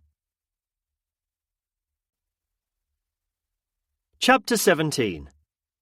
In the silence, after all the engines had been turned off, Dave stood on his seat and addressed everyone. Same routine as before. The assault team will check out the hall, while everyone else keeps watch. Louise had left the cab and was looking at the car park. "They must be in there. That's their car over there." The team assembled quickly and exited the protective square of the vehicles and walked towards the village hall. Horace was still determined to follow his master and was getting more frenetic as he watched Ian leave. Ian turned just before he walked through the tight gap left in the square and asked Becky to let him off the lead. "The daft mutt can look after himself. Something is making him want to come, so who are we to stop him? He's been cooped up in the trailer all day, and he might just want to stretch his legs and do his business." Horace happily bounced down the ramp the second he was released, and after cocking his leg up the tyre of the tractor, followed his master. Looking at the village hall, I knew that the news was not going to be good. There were streaks of blood on the windows, and you could see shadows of figures moving about inside. Simon and Dave led the men cautiously towards the hall, first approaching a window to look inside. Then they walked in a tight group all the way around it before returning to us. Dave walked up to Louise, who was standing outside the tractor. Sean once again stood beside her, with a supportive arm around her shoulder.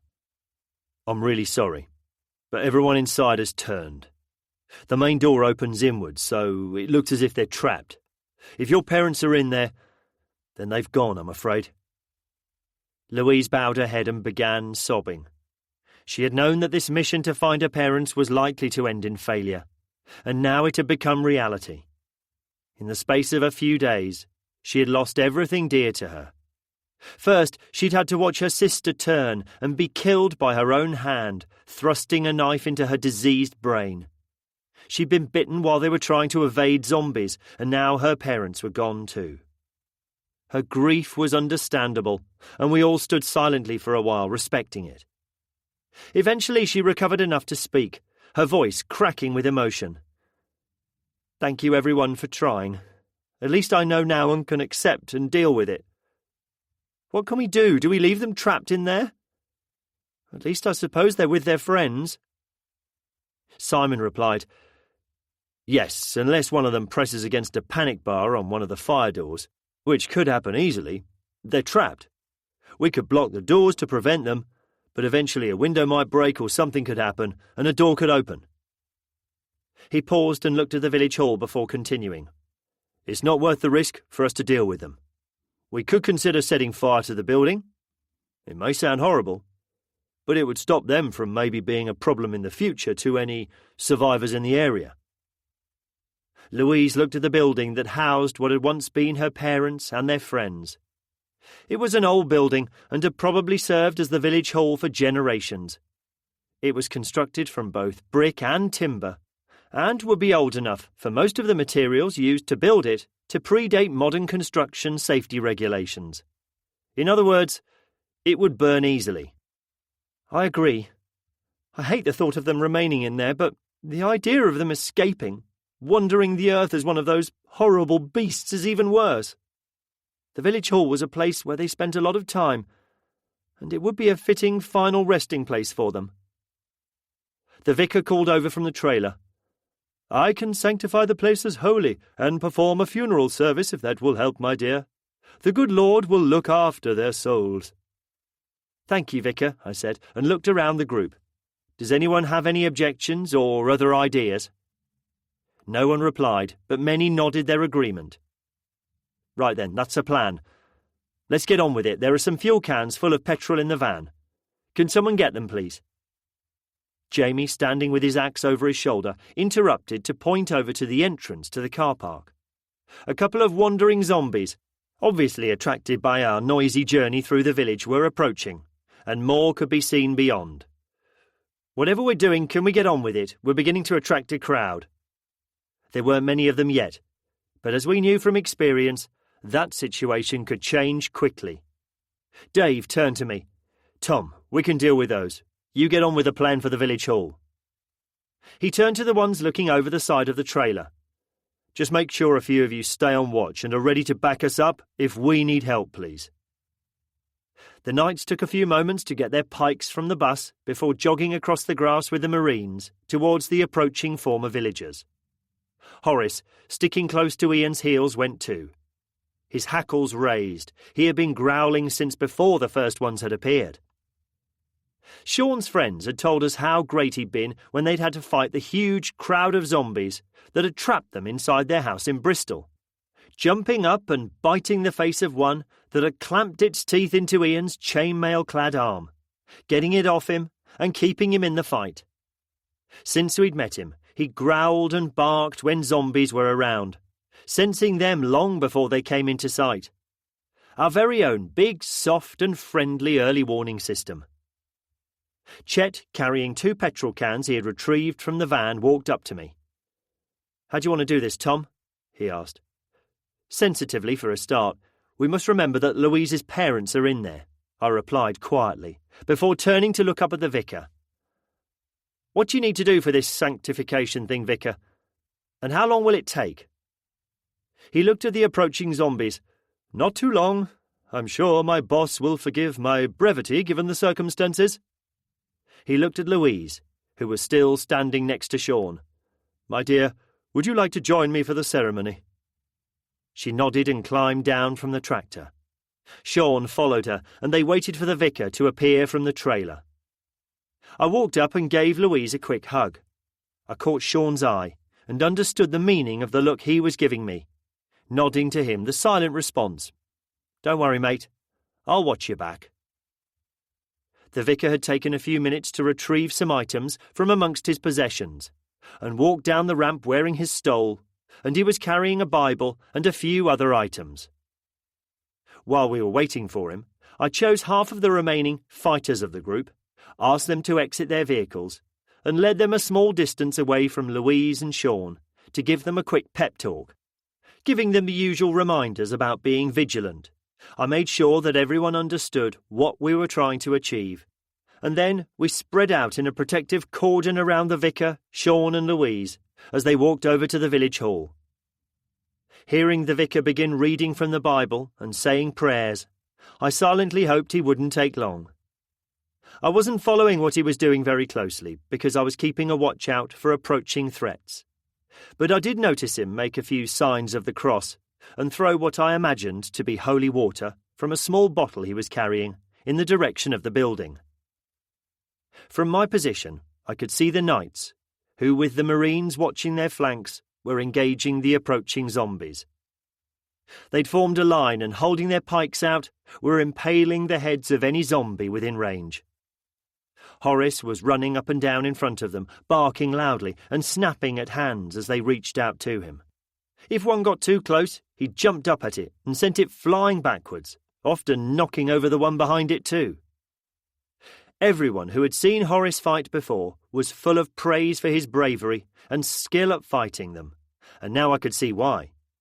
He seemed to intuitively know what was needed and did it unfailingly, really helping the knights as they fought more.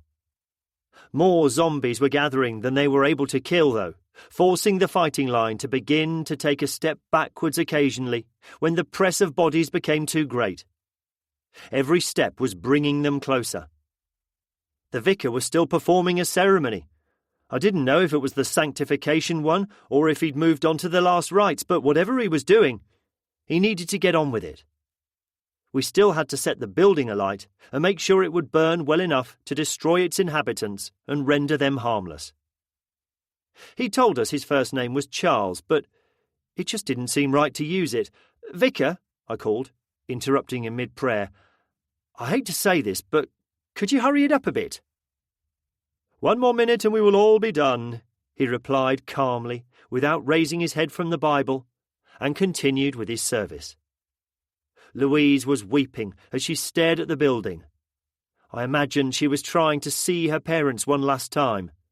Sean, still offering her comfort, was beginning to look uncomfortable at how close the zombies were getting. The Marines were now helping the knights and shooting down any that threatened to outflank their slow and steady retreat. Shane, from the trailer, was taking carefully aimed shots at other zombies who were approaching from the other side of the cricket pitch. I'd noticed them, but in my opinion the range was too great to take a shot from a standing position with the rifle. If I'd had a rest or a shooting stick to steady my aim, I reckoned I would have been able to make the shot. I'd used shooting sticks a few times before when shooting on a friend's land, and they were a useful piece of equipment when used to help steady your aim and make more consistent shots. I made a mental note to discuss adding them to our zombie-killing inventory. Maybe, I mused, if we combined a spear and a shooting stick together, that could prove a useful tool. Finally, the vicar concluded his service. Sean led the weeping Louise back to the tractor, and I called Chet to bring the petrol cans over so we could set fire to the building. We didn't need protecting, so I told everyone else to report to Dave and Simon to see if they could offer them and the knights some assistance. Chet had proved his fire-starting skills when he'd set the car alight on the moors to create a smoke screen to cover our journey to Willie's farm. "Go on, mate," I said to him with a grin. "Don't tell me you've always wanted to set fire to a building too." "No, don't answer that. I might be worried by what you say." He grinned as he recalled the conversation we'd had just before he set that particular car on fire. "No, a car was my previous goal, but I reckon I can upgrade to a building, no problem. Do you think you can break one of those windows? If you can, I'll use my knife to put a few holes in the cans, chuck them in, light them, and that should do it. It looks as if there are enough tables and chairs in there to catch a light to keep it going." I walked up to the window and hit the buttstock of the rifle against it. The glass didn't break. I tried a few more times, really putting some weight behind the blows, but the pane still didn't break. The glass was toughened or laminated and, by the feel of it, would probably resist a blow from a hammer. All my banging on the window had done was attract the attention of those within. They pressed their hands and faces against the glass, lifeless eyes watching our every move. The elderly faces of the village bridge club members did not soften their transparent need to reach us and feast on our flesh, enabling the virus to keep spreading. Not having a hammer, I used the next best thing. I raised my rifle and fired. The bullet punctured a neat hole in the glass, throwing one of the watching faces backwards as a hole appeared in its forehead. "Good news," I said to myself. The glass was laminated, i.e. 2 panes of glass sandwiching a plastic layer, rendering it a lot stronger and resistant to breaking than normal glass. If it had been toughened, the whole pane would have disintegrated. Aiming carefully, I shot out the glass from the lower corner of one of the window panes. Every shot I fired knocked one or more of the occupants over, because my bullets were tearing through them as they continued crowding towards the noise I was making. Quickly emptying an entire magazine, I inserted a fresh one and admired my handiwork. A 2-foot by 2-foot hole had been blasted into the bottom corner of a window. But now the problem was that the villagers stepping over the bodies of their former friends soon filled the hole in the glass with their clawing, reaching arms, making it impossible to throw the petrol cans in as we had planned. Looking through the windows, I could see that the entire population of the hall was making its way towards the hole I'd just made. Chet came up with Plan B. Why don't we do the same at the other end of the hall and chuck in the petrol and light it before they get there? Quickly making our way to the other end of the building, we got ready. Chet removed the caps from the 2 petrol cans and got his knife out, ready to punch some holes in them just before throwing them inside. Knowing what to do now, it took me no time at all to shoot a hole in the window, emptying another magazine in the process. The moment I stopped firing, Chet stabbed his knife numerous times into the first can and threw it through the hole in the window. The pungent smell of petrol filled the air as he stabbed the next can and repeated the move. Warning me to stand back, he fetched a box of matches from his pocket and got close to the window.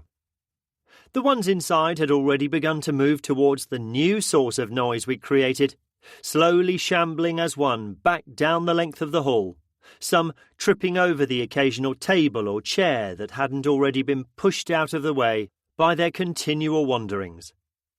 Chet didn't do as I expected and strike one match and throw it in through the hole in the window.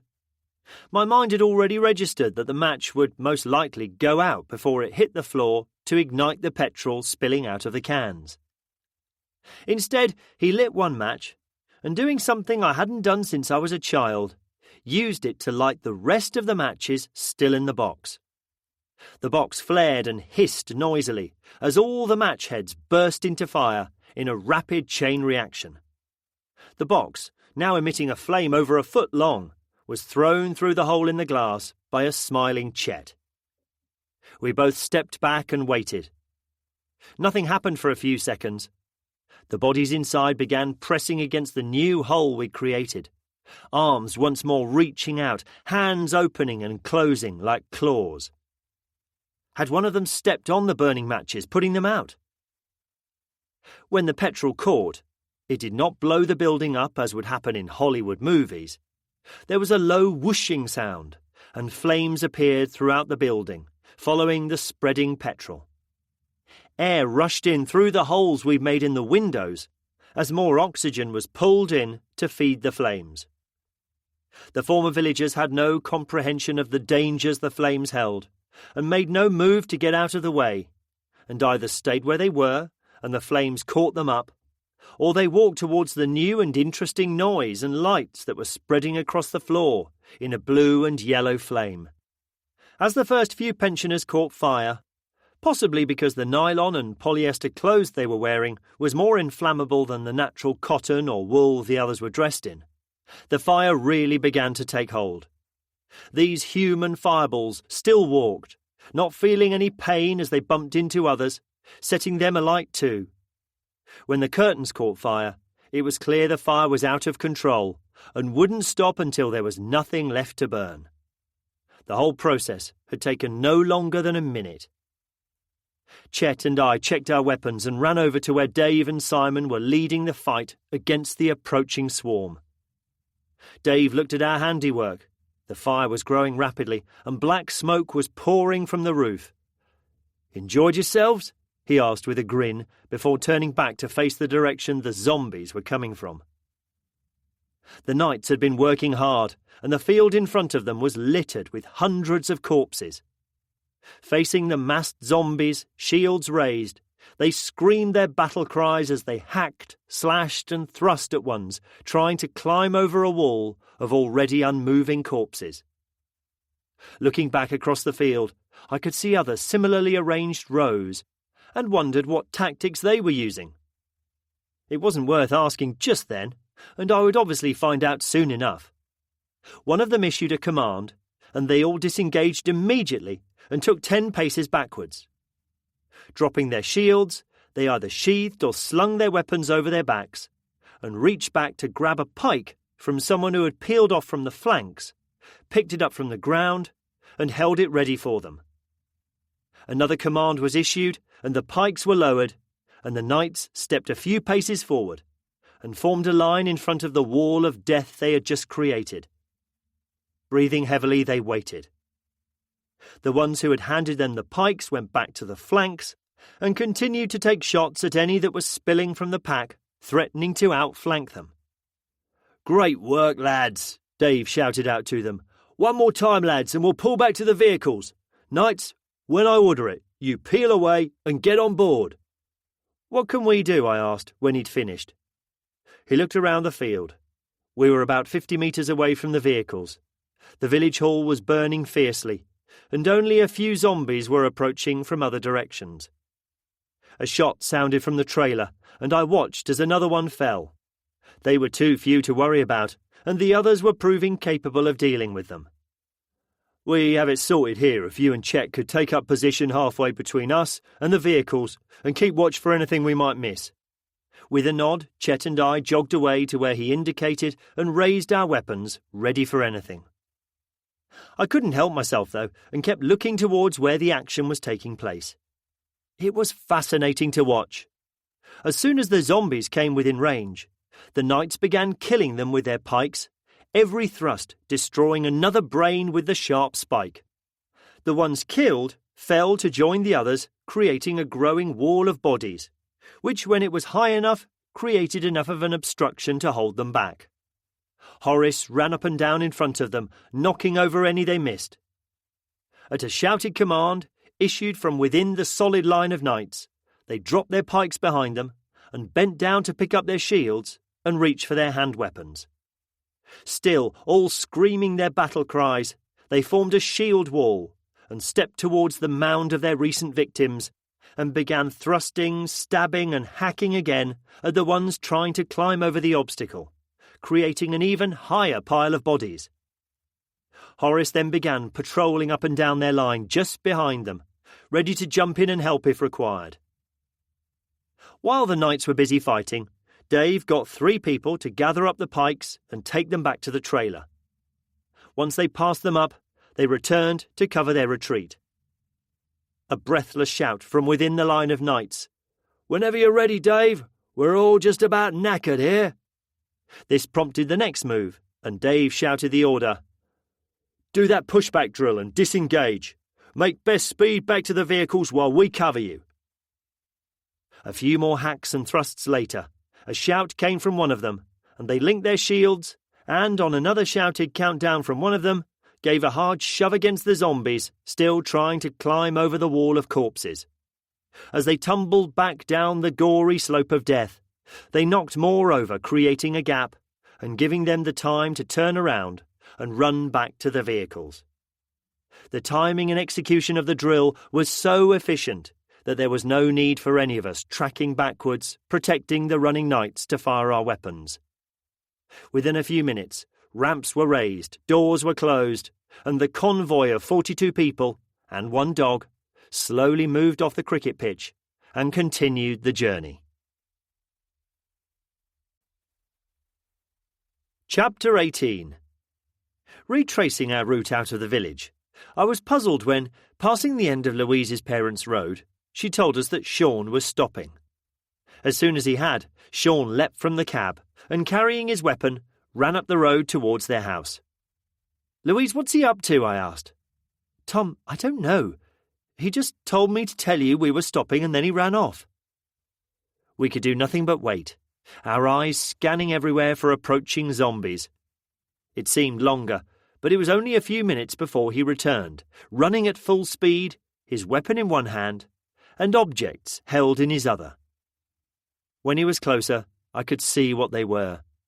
He had gone to Louise's parents' house and gathered some picture frames. Thoughtfully, getting her what were probably family photos to help her remember her sister, mother and father. "Bugger me," I said. "He must be in bloody love, the daft git. He's getting gifts for her now." Everyone in my car laughed. I wasn't annoyed with him. He'd only put himself at risk and hadn't asked for any help from others. It had only taken him a few minutes, so he hadn't delayed us at all. We laughed as we all agreed that though the women would treat it as a very noble and gallant act, It would not stop the rest of us taking the piss out of him mercilessly. I couldn't see from our position, but I could imagine Louise being very happy at what he had done. A minute later he pulled away, and we followed his lead back to the motorway. Dave sat beside me, refilling his empty magazines from a large can of loose bullets Chet had dragged over from the rear of the car. As I drove, I handed him mine that I'd dropped down my shirt when exchanging them for full ones grabbed from the pouches on the tactical vest I was wearing. He was exuberant, full of praise for the way the Knights had virtually handled the situation by themselves. Hundreds had been terminated for the expenditure of very little ammunition. Every thrust, stab or hack from one of the many weapons the Knights had at their disposal that killed one was a bullet saved as far as he was concerned. Feeding bullets into the magazines, he described how, as soon as he could, now that he had seen how truly effective medieval weaponry could be, he needed all of us to get trained to a greater or lesser extent in all aspects of the ancient weapons. We could potentially field at least 3 times as many knights into battle as we currently had, if we counted everyone, including children above 12. And that prospect got the Marine Sergeant very excited. To raise his mood even more, I reminded him how effective crossbows could be. Sean, when he'd fired his at the start of our adventure on Bodmin Moor, had killed zombies easily from a distance. I knew we had at least 30 different sorts of crossbows from the Knights and a good quantity of bolts. And extra bolts could, with a little trial and error, be made from materials we could scavenge. Becky's voice over the radio stopped his rhetoric. "We need to find a place to stop soon. Everyone's exhausted, especially the Knights. The children have been cooped up all day in the trailer, and after fighting 2 battles today, and losing poor Daniel, I don't think we can go on much longer, either physically or emotionally. I know you men think you're all big and tough, but I can see the state of everyone in the trailer, and if we have to fight again without getting any rest, it might not go as well next time." I looked at Dave. "What do you think, mate?" I asked. "Can't argue with her, pal. It has been non-stop all day, and to be fair, I'm feeling pretty whacked, and we're trained to cope with long periods of stress. I have to keep reminding myself that I'm dealing with civvies now too, and not just civvies but children and babies as well," he smiled.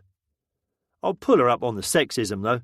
The women today fought just as hard as the men, so if she was implying that the women can last longer than men in combat situations, I will have to defend the honour of us boys." "Good luck with that," I replied, with raised eyebrows. The demographics of our group meant we had more men than women, but that didn't mean the men did all the work. Everyone did and could shoot a gun and wield a zombie spear. Just now at the village hall, just as many women as men had stepped from the vehicles to protect the vicar when he performed his service, and then joined the Marines to protect the Knights' flanks as they fought the pack of zombies. Dave picked up the radio. "I agree. It's too late to try to reach Worcester and Steve's family. Sean, Louise, since you're in the lead and have the best view, can you keep an eye out for a good place to stop? I don't need to tell you what to look for." Louise confirmed that they understood, and were both on the lookout. Soon, Louise broadcast that she knew of a farm that was coming up on the left. It was about half a mile off the main road, and if it wasn't overrun, it would be a good place to stop for the night. The farm looked a good choice, I decided, as the convoy pulled into its yard, after driving up a long single-track drive. As the last vehicle in the convoy, we'd stopped and closed the gate just off the main road. It wouldn't stop a horde, but it would deter any from heading our way. If we had to leave in a hurry, any of our vehicles would easily be able to smash through it. The farm was arranged in a typical layout, a large central courtyard that could easily accommodate all our vehicles, was surrounded by a few farm buildings, with the main farmhouse at one end.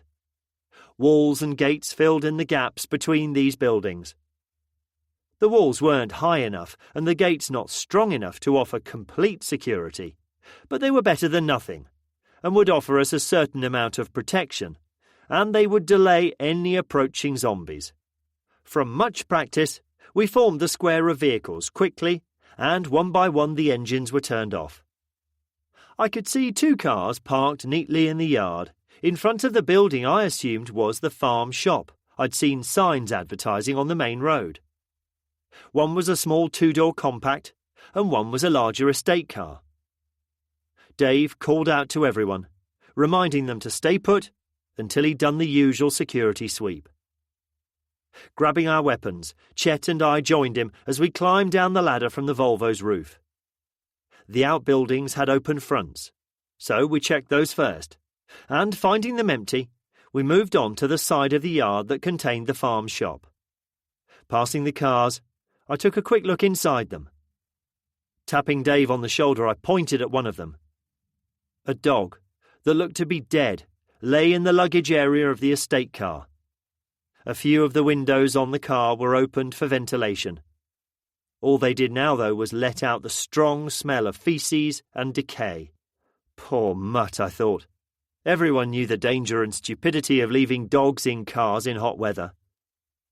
I looked at the doors to the shop. Maybe, though, if you were just popping into somewhere for a second or two to pick something up, you'd consider it. The issue was, did a few moments turn into a lifetime for the owners of the car? Dave indicated needlessly for us to be quiet, and we approached the shop doors and looked inside. That solved the mystery of the dog.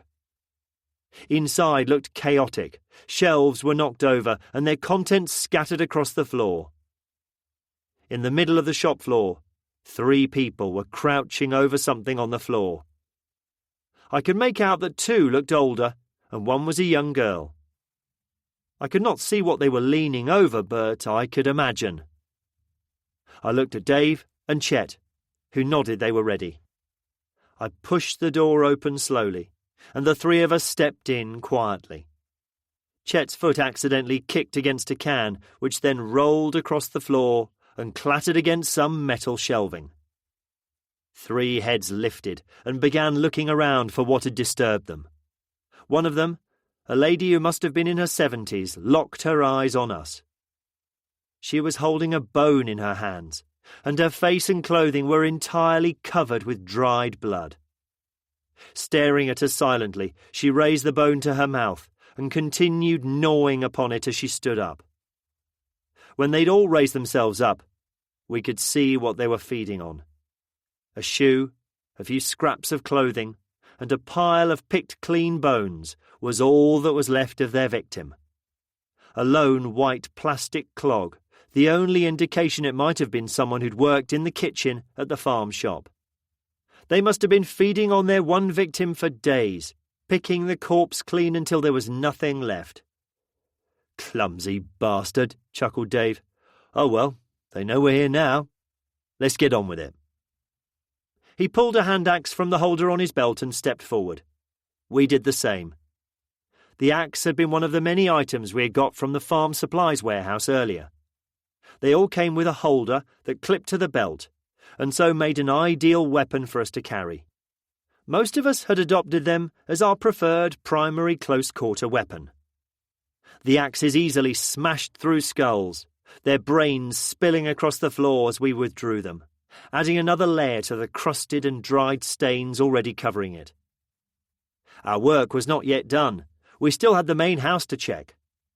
Holding the blood-dripping axes in our hands, we left the shop and trotted over to the front door of the farmhouse.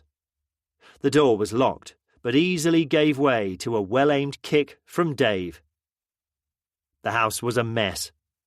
The mess, though, told a story of a family's rapid but organised departure. Wardrobes and chests of drawers were opened in all the bedrooms, and clothes that hadn't made it into bags had been left scattered everywhere.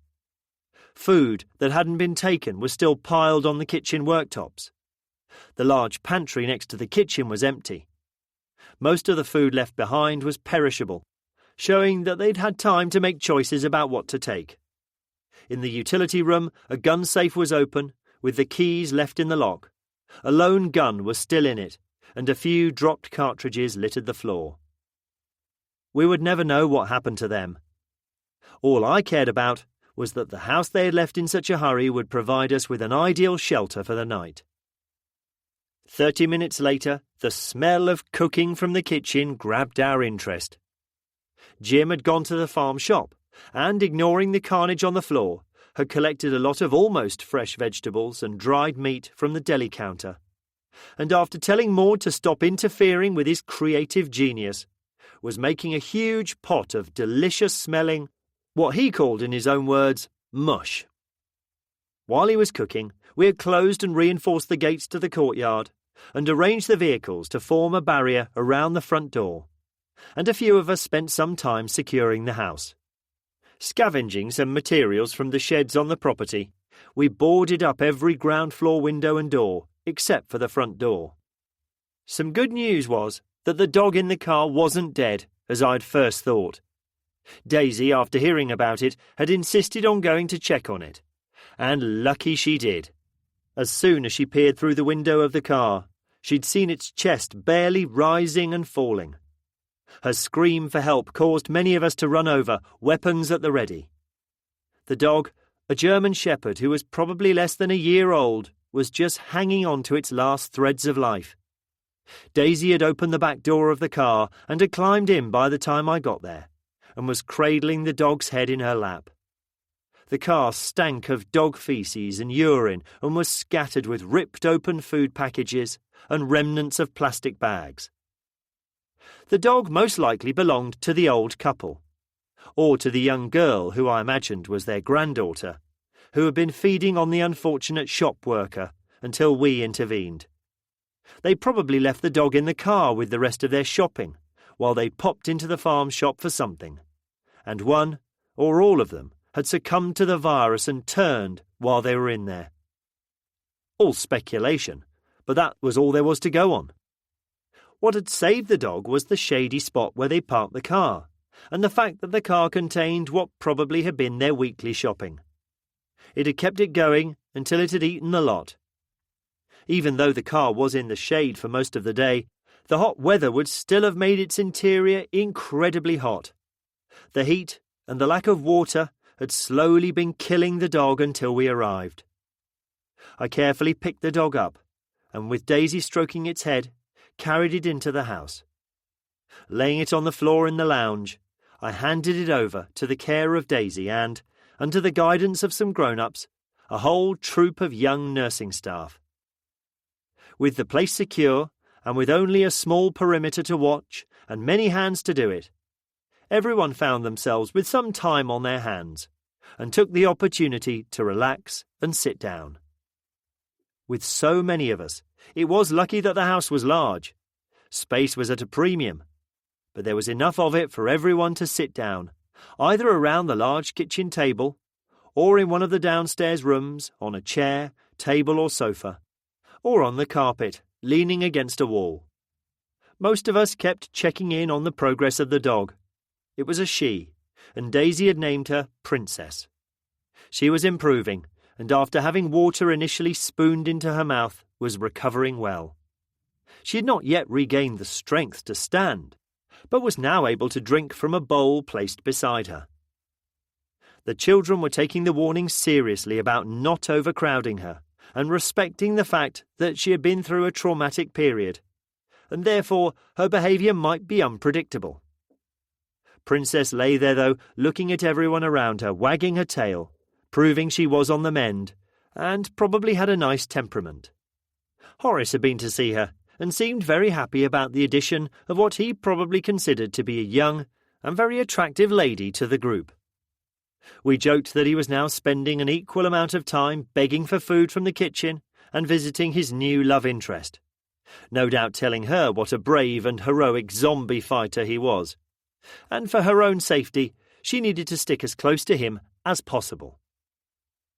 Once all the food had been eaten, and Jim thanked profusely for single-handedly producing a delicious meal to feed all of us, the children were ushered upstairs to bed.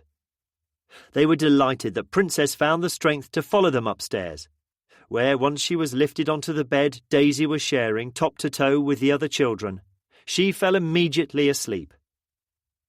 When I went upstairs to check on them 10 minutes later, they were all sound asleep, Looking around the room, I sighed with acceptance at the new world we were now living in. The 2.2 rifles most of them had laid claim to, and had proved their competence with during the day, were leaning against the wall. I picked one up to check it. The magazine was full, but the rifle, as had all the others leant against the wall, had its bolt pulled back and did not have a bullet chambered. In other words, they were in about as safe a condition that a loaded bolt-action rifle could be kept. Well done them, I thought, my trust in them growing. Leaning over to adjust the blanket around Daisy, I saw she had placed the knife Sean had given her at the very beginning on the bedside table next to her, close to hand and ready to use. Bending to kiss her forehead, a grunt from the middle of the bed got my attention. Princess was watching me through one eye. I looked at her and roughed her ears. Her tail gave a few wags of appreciation before she lowered her head and closed her eyes again. She'd told me she knew I was there and watching me. Oh well, I thought, it looks as if the kids have got themselves another bodyguard, and looking at the size of her paws, Princess is going to end up a very large one at that. The smell, though, told me that she needed a bath in the morning. Back downstairs, the stresses of the past days were showing on everyone. A few bottles had been opened and passed around. I sat next to Becky, put my arm around her, and took a sip of the wine I'd helped myself to. The conversation was muted, no one really having the energy to liven things up. I found my eyes drooping until Simon, speaking up, got my attention. Right then, folks. By my reckoning, this house has 6 other bedrooms, 5 doubles and a single. Now, do not expect me to make a habit of this, but I think we should offer the couples in our group the chance to spend the night together. Alone. The rest of us can easily keep watch, so go on, you lot. Get yourselves to bed. And I do not want to hear one word of protest or we might all change our minds. And don't worry about Sarah. She'll be well looked after. There was a general murmuring of agreement from all the others in the room. I was going to protest as a matter of course, but Becky stood up and, taking hold of my hand, said, "Thank you, Simon." The 3 other couples all stood, thanked everyone, and started to shuffle from the room. I did the maths the same time as the others. There were 2 more bedrooms to fill. Simon chuckled as he knew we'd worked it out. "Maud, the single bedroom is for you. It's at the top of the stairs. If you don't use it, I will order Jim here to carry you up and keep guard outside your door all night, if that's what it takes for you to get a good night's sleep." He then turned to Louise. "This one is for you, my dear. I'm so sorry for what you've had to go through today, and nothing I can do will make up for that. I'm not sure if you want to spend the night alone or with someone, but the room is there for you." Louise walked up to Simon and kissed him on the cheek, saying, "Thank you." She then turned and took Sean by the hand and silently led the shocked-looking man upstairs. The look that Maud gave the room stopped any comment before it could reach any lips. Once they had left, Maud thanked Simon for his thoughtfulness, and the couples trooped upstairs. When I'd shut the door, I heard Ian say, "Friends, my arse, Sean is one lucky git." Trying not to laugh myself, Becky and I cuddled up in bed, and despite what others thought we might be getting up to, we were both asleep within minutes. 42 people, and now 2 dogs, quietly spent the night, thankful to have survived another day. Chapter 19. Early the next morning, the first movements around the house slowly roused everyone else, and we all gathered downstairs in singles and groups. Sean wore a continually embarrassed look on his face and kept avoiding everyone's eye. He purposely didn't stand near any of his friends, as he clearly didn't want to be quizzed about last night's goings-on. He tried to go outside, claiming he wanted to check on the vehicles and do any repairs necessary before they left, and failed when, to a man, all his friends immediately jumped up and said they would help, and followed him straight out of the door. The women were far subtler with Louise, who was looking a lot happier today than she had been yesterday. Understandable, as yesterday she'd had to say goodbye to her parents. I decided to bide my time and listen to the exaggerated stories from his friends, and later find out the truth from Becky. Decisions needed to be made, as two options had been put forward concerning the plan for the day. The first option was to load up and carry on with our mission, initially to see if any of Steve's family had survived, a likelihood even he now admitted was remote, and then continue towards Warwick. Becky was proposing the second option, that as we had found a reasonably secure and remote location, and we'd all been operating for many days now under continuous and considerable duress and stress, even though we'd been doing exceptionally well, there was only so much we could take before mistakes started being made. She did acknowledge, though, the need to fulfill our promise to Steve and his family, and that her proposal might go against that. But she was convinced that the safety of all of us relied on us being on top of our game, and that a day of rest and recovery would go a long way in ensuring our continued success. No doubt what she was saying made sense, because we'd all been operating on adrenaline and instinct since it began. There had been a few periods where we'd been able to rest, mainly at Willie's farm and the church, but those days had still been filled with frenetic activity and continual exertion, only interspersed with the occasional downtime. The saying, "tired to the bone," would probably have been a good description of how we were feeling. No one wanted to let Steve down, and despite going against what everyone really felt, the consensus was that we must leave as soon as possible and get to Worcester. Steve stood up and settled the discussion. "Look, folks, I really appreciate what you're saying, but in all honesty, I think it will all be a waste of time. The odds of my family making it when we have not seen, apart from us, any other survivors, are not worth a bet. Don't get me wrong, I do want to check as we did with Louise. Also, probably, if I have to admit it, I'm a little afraid of what I might discover." He looked upset for a moment, but soon got his emotions under control. "Anyway, if they have survived, they will be at home. My mum was a hoarder and always kept cupboards full of food, just in case. And my dad's a DIY nut. The garage is always full of enough stuff to board up and secure the place up completely. If they have survived and are at home, we could turn up a week from now, and they would still be there. What I suppose I'm trying to say is that another day won't make a difference.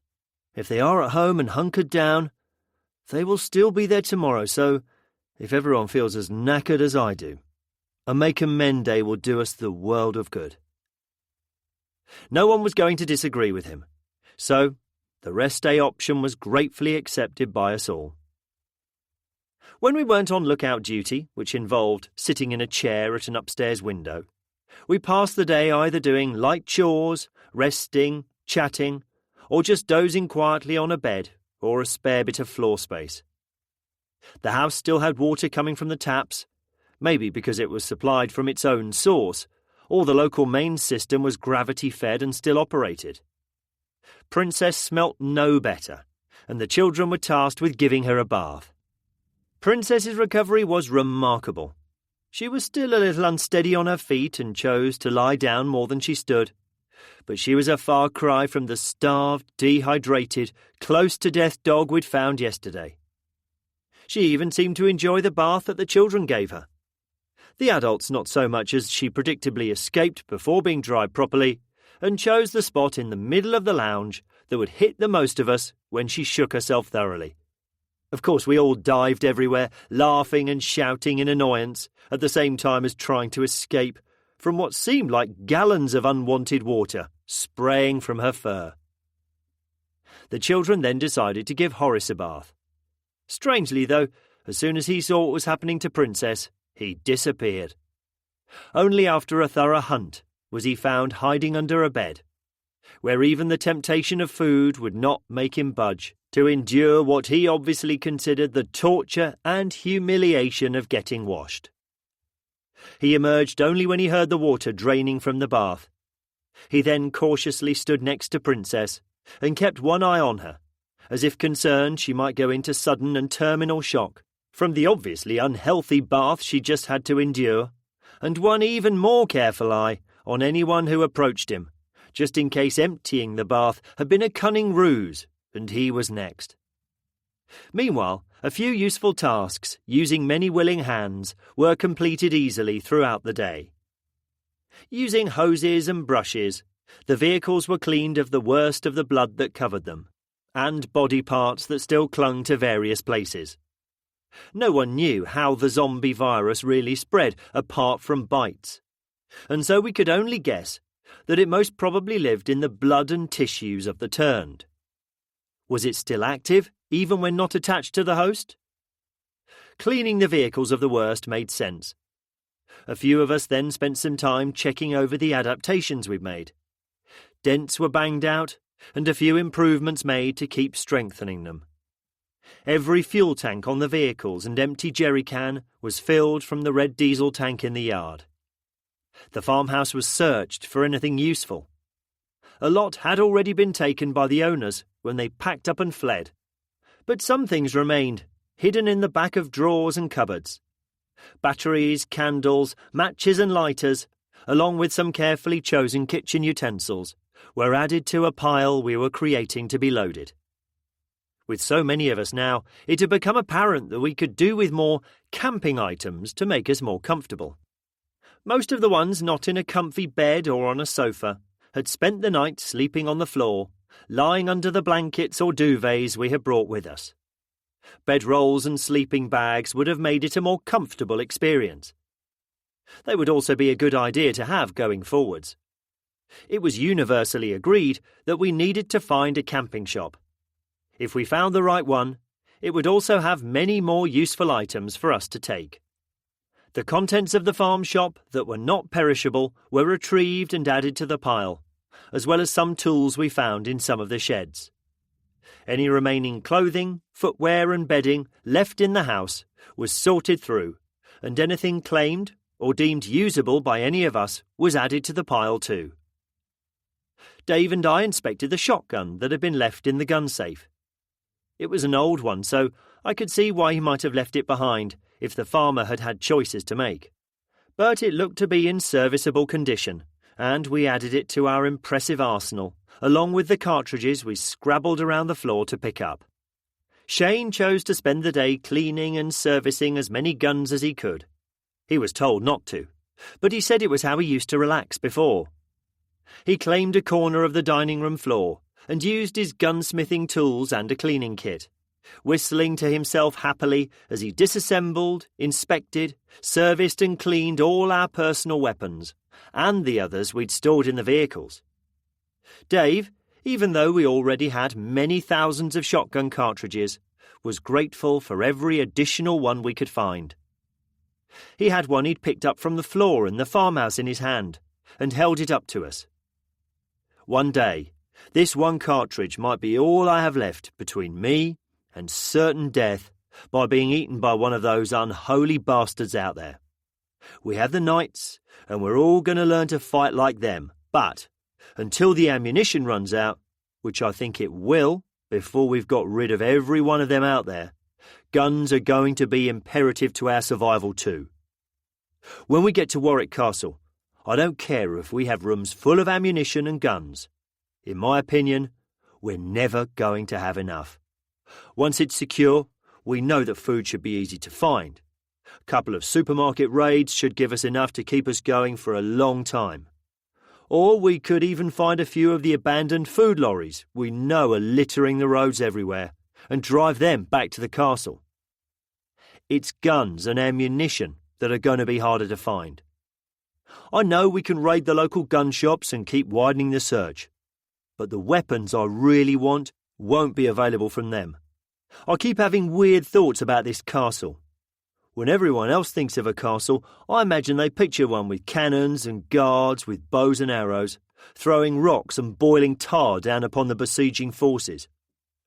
I have a vision of it brimming with heavy weaponry. Machine guns positioned on the ramparts, mortars and artillery set up to rain death down upon anyone who dares to attack. He looked at me. Somehow, I think that however good the defences are, if a super herd ever finds us, it won't be the walls swords, pikes or axes that will save us. It will be lead and high explosives, and a lot of it at that.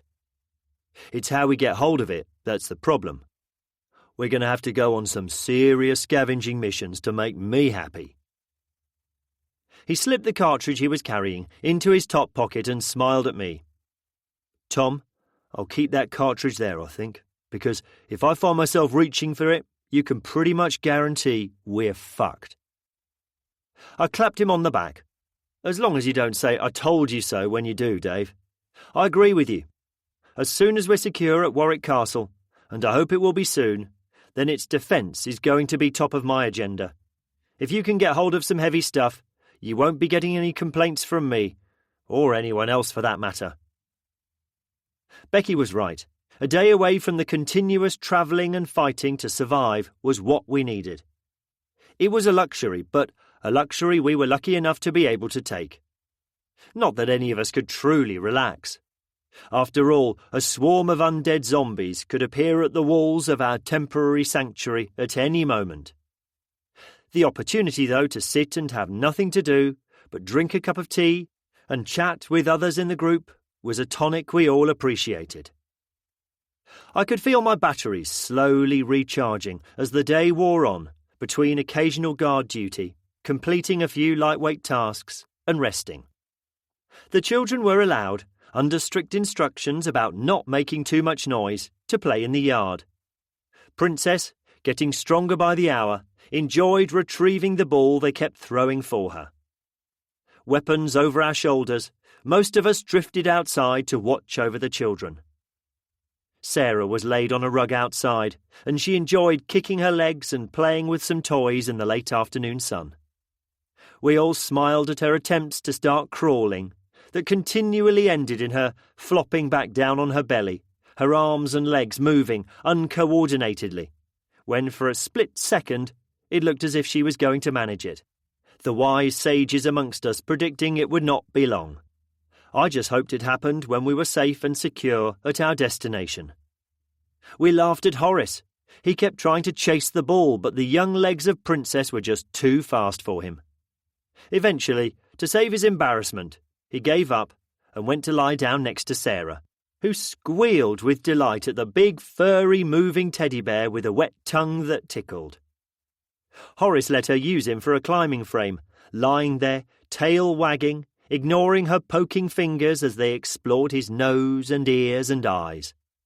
A complete contrast to the snarling, growling, barking beast of a dog who had fought zombies the day before, biting and attacking any that got too close. Another benefit of the day was that the volunteer cooks had time to prepare a delicious feast for our evening meal. A few of the chickens that free-ranged around the farm were caught and dispatched.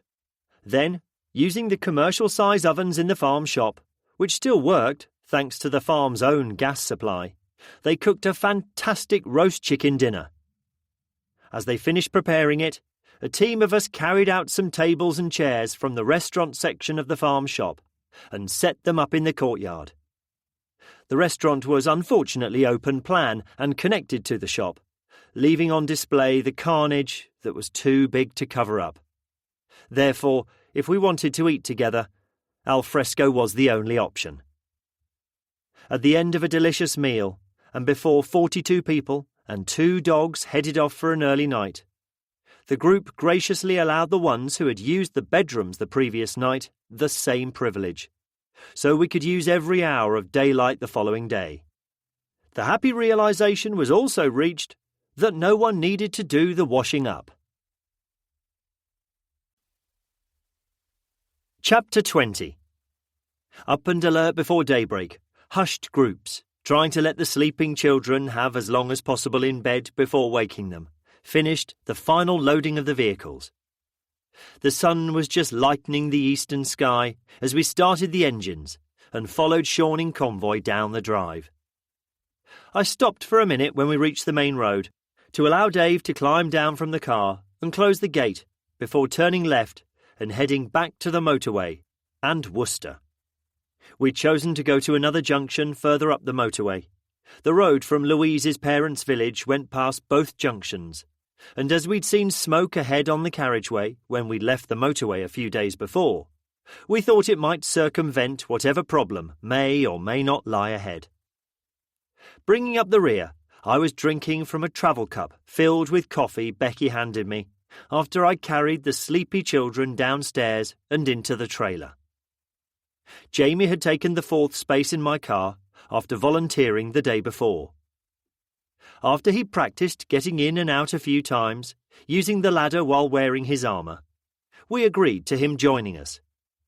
It wasn't easy for him climbing up the ladder wearing his armour, but he could manage it, and if it didn't work out, we could always try another volunteer. He'd chosen not to pick up one of the spears, saying that now he was out of the trailer and lower to the ground, he would stick with his axe. In my mirror, Jamie, standing on the rear seat of my car, was a sight I didn't think I would get used to for a long time. Wearing his armour and helmet, he stood with his axe resting on his shoulder. The wind, caused by the speed I was driving, ruffled his long beard.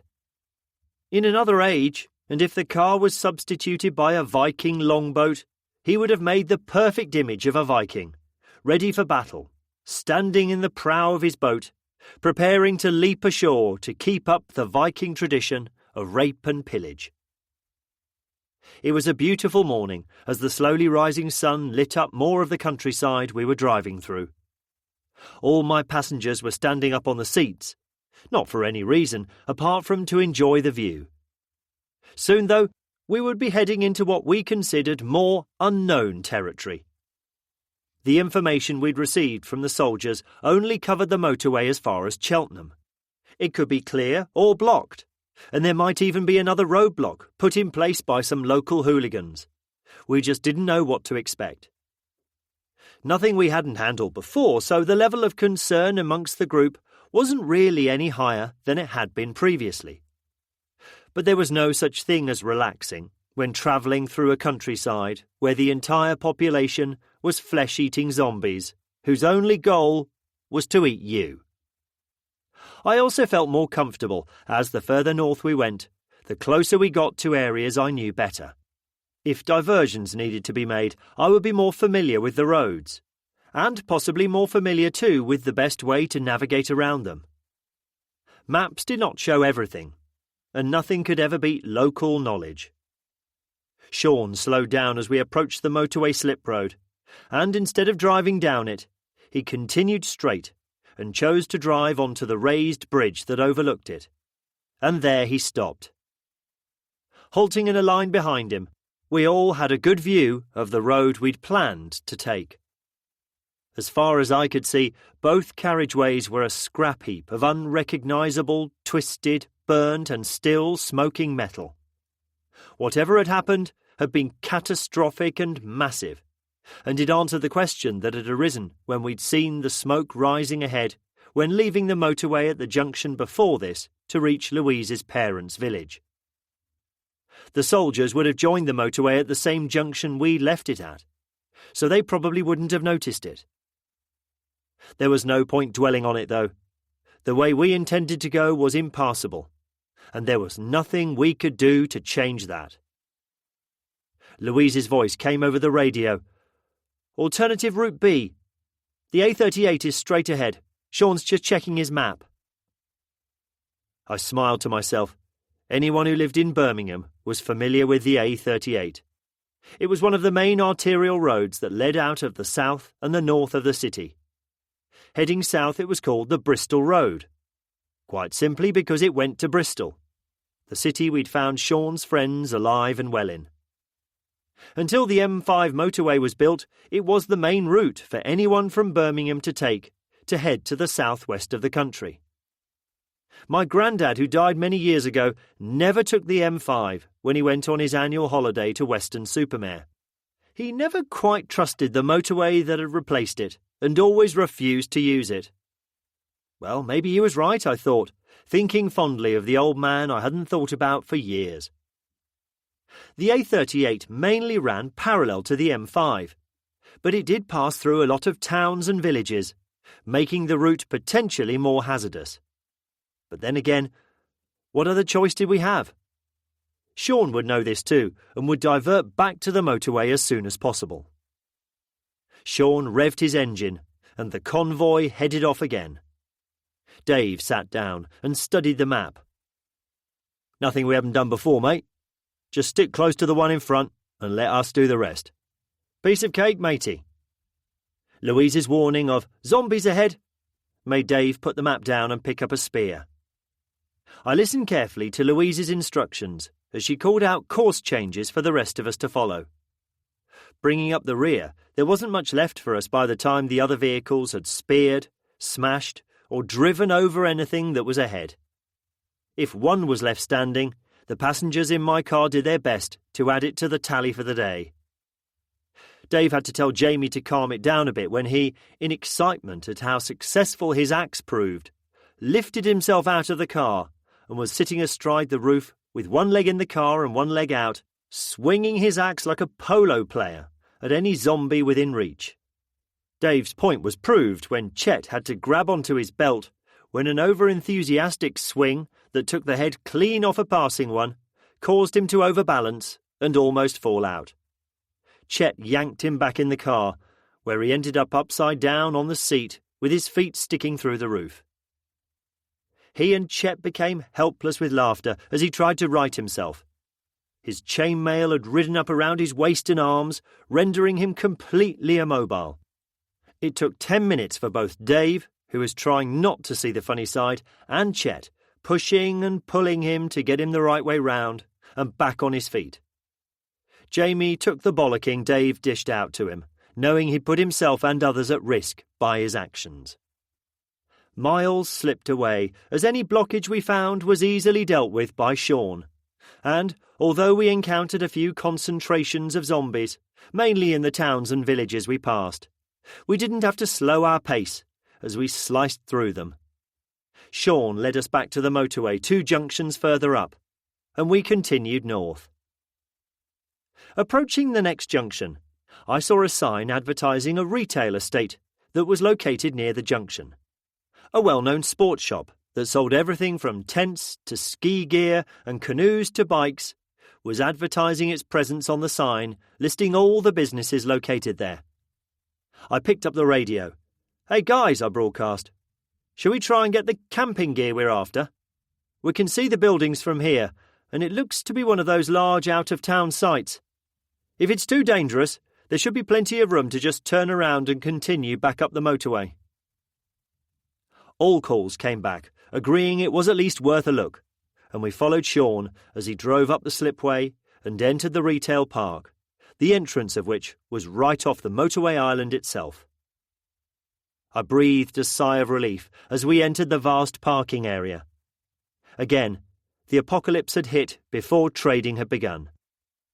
There were a few cars parked and 1 or 2 zombies stumbling around, but compared to what we had experienced before, the place was as good as empty. Sean drove straight to the front of the shop we wanted. Its shutters were closed, apart from one which protected a small door. The door was open, but nothing was in sight. Dave picked up the radio and began issuing instructions, getting everyone into the correct position. The few zombies that were present had predictably started heading in our direction, so Dave asked a few of the knights on the bus to deal with them before we entered the shop. While they were being dealt with, the assault squad, as we had begun calling them, stepped from the bus and walked down the ramp on the trailer to gather together. A few of us helped to lift the ramp back onto the trailer so we could close the rear door and protect its remaining occupants. When the knights returned from killing the zombies, we began discussing entering the shop. We knew that it was going to be huge inside, with many aisles and other rooms that needed to be checked before we could call it safe. We decided to commit most of our people to the operation. The ones outside would remain in their vehicles, and if any more zombies appeared, they could easily contact us using the radios, and we'd be close enough to easily exit the building and support them if we were needed. The plan was for us to enter the building and stay together as one large group until we were satisfied it was safe.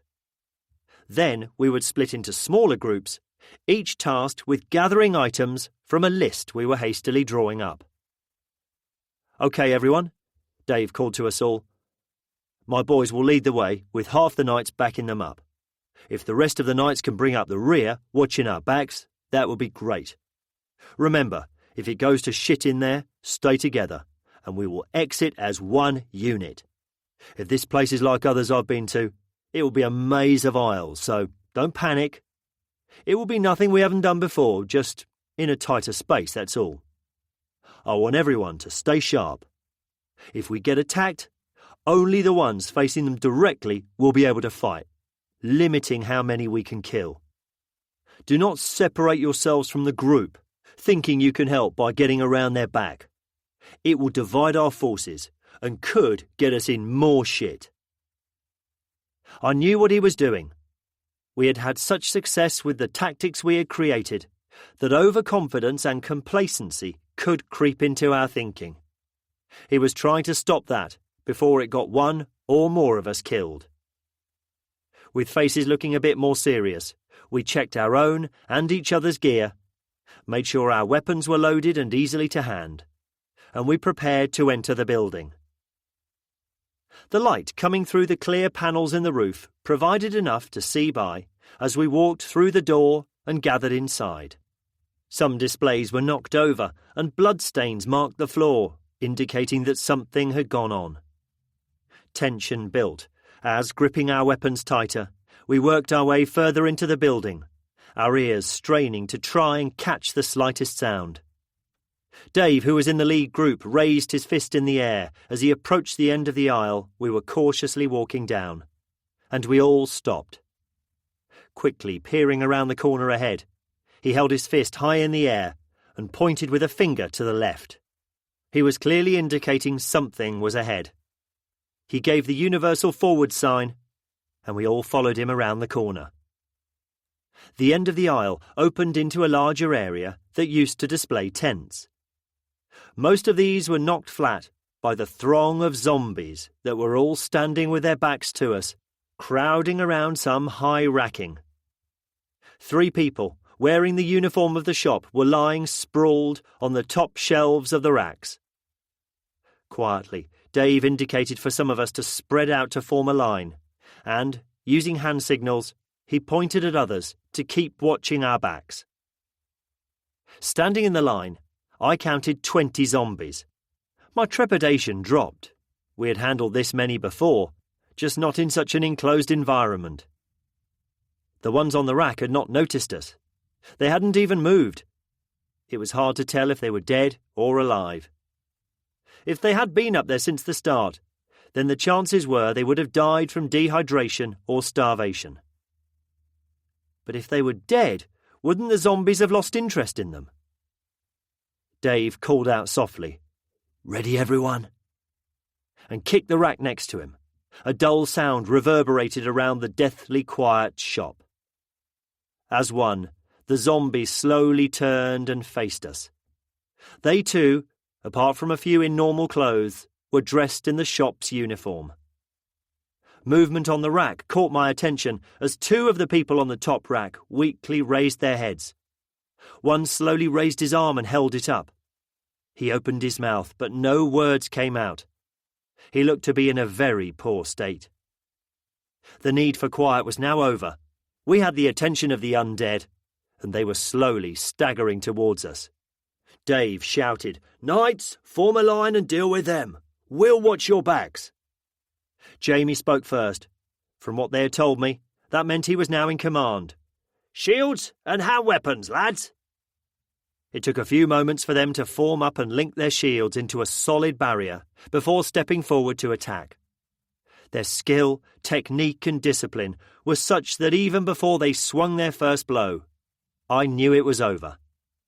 Within minutes, all the zombies were on the floor, blood and brains spilling from the wounds caused by their deadly weapons. They then checked each one was dead.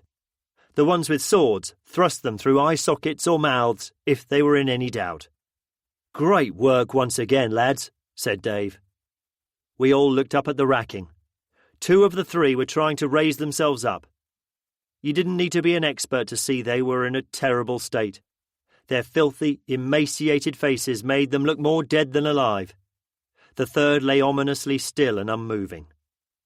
It was clear they were in no condition to help themselves, and we needed to climb up and help them. Dave spread the rest of us out in a cordon, while he and Sean put their weapons down and climbed up the racking. "We need to get them down now," he shouted a short time later. "One is dead, and the other two are barely hanging on." Our mission to gather supplies had inadvertently changed into a rescue mission. The three must have been on top of the racking since the beginning. Escaping from their work colleagues and unable to go anywhere, they had been stuck there. I looked up. For them to have survived, they must have been able to get hold of something to sustain them. Otherwise they would have died of dehydration long ago. Hopefully, if they recovered, we would find out their story. But for now the priority was to get them down and start looking after them the best we could. Dave called down, "Can someone get some rope? I think the best way to get them down will be to tie a rope around them and lower them down." I pointed to the night near me. "Come on, lads, follow me. There must be some ropes in the climbing section. Let's go and find it." With the knights acting as my guards, I cautiously walked through the shop, all the while checking for any stragglers lurking and waiting for the chance to sink their teeth into living flesh. Luckily, finding the aisles deserted, I found the climbing section of the shop. The shelves and racks were filled with all the paraphernalia a climber needed to pursue the sport. Grabbing a few bundles of ropes that were hanging from a hook, we hurried back to the others. Dave and Sean had assisted the two who were still alive into a seating position and were helping them drink from a canteen. The water was already improving their condition, and their movements looked more coordinated. When Dave signalled, I threw the ropes up to him. He wasted no time unravelling the rope and tying a loop around the first one's chest under his arms. With Dave taking the strain, the young man weakly shuffled to the edge and tried to climb down. His strength gave way and he would have fallen, but Dave, anticipating this, had a tight hold on the rope and, slowly feeding it through his hands, gently lowered him into the outstretched arms of the ones waiting below, who grabbed him and lowered him to the ground. Some began helping him, while the others stood ready to help Sean as he began lowering down the young woman he was attending to. Gathering around as they lay on the floor, we could see how close to death they still were. "Let's get them out of here," said Dave. "They're going to need some careful looking after if they're going to recover. It's not just a case of giving them food and water. They look so far gone, they could be in danger of organ failure if we don't get it right." Jim spoke up. "I had some training as part of a disaster relief program once. We got told how to treat famine victims before medical help arrived." "Great, Jim," replied Dave. "I would say these two fall into that category. You're their doctor now. If a few of you could help carry them outside, you can begin nursing them back to health.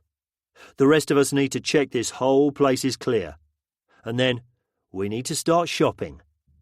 We made some stretchers out of some sturdy signs, and the boys were carried outside and placed into the trailer, where Jim began supervising their care. 20 minutes later we were satisfied that no surprises waited for us in any of the many back rooms the store had, and we began what we had intended to do, and gathered more supplies. There were so many items for us to choose from, all of which we could put to good use, and it was difficult not to empty the whole shop. We did know that we could always raid similar shops in the future, so there was no point being daft, and we only took items from the list we had hastily agreed between ourselves. But the van and the bus still got filled up with sleeping bags, tents, clothing, torches, and many other items we just had to take. I did resist the temptation to take one of the canoes I'd always decided I absolutely needed whenever I had visited one of the chain's shops before. The two patients were responding to their treatment. When I checked on them, between pushing fully loaded trolleys from the store, Jim was carefully assisting them to take small sips from an energy drink. He told me they were doing okay and asked if one of us could get some clothes for them from the store so they could change them out of their filth-encrusted clothes, which were a health hazard. When we had everything we needed, we all boarded our vehicles and continued the journey north. Steve took over Jim's place on Simon's Land Rover. We were now 44 and 2 dogs. Chapter 21. Glancing left as we drove over a bridge that crossed the River Avon, I slowed down, sure I'd seen a boat emerging from under the bridge as we passed over it. I got Dave's attention and he craned his neck to look back and confirmed he could see it too. None of the other vehicles ahead of me would have seen it because it would have been under the bridge as they drove over it. By pure chance, I caught sight of it out of the corner of my eye. Dave told the others to stop and I reversed back up the carriageway, stopping in the middle of the bridge. "Cover me," was all he said as he grabbed his rifle and climbed down from the car, scrambled over the central barrier and ran to the railing at the side of the carriageway. Needing to answer the questions that were coming through the radio, I picked it up and told them what I'd seen, and that Dave was trying to contact them. I was questioned whether I wanted them to turn around and head back. In the time it had taken me to spot the boat, to slow down for Dave to confirm what I'd seen, and to get the others to stop, they had got a few 100 metres ahead of us. Then I'd reversed another 100 metres back along the bridge. I told them not to bother yet. The motorway had been zombie-free for a while. Dave was shouting over the bridge. I couldn't make out what was being said, but he was having a conversation with them. Eventually, he pushed away from the side of the bridge and jogged back over to us. "Tom, get the others back here to form square, please. The boats are mooring, and 1 or 2 of them are coming up to meet us. I told them I would start heading their way to escort them." "Which side are they mooring?" I asked. "I think they're dropping anchor in the middle of the river and using a small boat to reach the bank, if that helps. Why?" "We're in the middle of a long bridge. Surely it would be better to form our square at the end where they'll be appearing," I said, a smile of, "Oh, what a good idea that is," playing across my face. "Smart ass," he replied. "OK, I'll give you that. Just let me go and look." He hopped back over the central barrier and looked down at the river, turned and jogged back to us and pointed towards where the others were waiting. "That way. I'll get the others to start getting into position." Simon picked up the radio as I drove towards them. Before we got there, he turned to Chet and Jamie. "Can you two come with me, please? We'll jump out when they're getting into position, and we'll go to meet them." Sean had moved forward the short distance to the end of the bridge, and by the time I turned up, the others were getting themselves into position around him. Stopping to let my 3 passengers out, I watched them run to the barrier, climb over it, and disappear from view, before pulling into the final position in the square. The news that we were going to meet more survivors had got everyone excited. As soon as the ramp was lowered and doors opened, we gathered in the middle of the square and waited eagerly for them to arrive. Daisy kept Princess on a lead when she brought her down from the trailer.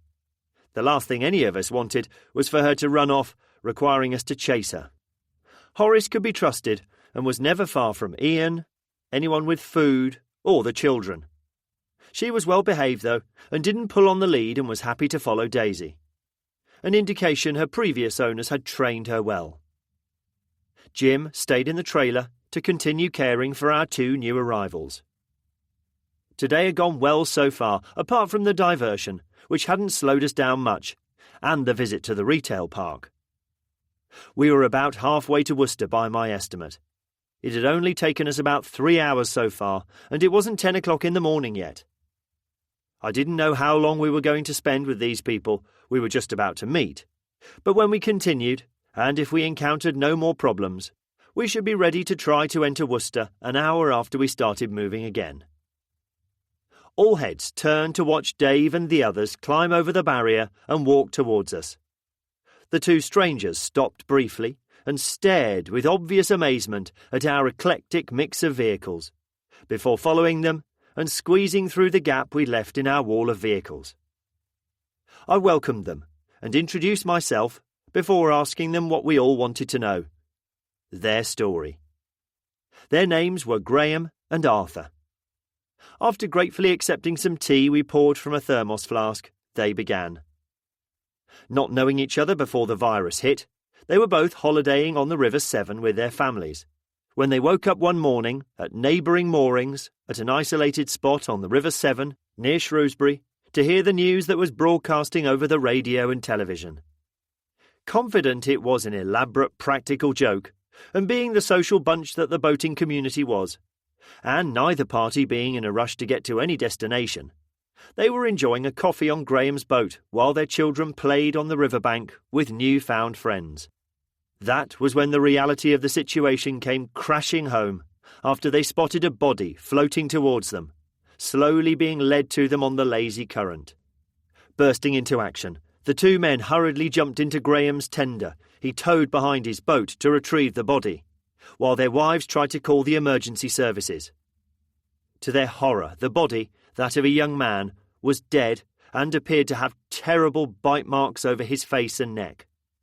They could tell that the injuries were fresh and had only happened recently.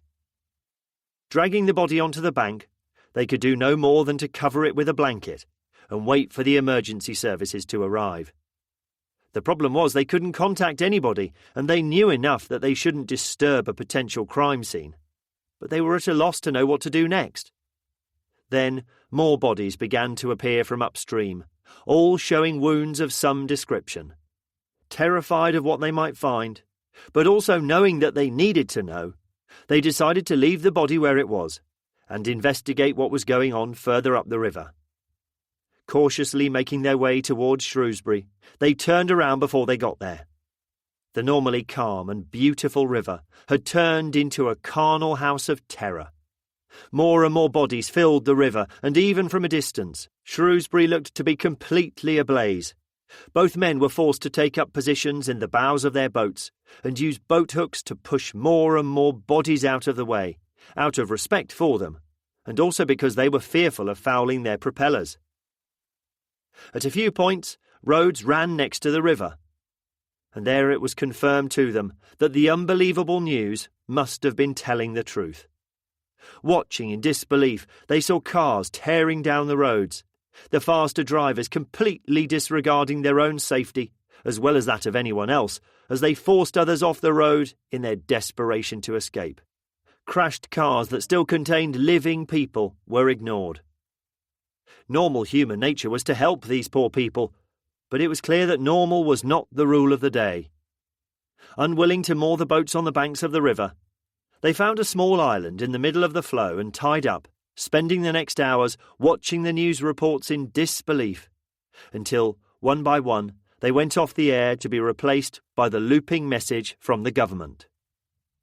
Indecision reigned between the two distraught families, brought together by the horror of what was occurring right around them. They simply did not know what to do next, until the noise of an approaching boat made them run up onto the flybridge of Graham's cruiser. Its engines were roaring as it blasted along on full power, rocking from side to side, erratically as if out of control. It was heading straight towards them. Fearing it might crash straight into them, but not having the time to do anything about it, they scrambled to the sides of the boat and prepared to jump off onto the island, when at the last moment it veered away from them and crashed at full speed into the bank opposite. Its momentum hurled it up the bank, its bow crushed and mangled as it smashed through trees and shrubs, ending up mostly out of the water, its propellers still spinning at maximum revolutions, churning the water, with its engines screaming in protest. Shaken up from the near miss, they looked across at what was left of the once sleek boat.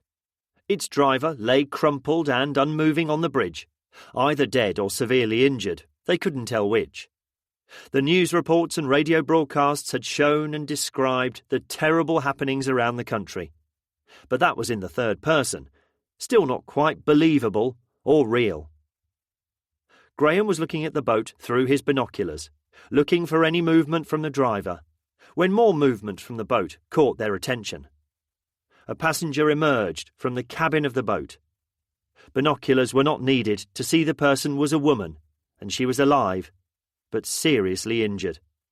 She was covered in blood, and was crawling along the deck, both her legs sticking out at unnatural angles from the knees, obviously badly broken. It looked to the watchers as if she was crawling towards her partner to check on his condition. Eventually she reached him. Graham had the best view through his binoculars, and it was when he threw them down and started retching that they all knew that there was no denying it. A zombie apocalypse had started. The woman was not rendering aid. She was eating him, ripping chunks of flesh from his body and devouring them. In panic, and the urgent need to get away from what they were witnessing, they untied the boats from the trees they'd moored them to and headed back downstream together. Eventually, after seeing more evidence of death and destruction on either bank as they passed close to roads and houses, and fearful of going near the banks at all, they moored at another island to get together again and plan what the hell to do next. Logistically, they were both in good shape. As they were both at the start of their holidays, both boats had enough fuel for a few weeks' gentle river cruising and food to last for the same period. It was where to go and what to do that they had no idea about. The obvious answer, from what they had witnessed, was that the river seemed to be the safest place to be, the land beyond the banks too terrifying to contemplate setting foot on. Setting up a watch rota so one of their group was always on lookout, they remained at their island sanctuary for days, supplementing their dwindling food supplies by fishing and conserving fuel by cooking on a campfire on the island. Constantly monitoring the radio channels, both marine and land-based, for any news, they waited. From their isolated position, they didn't see another living soul. Bodies continually floated past, reminding them of what was happening. But they had no contact with anyone. Their first experience with a zombie was when the lookout on deck spotted what they thought was a live person hanging onto a floating log, weakly thrashing around trying to get their attention.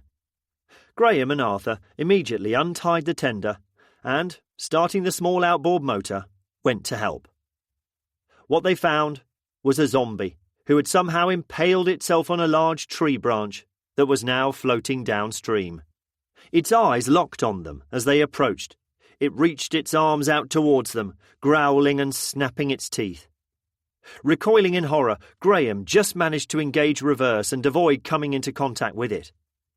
Keeping at a safe distance, they followed the log and its trapped monster, studying it carefully, again trying to comprehend that what they were seeing was real. There was no way the person with the injuries it had could still be alive. Its throat was ripped out, and half of its face was devoid of flesh. And it had a branch protruding through its chest, an injury that would alone have been enough to end its life. When they had returned to the boats and told their families, the children, who had more zombie experience through video game and TV shows, instructed the adults on the best way they knew to kill zombies.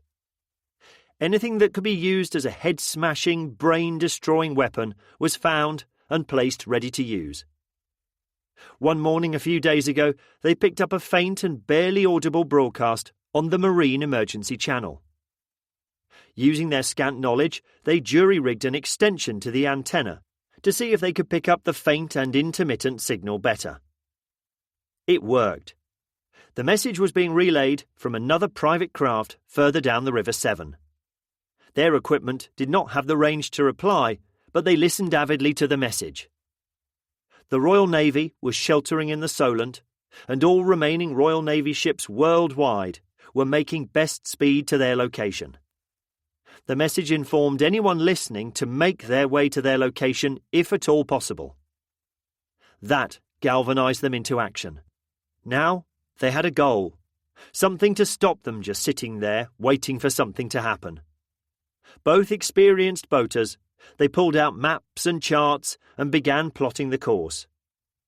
Even though they spent most of their times on rivers, both boats were seaworthy enough to make the journey. The main issue would be fuel. Depending on sea and tide conditions, they would probably need to refill their tanks a few times, and that worried them. Normally, when undertaking such a journey, You would have every safe harbour, anchorage and ports with fuel, water and other facilities mapped and planned. Access to some might be restricted due to tide times and conditions which might alter your choice. But you would always have a safe anchorage to moor your boat if you planned it correctly. Now the tide times and conditions were the only known quantity. Sea conditions and weather, since the weather and shipping forecasts had stopped, would be unknown. It was impossible to know if any of the refuelling points were safe too. The number of unknown factors meant danger. They both knew well enough the normal dangers any sea journey could entail. All the unknowns made the prospect a truly daunting one. Pooling all their knowledge and experience, they reached the conclusion that the best course of action would be to procure enough fuel to render the need to touch land unnecessary. The food supplies could be stretched, and if the weather and sea conditions turned against them, they could drop anchor in one of the numerous coves, bays, estuaries and inlets along the coast, until conditions improved enough for them to continue. Finding enough fuel was the only problem they needed to solve, which is why we had spotted them. Leaving their island sanctuary, they journeyed down the river, intending to try every wharf and boatyard along the route, until they found a safe place to get the fuel they needed. Unfortunately, time and time again, they found every location swarming with shambling herds of what they began calling walkers, after the Walking Dead TV series. Steve stopped them at this point, knowing they'd travelled through Worcester on their journey south, and asked them what they'd seen in the city.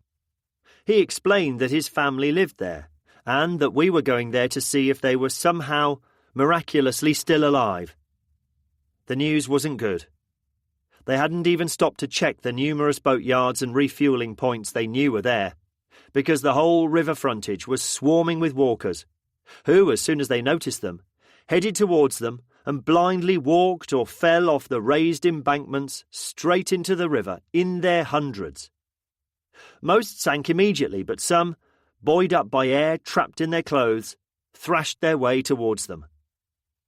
Worcester was the first place they had to resort to killing them, using the sharp end of their boat hooks to stab down into the heads of the ones who managed to reach the sides of their boats. Graham was apologetic to Steve when he described how the city looked to have been ravaged by fires, which they could still see burning in places. Steve listened carefully to the report, trying to hide his emotions, and then he thanked him and asked him to continue their story. By the time they reached Tewkesbury, finding similar conditions at all possible places, they were getting very concerned if they would ever find anywhere safe enough to get the fuel they needed. Running out of ideas, they chose to head up the River Avon, which merges with the Severn at Tewkesbury, to see if that would yield better results. Only this morning, they found a boatyard not far upstream from where we were standing now, which was deserted of both the living and the dead. We'd spotted them as they were heading back to continue their journey, after filling their internal fuel tanks till they overflowed, and then deck-loading as many barrels and containers of extra fuel as they could, without affecting the stability of their crafts too much. By their reckoning, if they maintained a slow, laborious but efficient speed, they should be able to make it. We were now temporarily 52 and 2 dogs.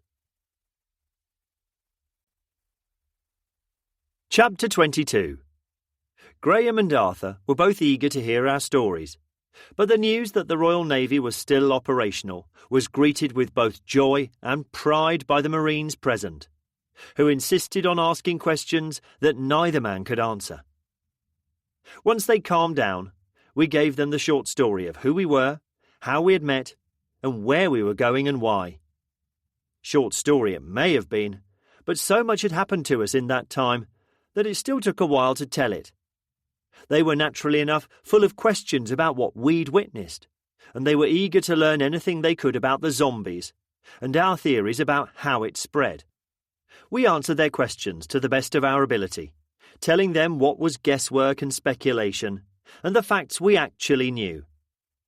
It took Maud to break up the discussions by interrupting us all and saying, It is absolutely fantastic that we have met others, but we're still going to end up departing in opposite directions. So, all of us standing around here chatting is not getting any of us any closer to where we want to be, is it? She turned to Graham and Arthur. What we should be asking you is, what do you need and how can we help you? You've mentioned food. Do you need some? I'll get some of these big, tough men here to ask you if you need any guns or anything because I'm sure we can spare a few. But if you can have a think if there is anything else we can help you with, have a quick think now and let one of us know. Also, your families must be going frantic with worry with you being gone for so long, so one of you should at least wave over the edge of the bridge at them. Maud, as usual, had got it right.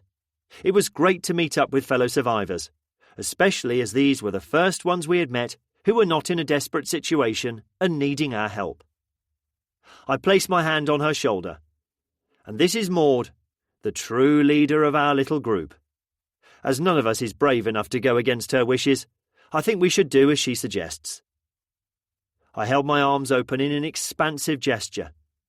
What can we help you with? We have food to spare, and weapons and other equipment you might find useful, so please don't be shy. The shop is open.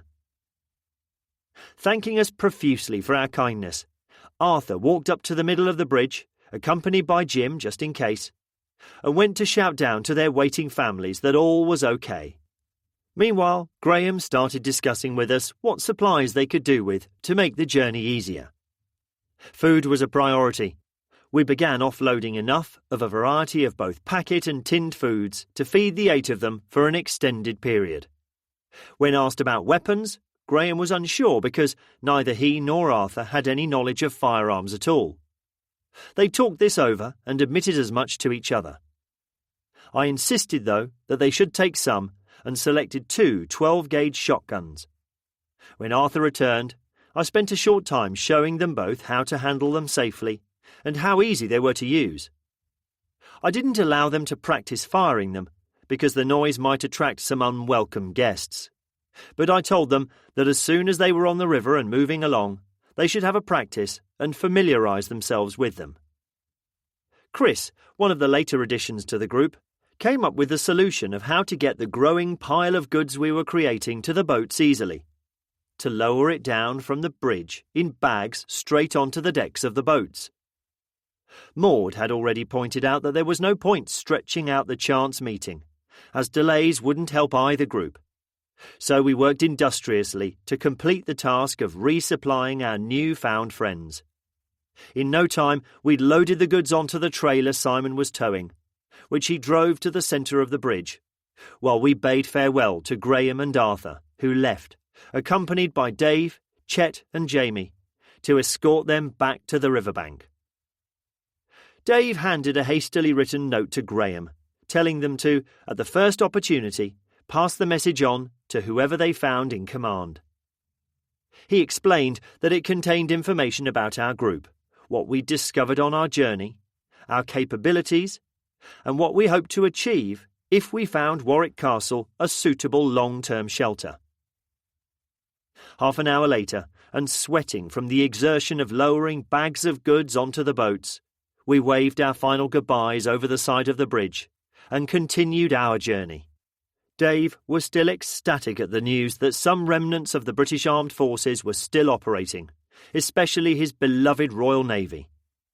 He was imagining how the fight back would begin as soon as the forces gathering in the Solent combined. Personally, I was overjoyed as well. The plans we'd made, and the journey we'd undertaken so far, trying and succeeding to keep my family safe and alive, gathering others along the way, it had all been on the premise that we were doing it alone, that any hope of help from any government and its associated forces had disappeared as the virus spread like wildfire across the globe, eliminating any and all chances of help arriving. Warwick Castle was planned to be our intended long-term refuge, a place to gather enough supplies and where we could shelter behind its walls until it was safe to emerge into whatever world the zombies left behind, when they hopefully, eventually, rotted away to leave only piles of bones as a reminder of their reign of terror. An hour and more destroyed undead later, We drove up the motorway exit to join the road that led straight into Worcester. I was now in familiar territory and knew the roads well from my many visits to the small and beautiful city that Worcester had once been. But even on the outskirts where we stopped, it looked ominous and threatening. Abandoned and crashed vehicles littered the road. Many zombies wandered between them now, heading in our direction as the noise of our arrival caught their attention. The pall of smoke hanging over the city told a similar tale of what we'd witnessed before. And we'd already learned what Worcester was like from Graham and Arthur's description from when they'd passed through on their boats. To me, it looked too dangerous for us to enter, and I could see the concern on Dave's face as he looked ahead. We'd already agreed in principle that we would only try to rescue family and friends if we thought it was safe to do so. But we had made it so far, and the thought of not trying now we were faced with the choice seemed unfair. A case of so near and yet so far. Was it worth risking all our lives to check, though? Waiting, looking at what lay ahead, I could only imagine that everyone felt as we in my car did.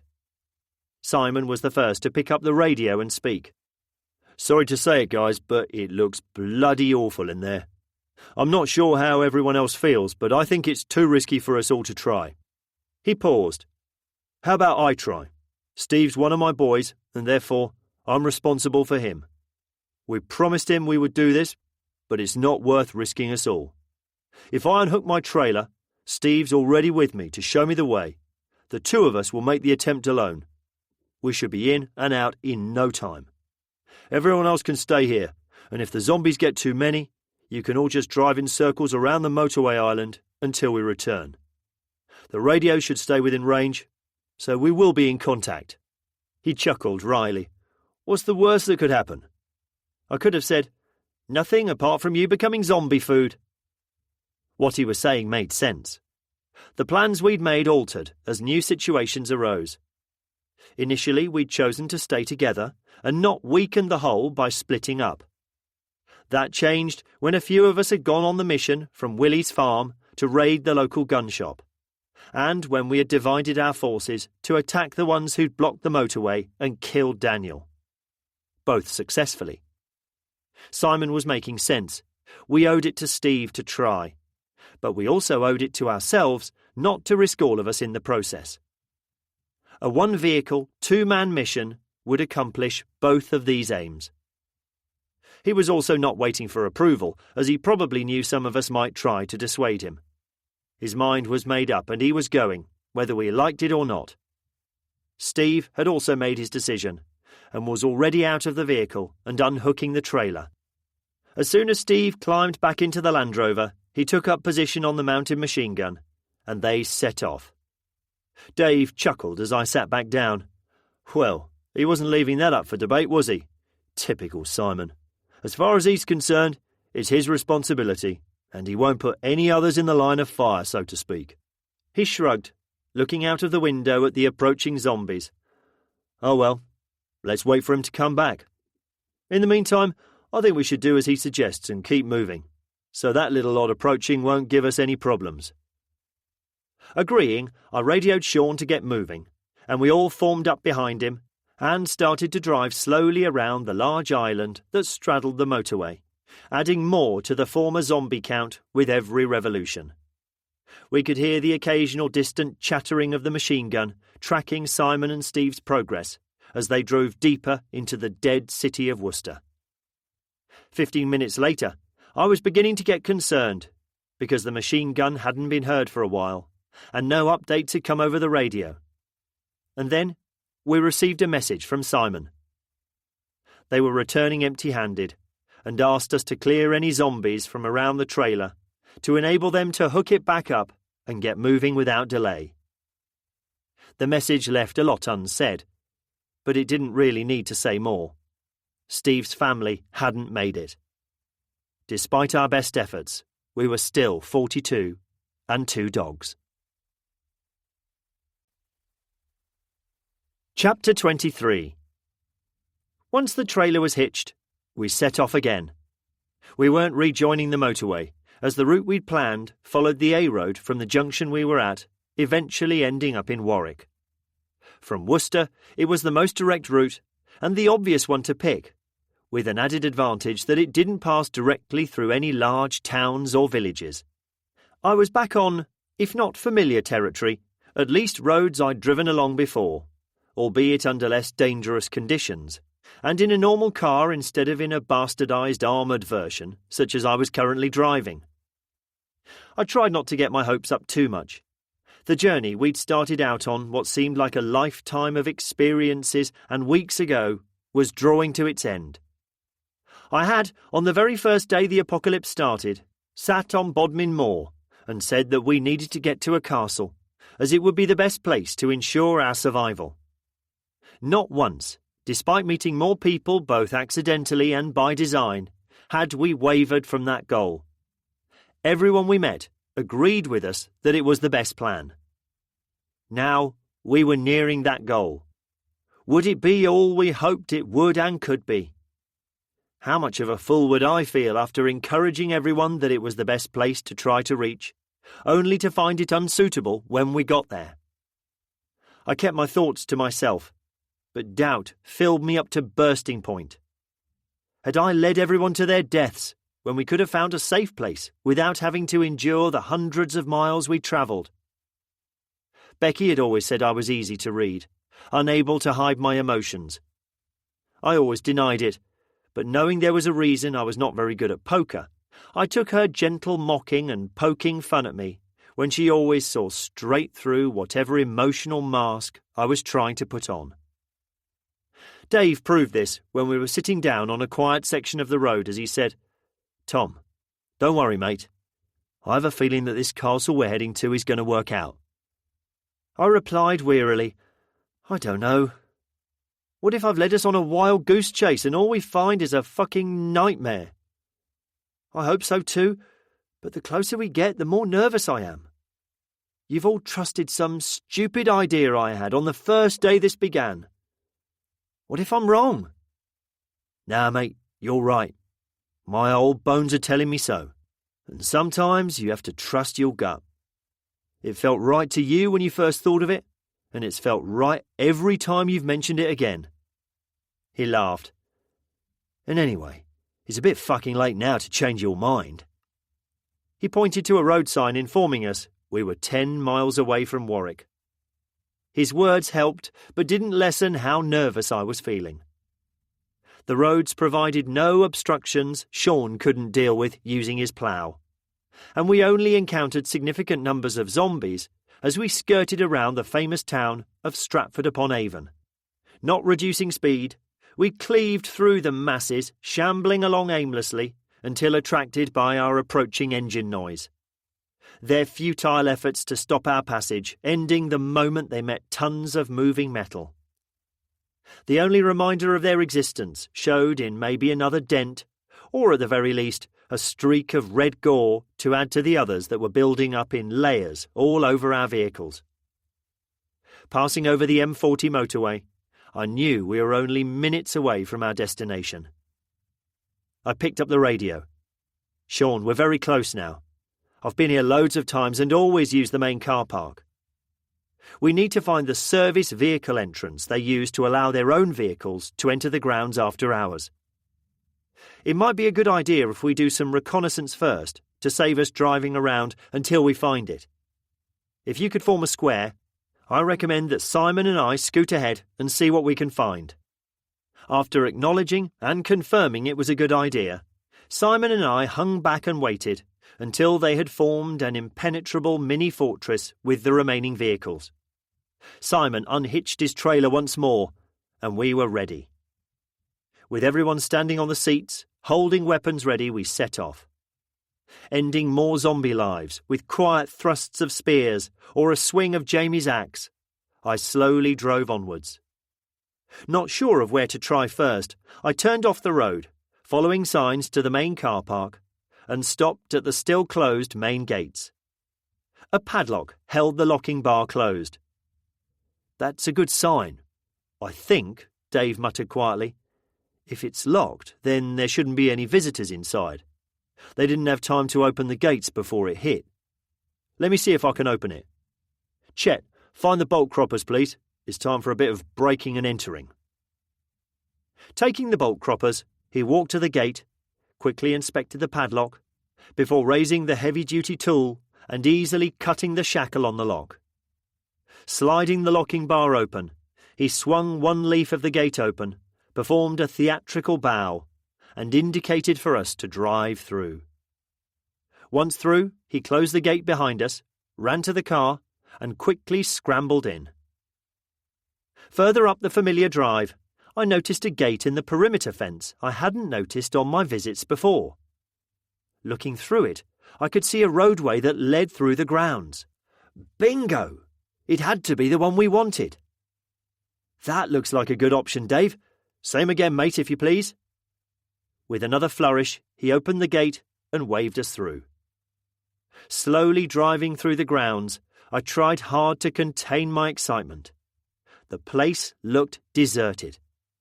Being a major tourist attraction and a site of significant historical importance, it would have a good perimeter fence to dissuade anyone trying to dodge paying the entry fee and to protect it when it was closed. The timing of the virus hitting had, for once it seemed, worked to our advantage. It was closed when the world changed forever, and it never reopened. We still needed to be careful, though, I reminded myself. It would surely have security staff on site 24 hours a day, and the perimeter fences, though difficult to climb, wouldn't stop someone desperately trying to escape by getting over them. We rounded the corner, and the castle came fully into view as we continued up the road. Carrying on, and with Simon following closely behind, we passed what I knew was called the Mound. It was the original site of the castle, built not long after the Norman invasion of England in 1066. The road led straight through a gateway in the main curtain wall. I pulled into the main courtyard, stopped the car, and turned the engine off. Standing on the seat as quickly as I could, I looked eagerly around. Not a soul, living or dead, was in sight. Simon pulled up beside me and turned off his engine and stood up on his seat as well.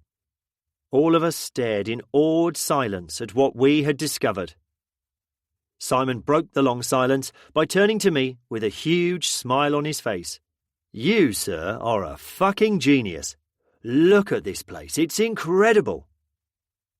He pointed to the gate we'd just driven through and to another entrance, which I knew in its dark depths was the original fortified Barbican-protected entrance. If we can get those closed, this place will be impenetrable. Dave joined in, slapping me hard on the back. And if we can't close them, we can just brick them up. I was far too happy to even try to deny the congratulations being thrown in my direction. We had done it against insurmountable odds. From an idea born from desperation, the reality we had made it was hard for me to comprehend fully.